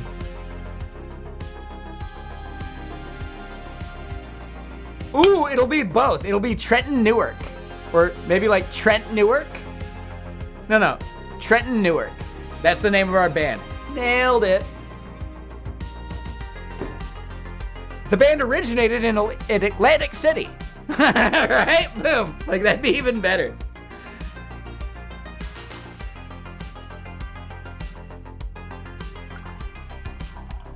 Oh, shit. Trenton Newark? No. We gotta call the band Hoboken.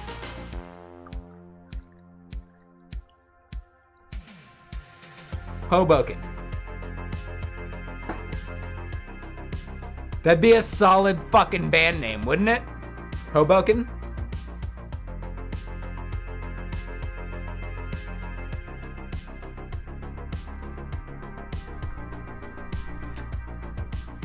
I think so. Yeah. They'll provide the lyrics to our sequel to their song, The 10 Greatest Things About New Jersey. We'll call it The 20 Greatest Things About New Jersey. And it'll be 20 seconds of silence.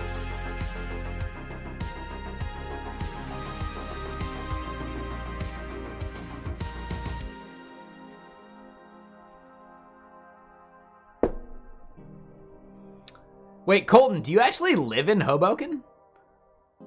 I only know Hoboken as a joke from fucking, Dude, Where's My Car?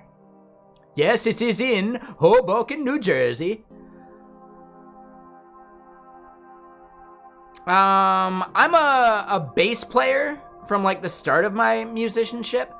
I also play acoustic guitar somewhat. I'm a shitty drummer, but I can do a 4/4, you know? I can do a 3/4, and I can do a couple other, like, standard beats. But other than that, I'm like a real shitty drummer. And then I'm really bad at the banjo. Like, I'm worse at the banjo than I am at drums.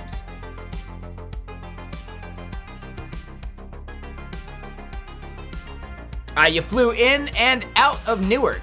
Yeah, which means, yeah, you flew into a cloud of smog, and then flew out of a cloud of smog, and you only saw the fucking runway within like 10 feet of the ground.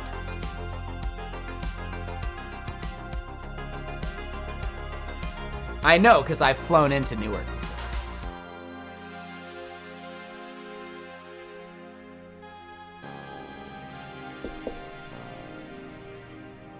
I did so coming from Washington, where it's like just clear and sunny and like, you know, like plants and shit. You got mountains and all that. And then, yeah, we get to the East Coast and it's, oh yeah, here's some smog for you. Oh, did it actually clear up? No, here in Washington, we actually get sunshine. It's rare, but it happens, man. For some reason, I only fly out of Seattle on a sunny day. I've never flown out of Seattle on a rainy day. I don't think it's ever happened. It's so weird. Like, the city's so glad to see me go.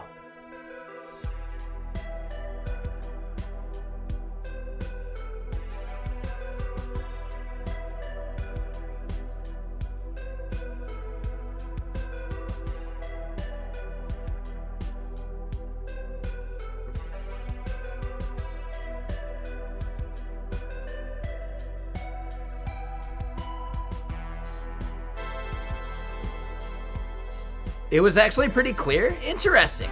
I flew to Pittsburgh last year, and it was actually clearer than I was expecting to. Because I've flown to Pittsburgh before.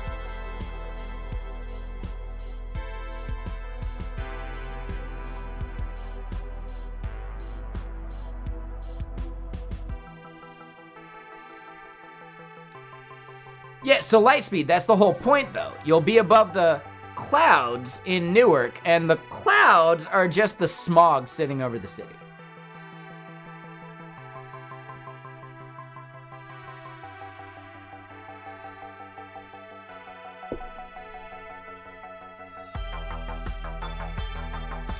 Ooh, and hold up, stacking. This is important. I just realized I totally booked the wrong days off. I got it reworked, but basically, the day of the conference is like Sunday night, Monday morning or whatever. So, yeah, I'm gonna fly into New York probably on like Friday or something, right? Like a Friday night, get in there early enough to party. Saturday night, we can party. Sunday night, I might be trying to do like the speaker dinner or some shit, and then we can party afterwards. And then Monday is probably like the after party for this. So yeah, like I'll probably be trying to go to the speaker dinner on Sunday night and the after party on Monday night. So if you want to party Friday and Saturday night, I'm in. Does that work out for you? And I'm sorry, like, yeah, I got called out at work today because I booked the wrong fucking days. Yeah, cool. Just making sure. So Friday, Saturday night, we're good to go. Bam. Awesome. Yeah, that's going to be perfect. So I'll try and plan and fly out on like Friday after I've done my work, but, you know, I can still like get into Friday night properly. Cool. And then here's the second thing. Should I get a room in which maybe there's like a fold-out couch?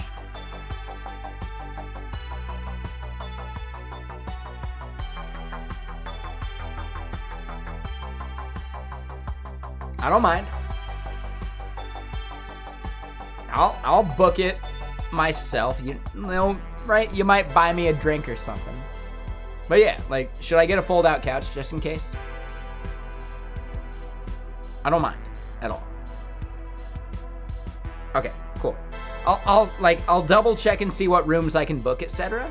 But yeah, all right, just double check.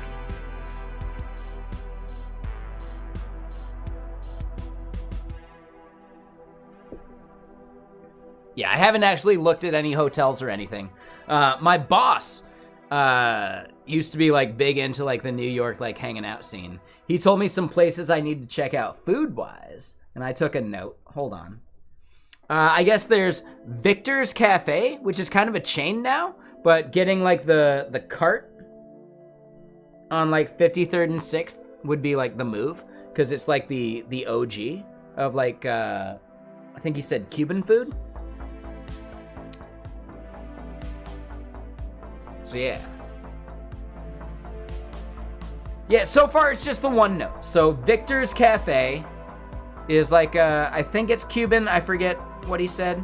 But basically, like, they have a food cart. Or maybe like the cart on 53rd and 6th. No, that was like a, sorry. No, the 53rd and 6th thing is like a shawarma cart. I've never had shawarma, so I'd give that a shot too. But yeah, Victor's Cafe, there's like the original Victor's Cafe. Good Cuban sandwich? Okay. Yeah, again, I don't know. I've never been to New York as an adult. So this is all new to me. Totally new.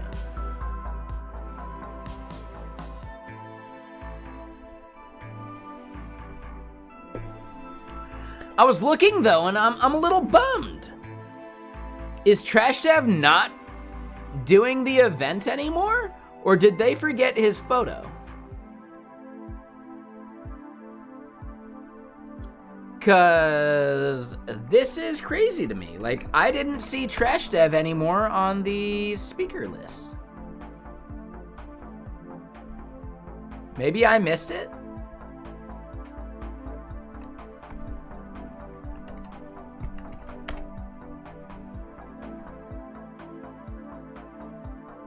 But man, a lot of good speakers here. Yeah, I don't see Trash Dev in this list anymore, though.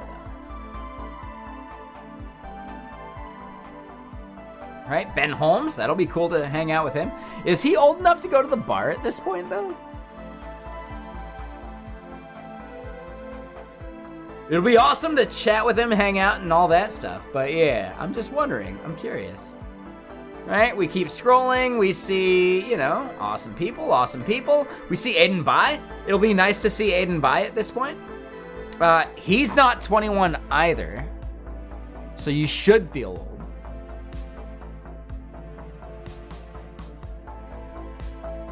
Right, Tez Singh. I'm looking forward to hanging out with Tez Singh again. That'll be awesome. Fuck yeah.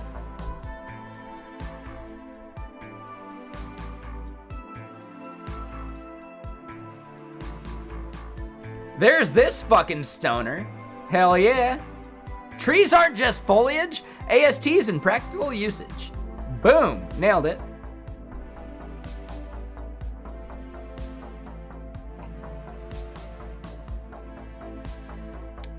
But yeah, am I just missing it? No, I don't see Trash Dev. Did he have to bow out for some reason? He had a remote talk anyway. He had a remote talk anyway. Like, come on, man. Maybe he saw he was remote and he's like, fuck it, I don't want to do it anymore. Honestly, I could picture Trash Dev doing that. I could definitely picture Trash Dev doing that.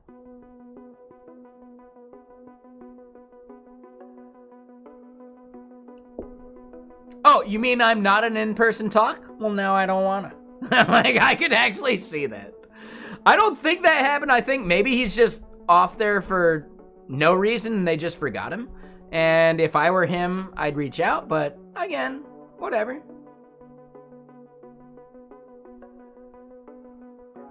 Ooh, so Colton, keep in mind, hold up.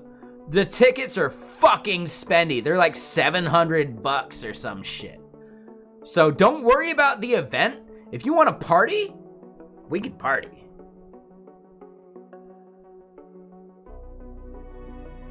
Technically, the conference itself is New Jersey, but people wouldn't go if they were honest about where it is. I'm just gonna say that right now. People would not be there.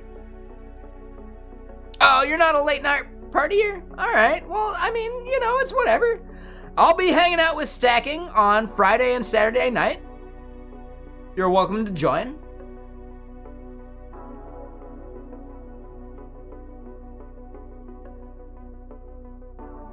If it comes down to it, I probably have floor space in my hotel room if you need it.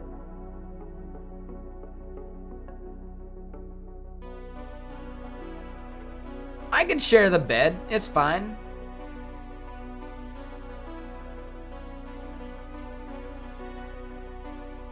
Okay, just saying, like, I'm willing to offer. Just, if you're in New York, why would you want to head back to Jersey that night? Like, ugh. Oh, they live right across the water? Oh, then you're good. Yeah. Yeah, the conference itself is right across the water. So yeah, if it's something you can get work to pay for, fucking make work pay for it. Fuck it. Right? If you want to, like, hang out at the conference, etc. Yeah, why not? But yeah, no worries. I like to party.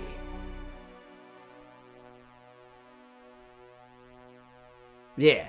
So I like to party, so I'm looking to party. But, you know, I can take a chill night or two. I don't need to party 3 days in a row. I don't even know if I'm capable. So yeah, I can take like a chill night or two.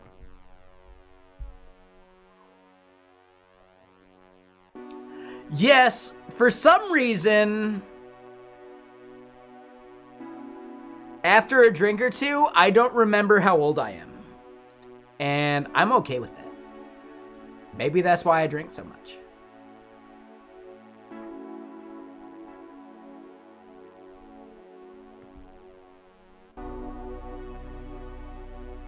Just saying. Just saying.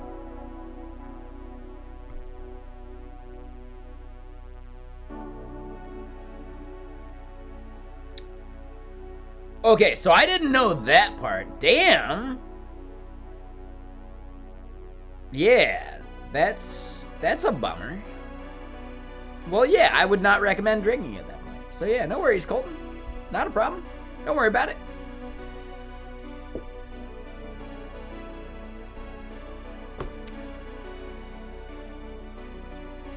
Okay, so before anything, we need to get the C# stuff going. Is there an Emojipedia symbol? Sorry for the burp.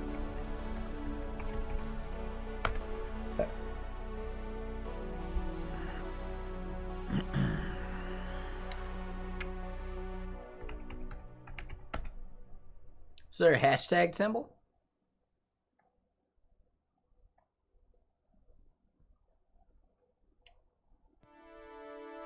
Okay.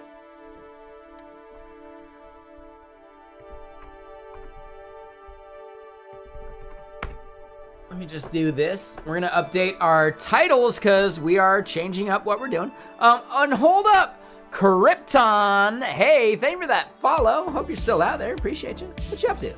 We're gonna be doing some C# here in a second. I'm grabbing this icon so I can update my title for it.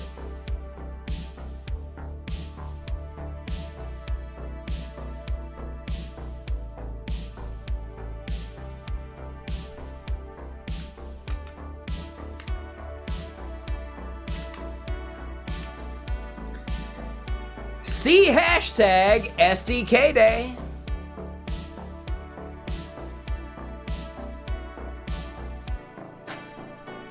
Actually, I feel like I'm gonna need glasses here at some point. Both my parents need reading glasses. And I've definitely had moments in which my focus was not good enough.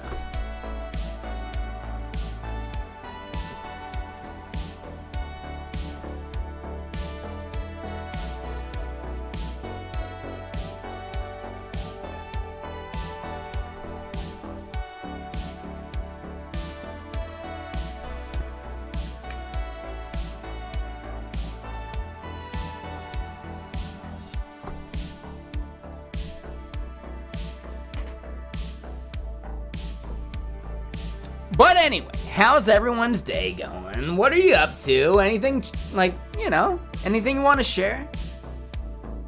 Anything you want to talk about?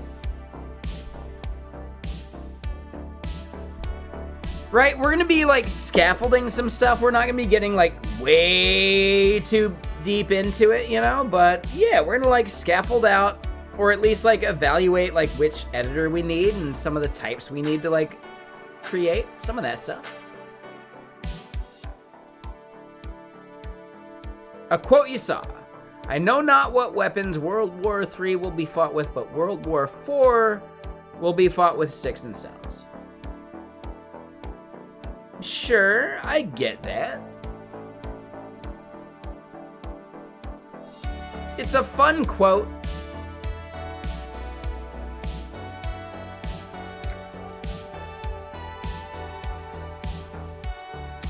Basically, what it's saying is, the moment World War III happens, mutually assured destruction is a problem, and too many people have nukes. And yeah, at that point, will we get to a phase in which we're fighting with sticks and stones after that? I disagree. I've had this argument with friends, right? I literally had this argument with one of my closest friends, fucking over 10 years ago.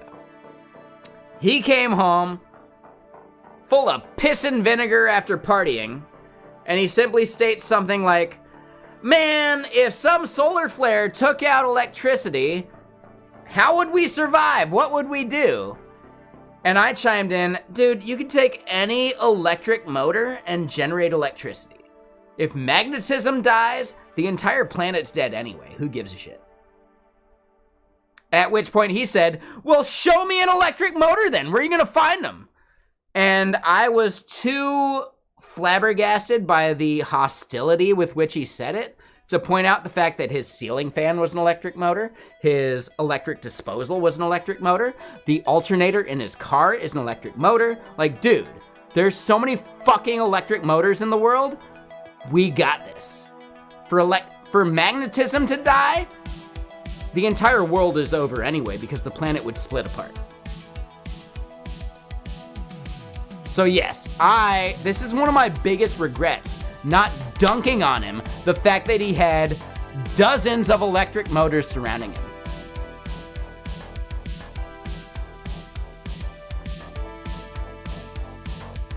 That's actually one of my biggest regrets of the past 15 years. Not dunking on my friend about how many electric motors are surrounding him right now.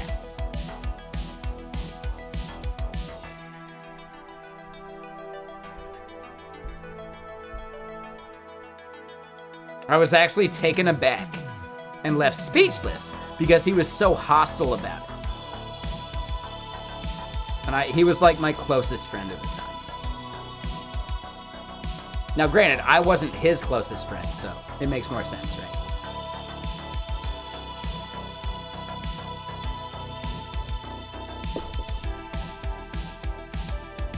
He was my closest friend, I wasn't his. Yeah, just making sure I phrased that.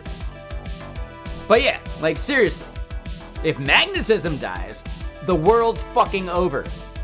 Have fun. If global infrastructure dies, you can generate electricity. We got magnets, man. We got coils that we can turn into magnets, man. Like, dude, electromagnetism is a thing. Would I need to read a book to create my own fucking motor? Sure. But holy shit, dude. To pretend that, oh my god, if something took out the internet right now, we'd be done for.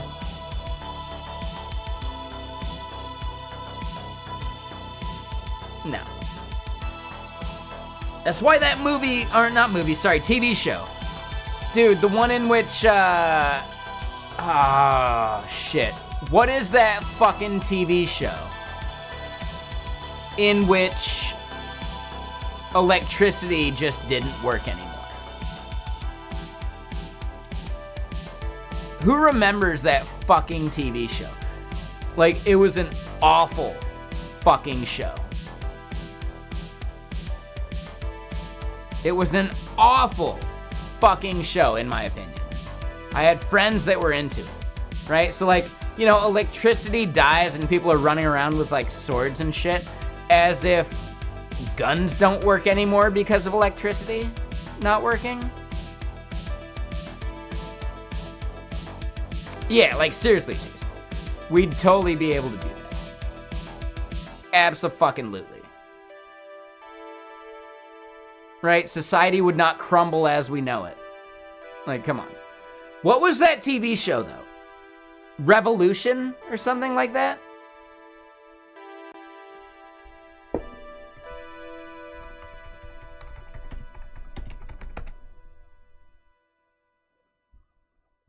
Post-apocalyptic. Yeah, dude.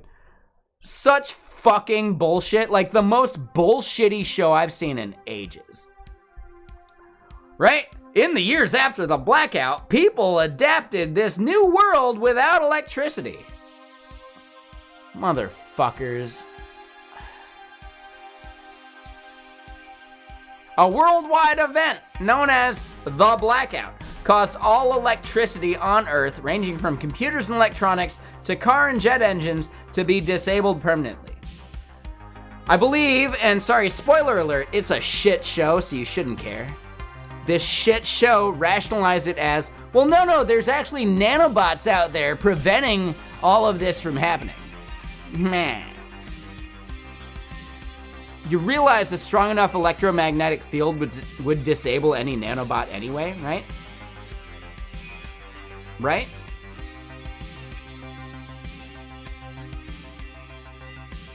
Any significant enough electromagnetic field would actually disable these fucking nanobots anyway. Right? If magnets stop working, we got bigger problems.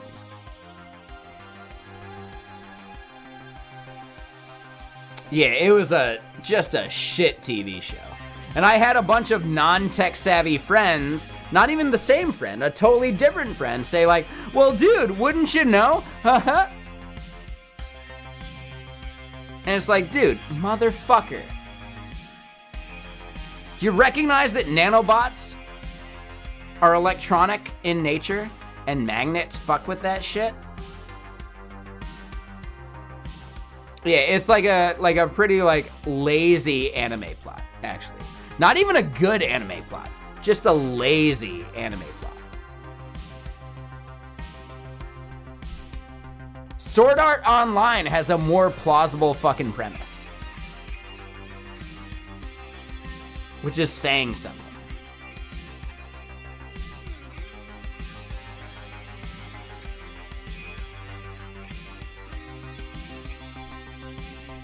So yeah, Revolution. A show I never even watched because the premise was so fucking ridiculous that no one just like needs to subject themselves to that idiocy.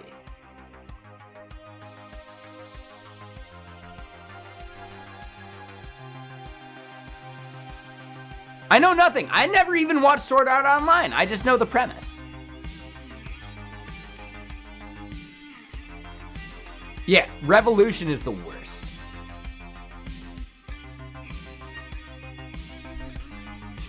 They only made it 2 years because the premise fucking dies so fucking quick. Yeah, exactly, Cinder, right? Like, going without electricity is a thing that people can do. Still, right? All it takes is a book. Well, what if the books are gone? Motherfucker. I can take any electric motor and wind it myself and generate electricity. Only way for that to not work is magnetism failing.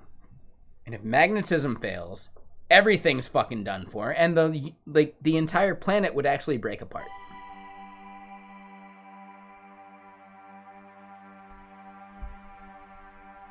If your third season of some show about magnetism failing is not, well, shit, we're all dead anyway, fuck it. Your show's got a problem. And that's why this one probably only lasted 2 seasons.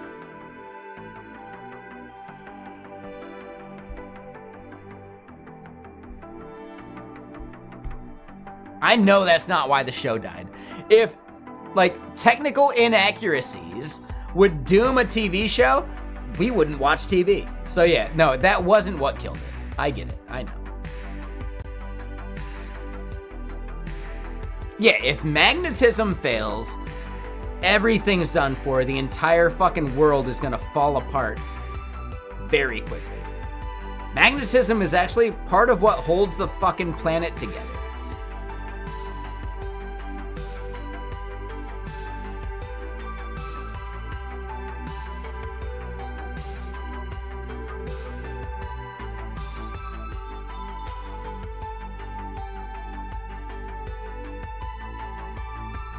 Into the Badlands? Yeah, I never watched, like, I really dislike a lot of post-apocalyptic type shows, which is weird because I enjoy Fallout as a game.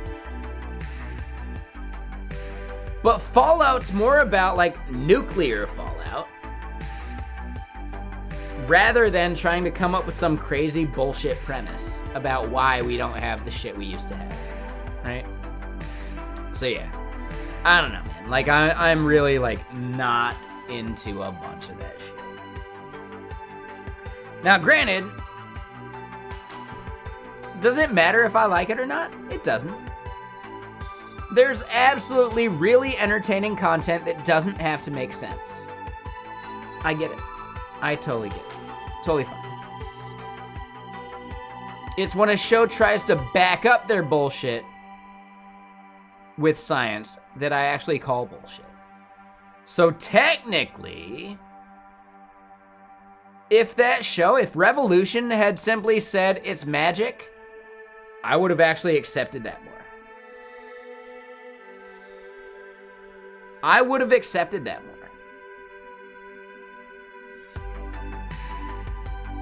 Yeah, exactly. Shit doesn't work, and you don't need to know why, right? Because any sufficiently advanced technology is indistinguishable from magic. You can just simply say there's some technology preventing it. Well then, cool, man. Don't say nanobots. Right? Don't fucking say nanobots. Just say something. Right? Something is fucking everything up. Well, alright, cool. It's a boogeyman. Eventually the show will have to reveal it, because it's basically Chekhov's gun at that point. But holy shit, man. Don't reveal it too soon. And here's my guess. Here's actually my guess. That show Revolution didn't actually tell you why technology failed in the first season. And in the second season they did, and that's when they got canceled. Because it's a ridiculous fucking premise. Don't science-splain this shit away from me, man. Just say magic, and we're good to go. Right? Arthur C. Clarke's laws of science fiction. I believe the third law is pretty much any sufficiently advanced technology is indistinguishable from magic. And that's not like, oh my god, things are too complex. It's simply like, it helps you write better sci-fi. If the tech is so advanced that we wouldn't get it anyway, don't try and make up some bullshit about like quaternions and fucking, Planck values and blah, blah, blah. Like, don't mix just random like word soup together and think that laymen don't need to understand it, because someone's gonna call that shit out. Instead, just call it magic. It's fucking magic. Boom, nailed it.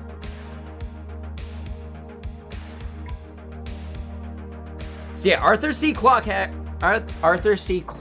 has some really good laws about what makes engaging science fiction. Almost to the point that, you ever watched Party Down? Party Down is an amazing fucking show. It's a Showtime or maybe Starz TV show in which, you'll see a bunch of actors that fucking kill it, and they're way, bigger nowadays because they're just that good, right? Party Down had a recent relaunch that was an awesome season. But basically, there's an actor in the show, or a character in the show, Roman, who's a hard sci-fi writer.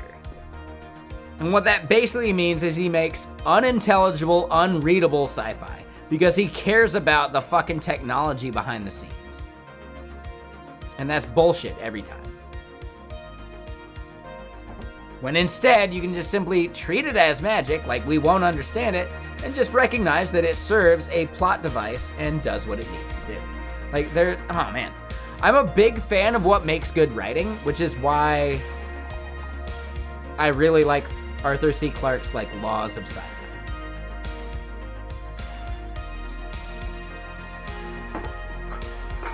Because he came to prominence in an era in which people made bullshit sci-fi. Right? Read Breakfast of Champions. Do you need to know exactly how Ice-9 was created? Fuck no! Understanding its implications of a theoretical thing? Ooh, that's a good plot device.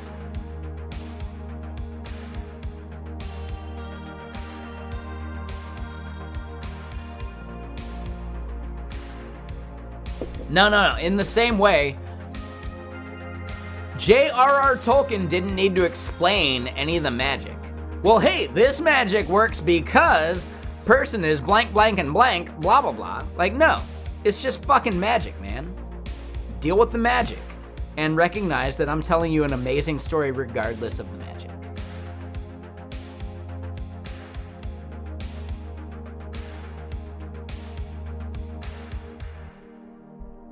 That's why the Silmarillion is not as big as it should be, because it's a thing that actually tries to explain the magic, and it's fucking bullshit. It's more trying to be like an encyclopedia instead, but it does try and explain some of the magic, and I think it like dispels some of the magic by trying to explain it. There you go, Lightspeed. Yeah, that's important. I prefer even more tech in which they barely even mention the fucking tech. They explain its effects and what it does to people, and that's it. That's all they do. So, like, if you read a Kurt Vonnegut, like, short story or novel in which there's, like, crazy technology, he doesn't try to explain shit. And he actually wrote that shit before Arthur C. Clarke created his laws. Because Kurt Vonnegut's just that good. Because he's writing sci-fi, not to write crazy science fiction. He's writing sci-fi because it's separate from our reality, but it still calls out things and people in our current reality in a way that you don't necessarily, like, you don't have a name to attach to it, but you can recognize the parallel.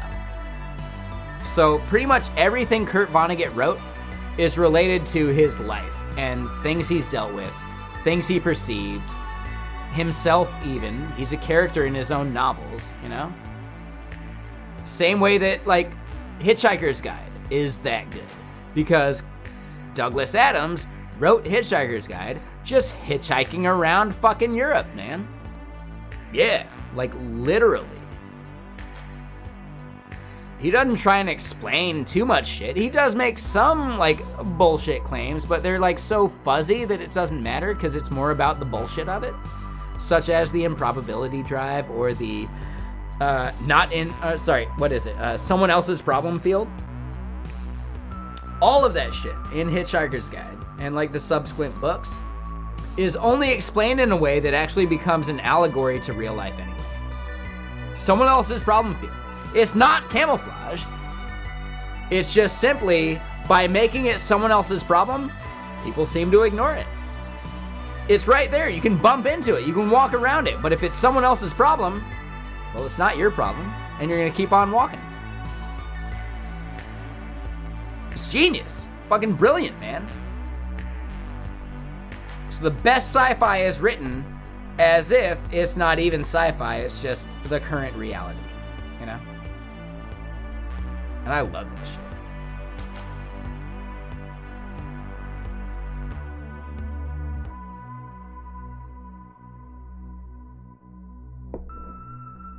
Anyway, let's get to it. We'll do a little bit. Yeah. I think the main gist is we're setting ourselves up for jumping into the C# stuff tomorrow. But let's look at what we got. All right, we got some tests set up. We got some unit testing set up. We got hasher test, sure. Working gradual, that's our client kicking in. So I'd like to maybe split out these test files.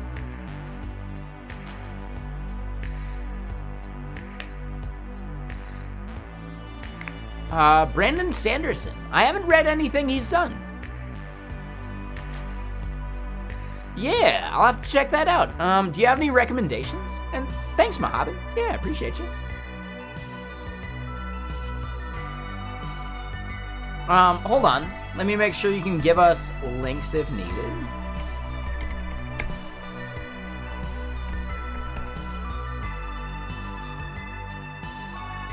Yeah, do you have any, like, recommendations for Brandon Sanderson? I don't even know the name. Not at all.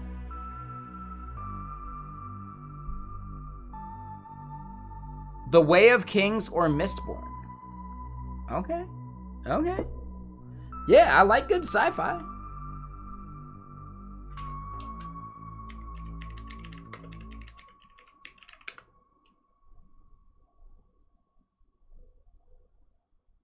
Cool. Yeah, thank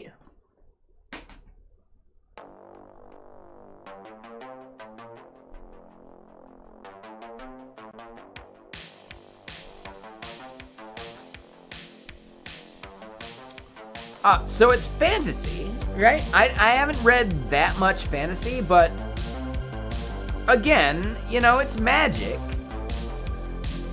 I get it. Sounds fun.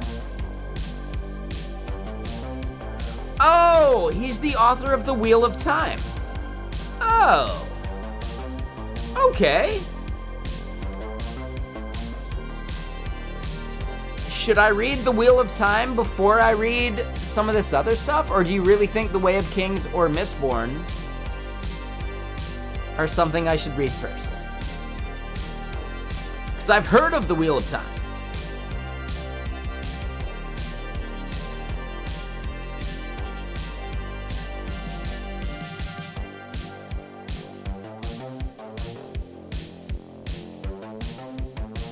Oh.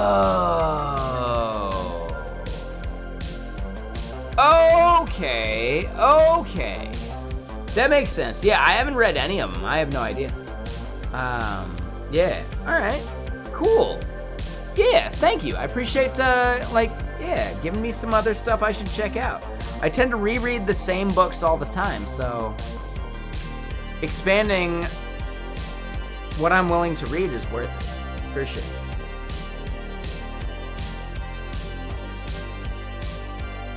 There's some books I'd like to revisit that I read in my youth that I think are probably good, but I don't know for sure. There's some books by the author of the novelization for the Star Wars series.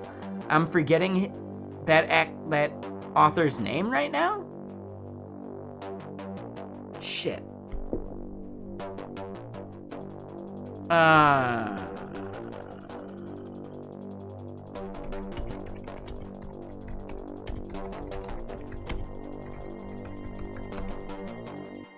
Who's the author?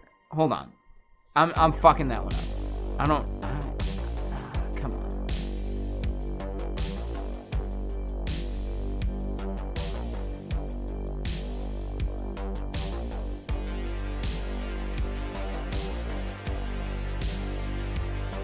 Damn it.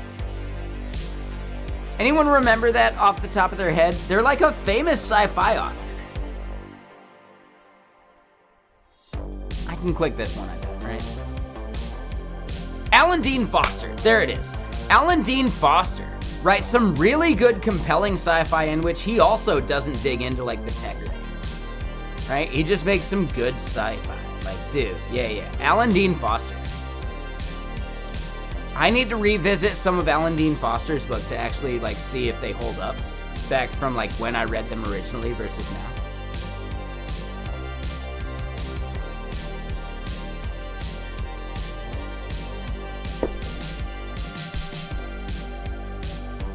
But okay, so hold on. Let's get to a good stopping point so that I can pick this up tomorrow.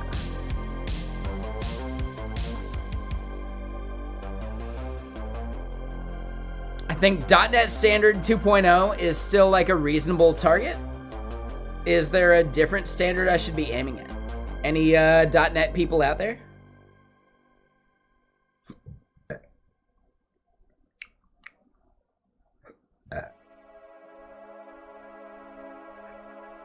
Yeah, I got the burps.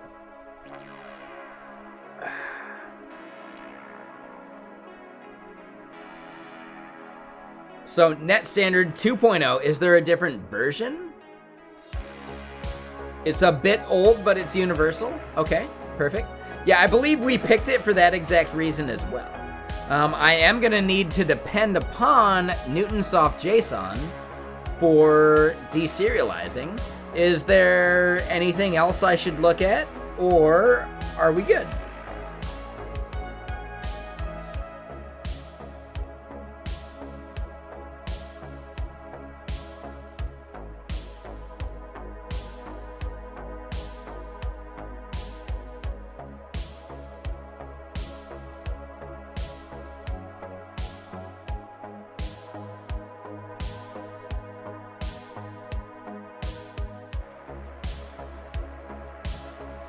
System.text.json? So, like, when was that introduced, though? Was that actually part of .NET Standard 2.0?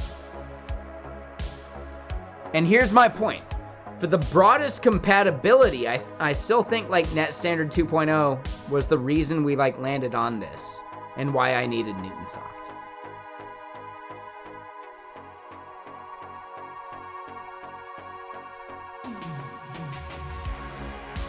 So yeah, system.text.json is too new. Okay. So then .NET Standard,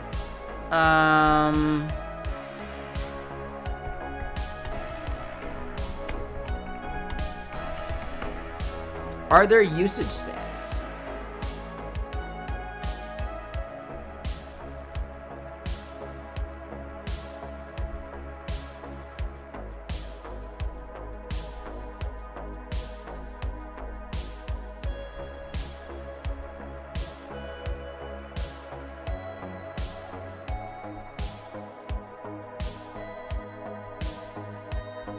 I'm sure one of these graphs works, but dude, they are fucking their website up so fucking bad.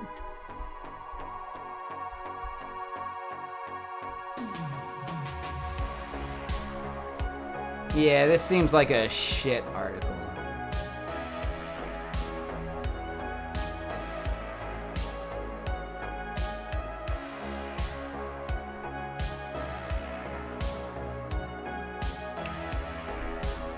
Okay, so everyone out there, does this seem okay?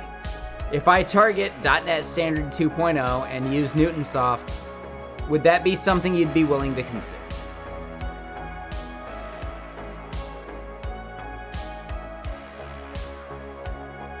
Okay.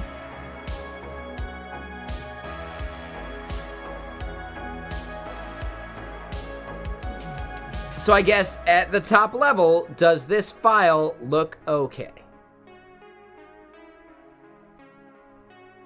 Now, the 0.1.0 and the 0.1.0, those are actually my library version, so ignore those, but everything else, does that look fine?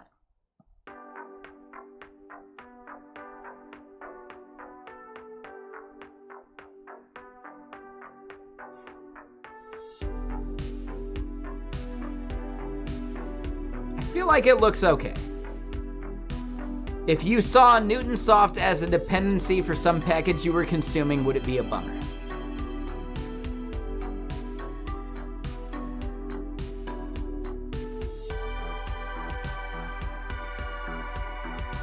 Aha! So what you're getting at is I should make this a...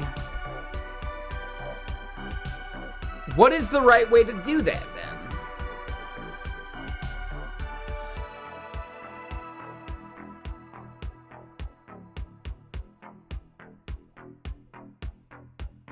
So tailed, what you're looking at is system.text.json is new, and I'm looking to support as many old projects as I can. I can't use the modern shit. I need to support as much broad compatibility as possible. Right? I'm making an SDK. Right? Software development kits need to target backwards compatibility. So in that regard, I think I still need to do Newtonsoft in some way. No, you might be right there, Tailed.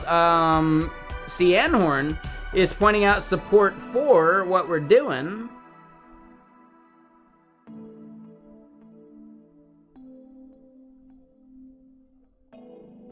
So it supports .NET Framework. Sure. What about .NET Standard? It looks like it does support .NET Standard 2.0 as well. Okay, so I could probably get rid of the Newtonsoft dependency.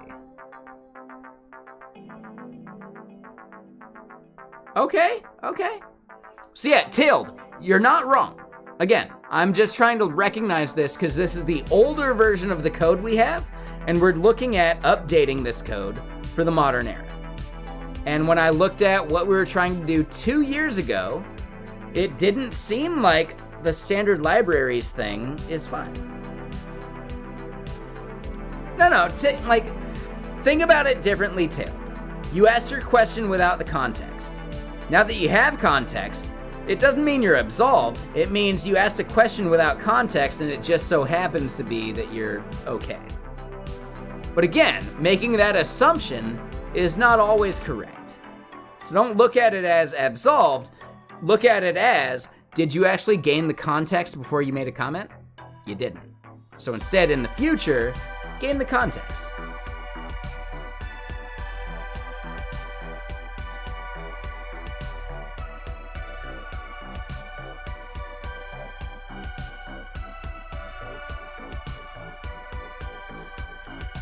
So again, how about this? Target Framework Net Standard 2.0, is that broad enough support for everyone out there?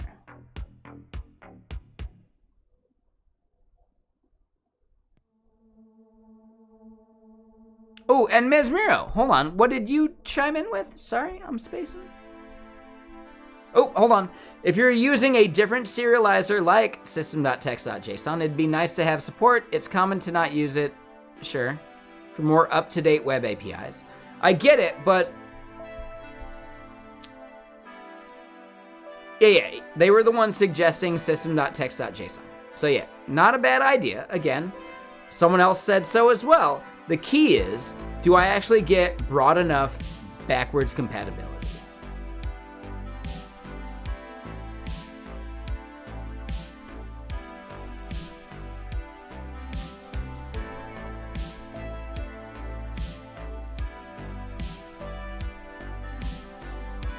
Oh, this site's terrible. Ooh, that's the worst. Yep, that's not worth anything. All right, so system.text.json is probably totally fine. Anyone that needs another client, well, maybe they just want to pay me to, like, make it for them. Because at this point, satisfying the common case is more important.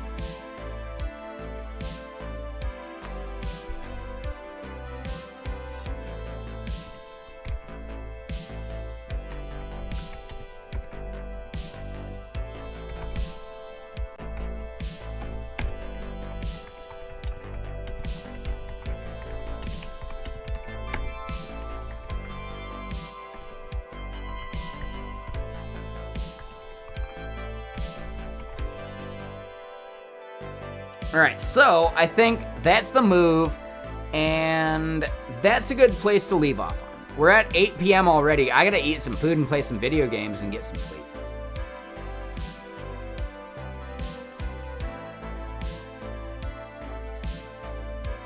Right? I think so. I think that's the move.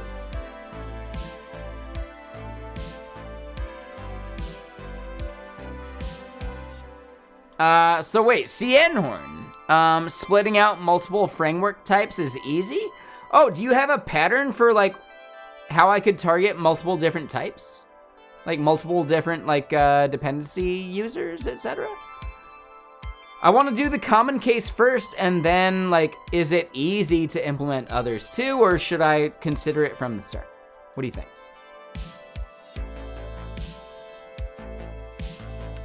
Game tonight? I have no idea. No clue. None whatsoever. Maybe some Starfield?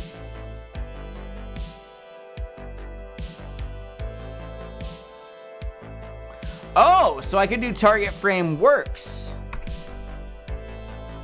and target a bunch of frameworks, and then maybe here I could say which package we need. Like, doesn't it get kind of crazy in that way though? Like, if they don't support some of the methods I need to use, like, is it even, like, valid still? Yeah, I don't know. How about this? Cienhorn, you gonna be here tomorrow? I think I'm gonna need your help. I think I'm gonna need your help.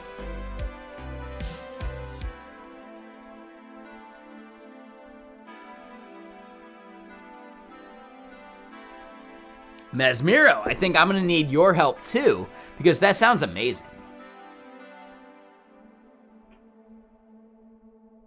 Yeah, I think our biggest bit, like, you don't have to be here tomorrow. We can write it in a way that uses system.text.json, and we can just do it that way. And then if we need to make it adapt, that's an edge case. In the same way that we were talking about other languages too. So I'm okay with that. I think if we solve the common case of 80% of devs. Solving the other 20% is a library I could happily make for something. Or fork or update or whatever. Right? So yeah, I think we're good. So yeah, the main gist is we're looking at what we're doing. We got so much stuff to do. We got our client, we got the hasher. The hasher, I think, is pretty much close, but I might need to update the values it's returning.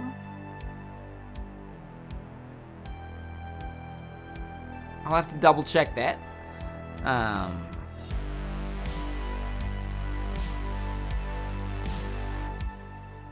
We need to create a scheduler as well. So I think our main bit tomorrow is going to be solving the hashing and the scheduling.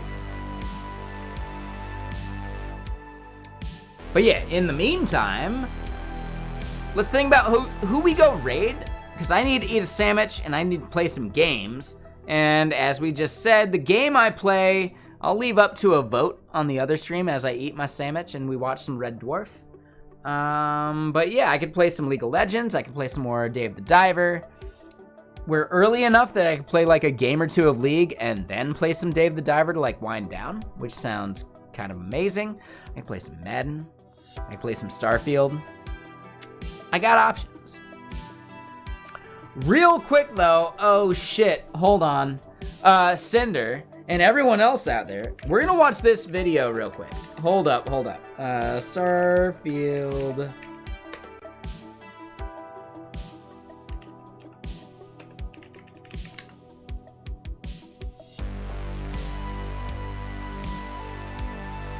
God damn it. Dude, Brave Search sucks. Oh, this is it. We're gonna watch this video together because it's fucking amazing. All right. Because I want to watch it with y'all.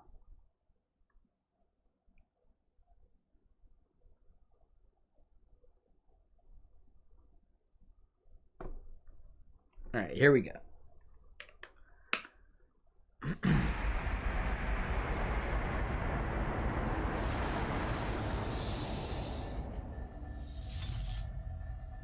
Real quick watch party. It's 6 minutes. It's visited damn near every star system in the galaxy. Every planet, every moon. I bet it's teeming with... These are basically the pirates or the raiders of the universe. Now. I agree. Let's hit them. Hey, I mean, we don't know how much security they got on this ship. They could have tons of guns and weapons, and we don't know what they got. We got the specs from the Crimson Fleet. We know what we're getting into. Good note there, Lemsel. Thanks. Right. Note to self. So which one of you is going in? I thought we were all going in. Yeah, I thought we were doing this as a team. Well, we can't all go in at once. What if they got the guns trained at the door? There's a bunch of people standing in there. We'll get picked off in seconds. This is like the one thing I expressed on the ship. Yeah, that was his one thing. You were like, yeah. Hey, any concerns about this or whatever? And he was like, yeah, guns and people specifically. I have one concern that I'm going to express, and it's the guns and people. I didn't hear him say that. I could have sworn I said that. I don't think I said much of anything. I think I did say that, though. I think I expressed that pretty clearly. I mean, hey, buddy, don't even worry about it. You were so clear. You were like the clearest speaker on the ship back there. All right, so you could say that you've been thinking about this and you would be the most prepared for this kind of situation, yes? Yeah, no, I've been thinking about it all day. I'm pretty prepared. I'm ready to, yeah. I see. Shoot. I see. Hey. Shoot. Hey, you up there? You see anything? Nah, he's dead. That's the sound a dead guy makes. Nothing. That's the sound a dead guy makes. You're gonna want to see this. This part's so fucking accurate, nice? Cinder, Found isn't it? something. Just wait. What am I looking at? I'll tell you what you're looking at. Succulents.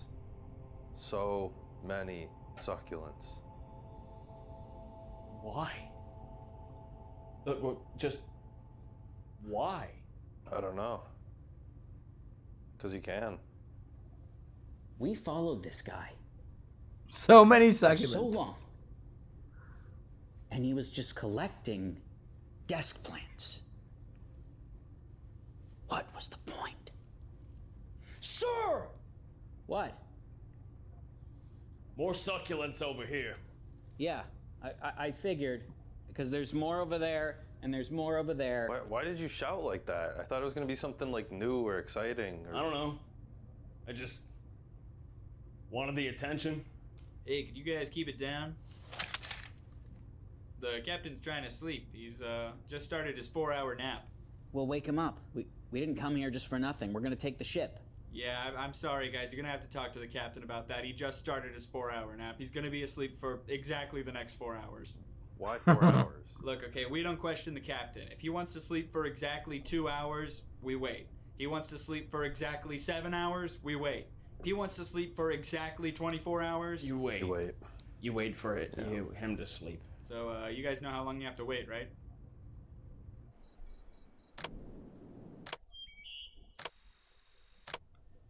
All right.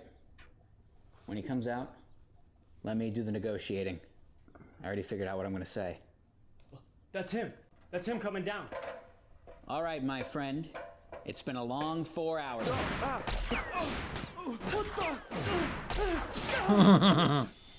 What is that? What is that?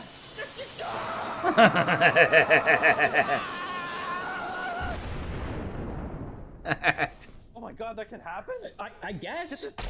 Get it off of me! Get it off of me! Oh God! Oh Wait, no! He's like sitting down and he does the shot. Oh my God. No. Don't. You're not.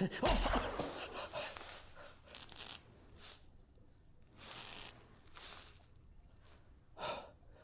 Thank God.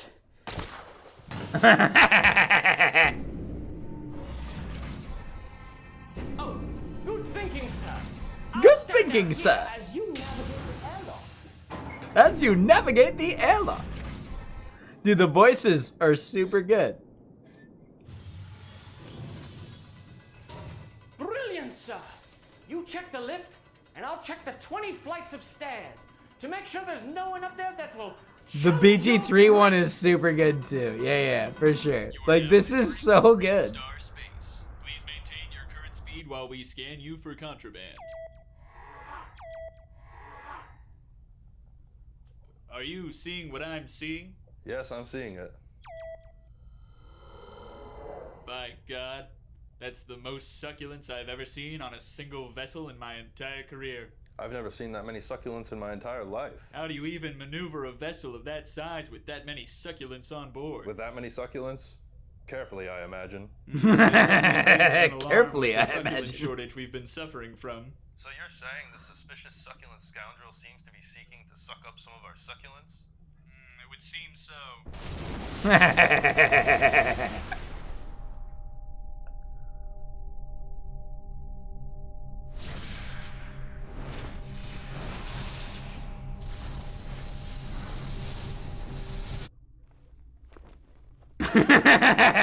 Wonderful, sir. Nobody seizes during a transcendental experience quite like you do, sir. It is an honor to witness your. It is an honor to witness you writhing around in immense pain. Sponsored by Starfield. Like, dude, it's like so fucking good. Oh, sir, I'll stand outside this airlock as you go in. Oh, splendidly done, sir. If you don't have the adoring fan, you should probably restart your game. He's so good. He's the best. Splendid, sir. Yeah, exactly. Like, it's just so good.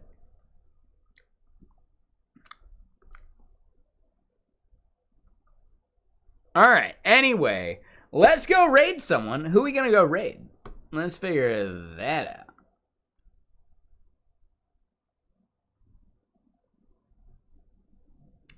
Ooh, we're gonna go raid Travis Roman. He's raided us a bunch of times.